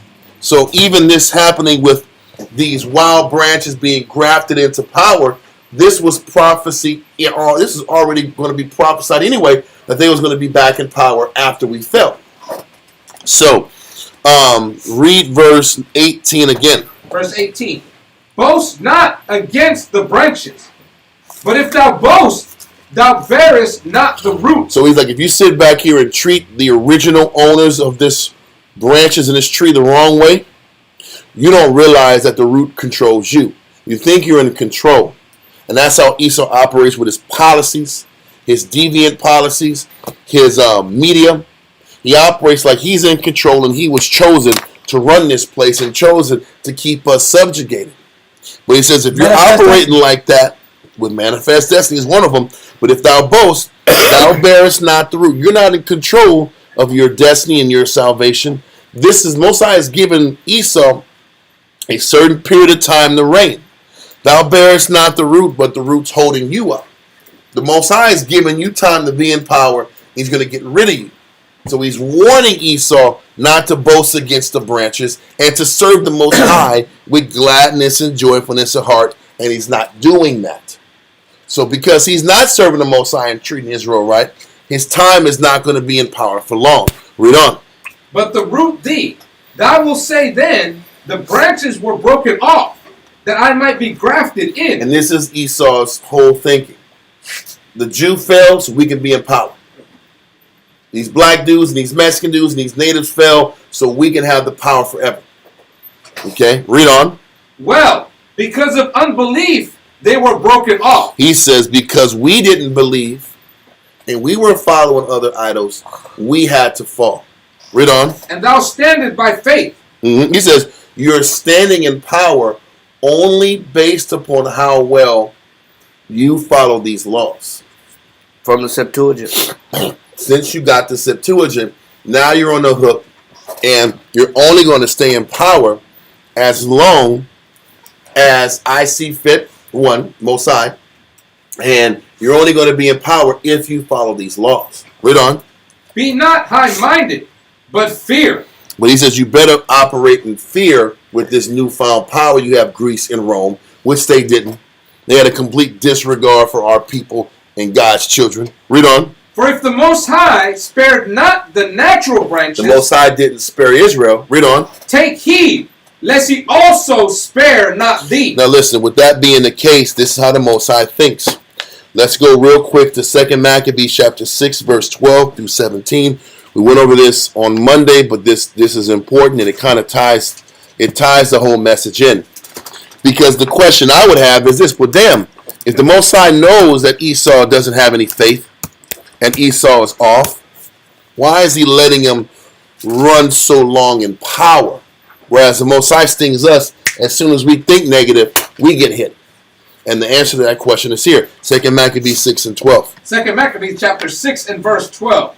Now I beseech those that read this book, that they be not discouraged for these calamities, but that they judge those punishments not to be for destruction, but for a chastening of our nation. So our branches were broken for chastening, not to be a complete destruction. You see how everything ties in?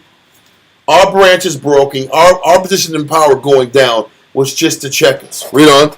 For it is a token of his great goodness, when wicked doers are not suffered any long time, but forthwith punished. So what the Most High is saying, the Most High loves you if he sees you doing something wicked and negative, and he immediately stings you. That's how you know he loves you. Yep. When you can go through a period and make mistakes and get an immediate response that what you did was off, That's love. Read on. Hold on one second. If I could read one verse. First Yes, sir. Corinthians 11 and 32. This is Paul saying the same thing here in First Corinthians. Mm-hmm.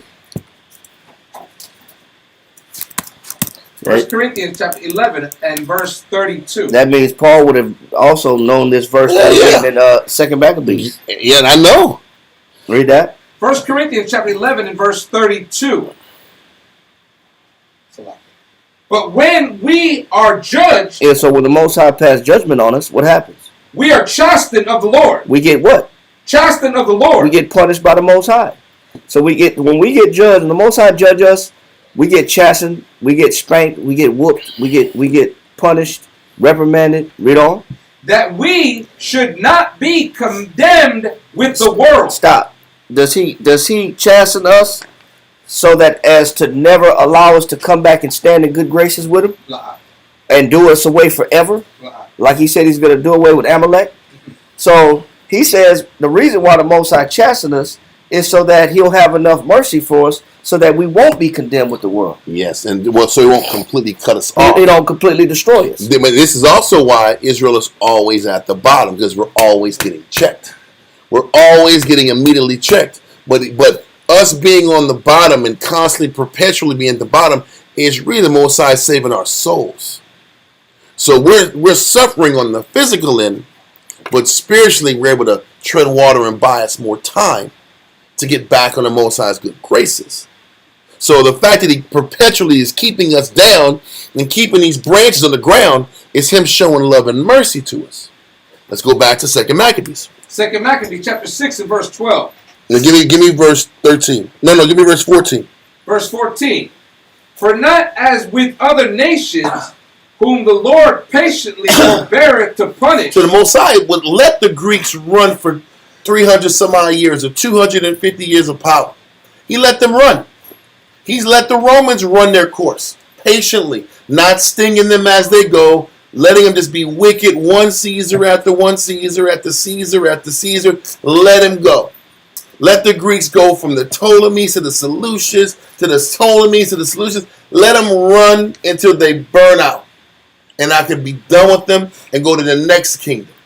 With the Most High, listen, you're going to catch 50 stings in your generation because he loves you. So the nation, he's telling the Greeks, don't get cocky because I'm just going to let you run your course anyway and fade out. So you better be humble to let your time extend longer. But because you're not, I'm just going to let you run your course so that your course is so bad and your actions are so bad, I have no choice but to destroy you. Read on, it's going to explain. For not as with other nations, whom the Lord patiently forbeareth to punish, till they become to the fullness of their sins, so dealeth he with us. So the Most High is like, with the nations, I'm going to let you just run your course and get rid of you. With Israel, I'm going to sting you moment for moment. And that's the greatest love he can show us. And he says that stinging is so that we don't get to the fullness of our sins. Mm-hmm. Because he's letting the nations do. Once they reach a certain level and a certain stench, the Most High cut you off from that point on. And he's not dealing with you no more. But the Most High stings us so that we never reach that full capacity to where we say, I'm done with you. Even with a parent might have a child that grows into a rebellious teenager. And you say, man, you know what? Since you're not gonna follow the rules in my house, then you gotta get out of my house, and you gotta go ahead and you gotta see what the world got for you. Since you don't want to follow my rules, it doesn't mean that I'll never let you back in my house. It just means you gotta go learn what you gotta learn, live the hard way, and then have an appreciation back for me. But it's a hard punishment, but it's justified because you still love that child. But not to do them away forever. It's not you're not denouncing your child forever. Yep. It's just a punishment. But what the Most High does to the nations, once they reach a height of sin, he cuts them off forever. And this is what he's doing with the Romans and the Greeks and all the Edomite nations. That's why America could be in power since 1776 and be a world power since 1945. And they can just do all this wickedness from 45 to present day, and he's just going to let them run and then do away with them. Same thing with the British Empire. Let them run their course, do away with them. This is the Most High's will and objective, and he's saying, hey, just because you're in power, don't act like you're supposed to be here forever. Your reign on the top ain't going to be as long as you think. Especially, Read verse 15. especially when they're dealing with us a certain way. Exactly. Read on. Verse 15. Lest that, being come to the height of sin, afterwards he should take vengeance of us. Read on.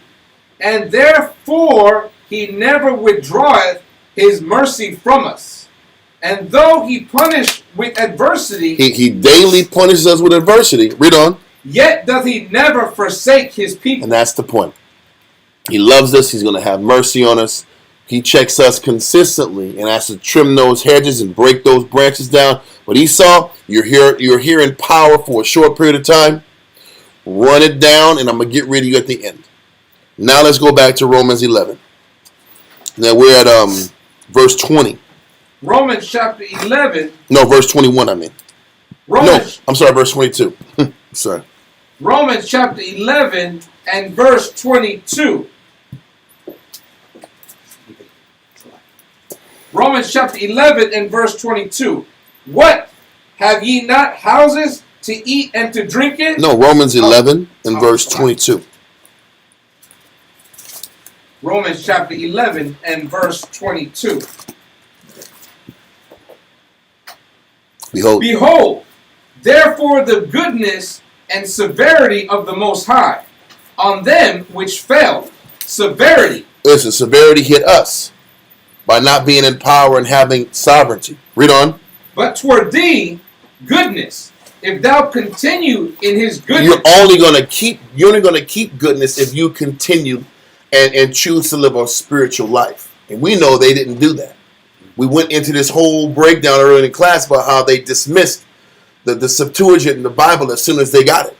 Read on. Otherwise, thou also shalt be cut off. So he's warning him, if the Greeks and the Romans and Esau doesn't embrace the scriptures, he's going to let them run their course and cut them off like he has been doing. Read on. And they also, if they abide not still in unbelief. That sounds like a tricky word, but it says if Israel starts to abide in belief. When it says they abide not still in unbelief, also means if Israel chooses to abide in belief. So if Israel starts to lock back into the scriptures, like the two witnesses end up doing in Revelations, read on. Shall be grafted in. Israel's going to get regrafted in. When we start teaching our people and restoring our people back, we'll get grafted into the original tree like we were supposed to be. Read on. For the Most High is able to graft them in again. So once again, we had to sit back here and fall and then get to the end where we will start teaching our people again. Then we'll get regrafted back into this branch. And as we're getting regrafted in, he's going to be removing Esau out of the position that they once had. It shows the equity of the Most High. Kinda. How the Most High is fair. He did pull us out of our power. He did give it over to a no people. But they're on the hook to sustain his law, statutes, and commandments per Septuagint that they received, that they had translated in their language. Mm-hmm. But if we get right with him, he said he'll let us come back in and be grafted into that natural branch. And it took us years to get to where the Israelite movement is actually even happening. And the teaching's actually happening. And that happens at the end. And that's how Revelations talks about that reemergence of the two witnesses. When the two witnesses kick in, that's how you know we're getting close to the end. And Esau's position in power, they're going to get pulled out and ungrafted from the tree. You see how it all ties in? Read on. For if thou wert cut out of the olive tree, which is wild by nature, and wert grafted contrary to nature in a good olive Read tree. verse 24 again. I got a call from the brother. I can't pick up. Read that. Romans chapter 11 and verse 24. For if thou wert cut out of the olive tree, which is wild by nature, and were grafted contrary to nature into a good olive tree. And we explained how contrary to a spiritual life Esau was. And how this wild oleaster tree, this tree that doesn't even fit into the same genus as the olive tree that's in Jerusalem. He's like, you are a tree that doesn't even fit into this branch. But he says, for if thou were cut out of an olive tree which is wild by nature, and were grafted contrary to nature into a good olive tree, meaning you're not even supposed to fit into this good olive tree. Okay, read on. How much more shall these, which be the natural branches, be grafted into their own olive tree. He's like, these natural branches are going to lock back into their strength quicker than you being in a natural branch can sustain in this branch, in this tree. Okay? They can't sustain this position. They can't sustain it, and just as much as they can't sustain it, we have a greater chance of reemerging and reestablishing ourselves back into the original olive tree. Because of the process of redemption. And it's redemption, and we have a greater chance, we have a greater capability to repent and change than they do. We have a greater capability to connect back to what's natural to us than they can change who they are as a nation, as a people. So is this hate? No. No, this is factual information, historical information, showing the Most High relationship with different nations and His chosen people. And Esau's like, you don't have it in you to live this way. It's not in you. Yeah. But it's in our people to come back.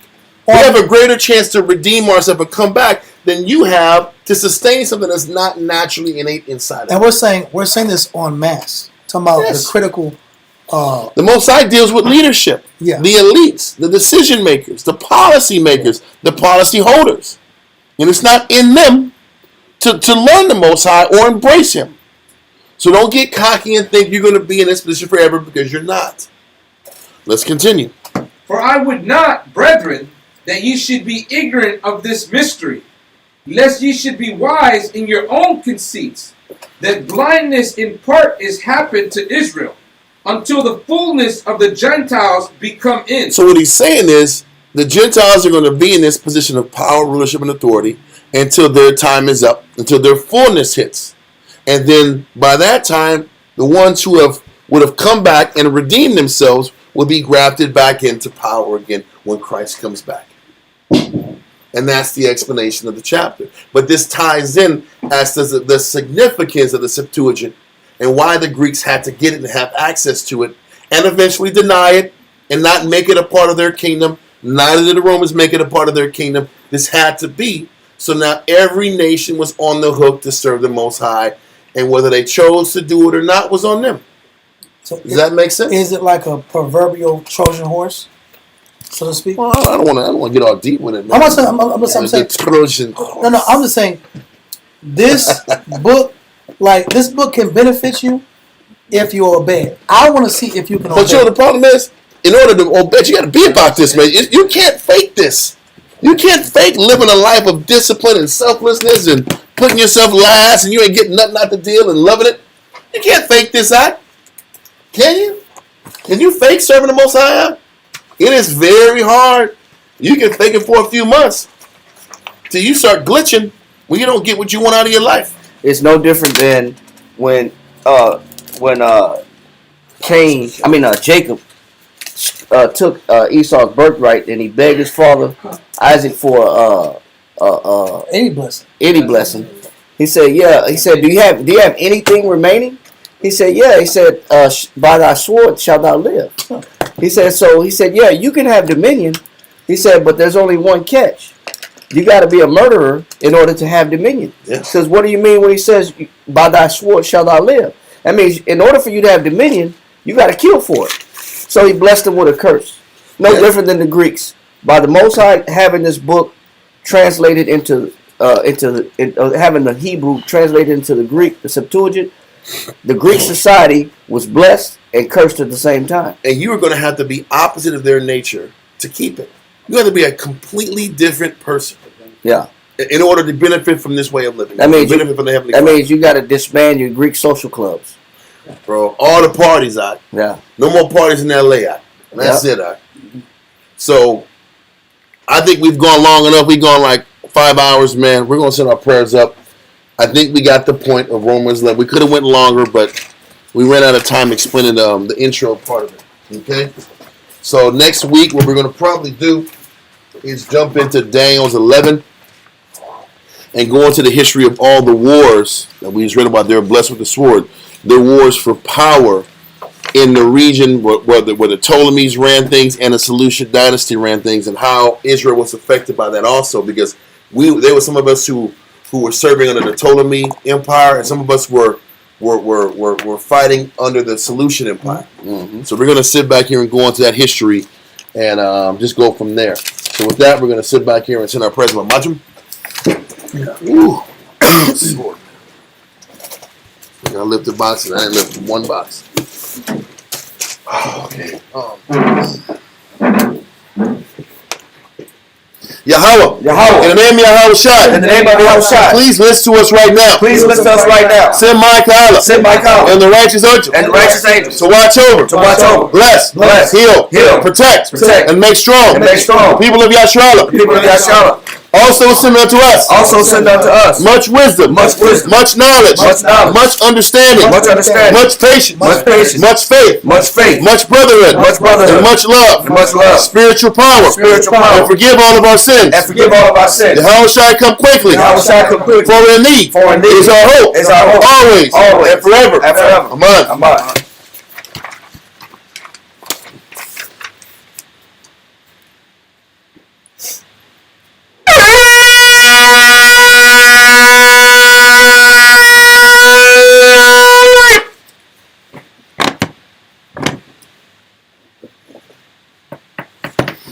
Nothing to know.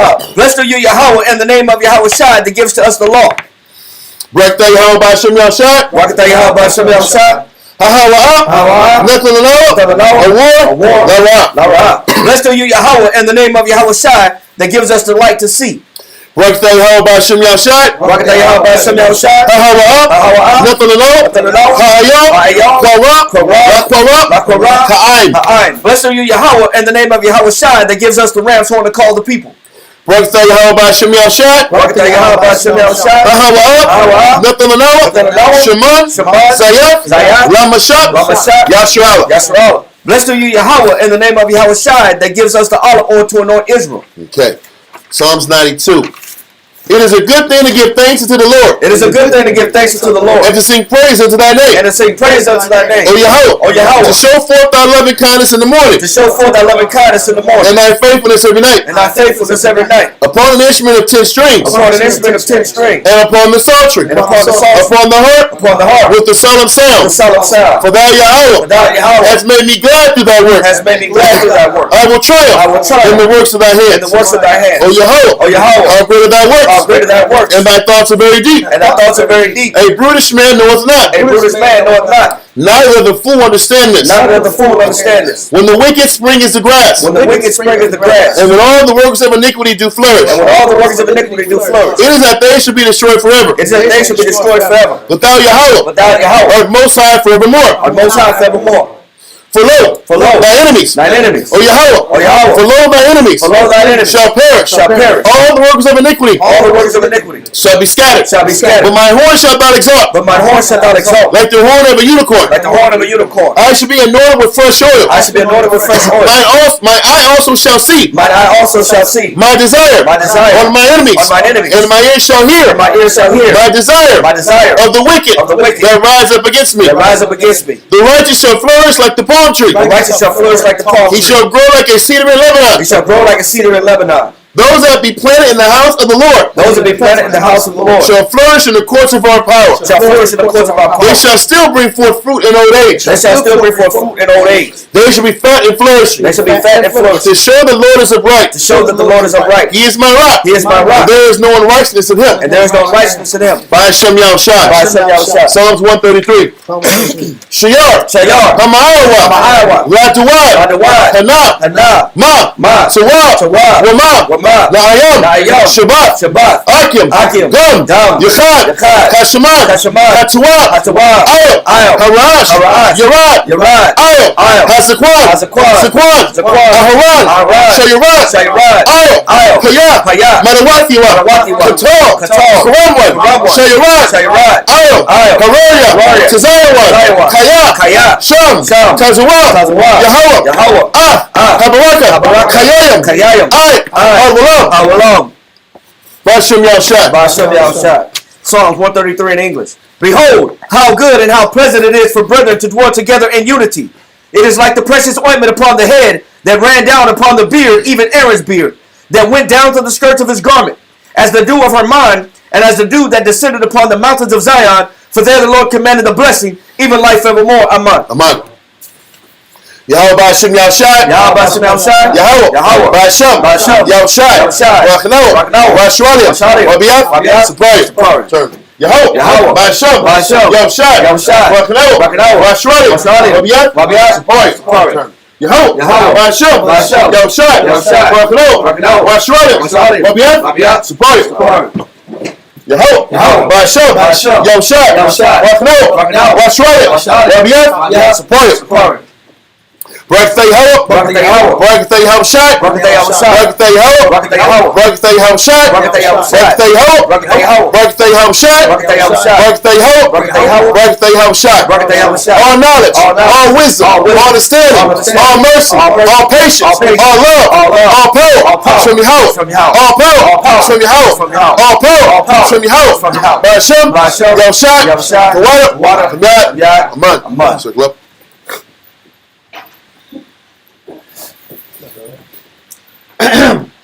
Saluting out the heavenly order, Yahweh, or Yahweh Shai, or Yasha'Allah, men of Israel, Mujah, Rock. Yahweh Hashem Yahshua. Top. Turn and face sisters, please. Saluting out the daughters of Zion, men of Israel, Mujah, Rock. Yahweh Shema Hashem Yahshua. Yahshua Top. Dismiss. Voila. What y'all? Everybody online, throw tune in. See y'all on Thank you. Monday if the weather permits. It's supposed to be bad on Monday, so we'll see. Shalom.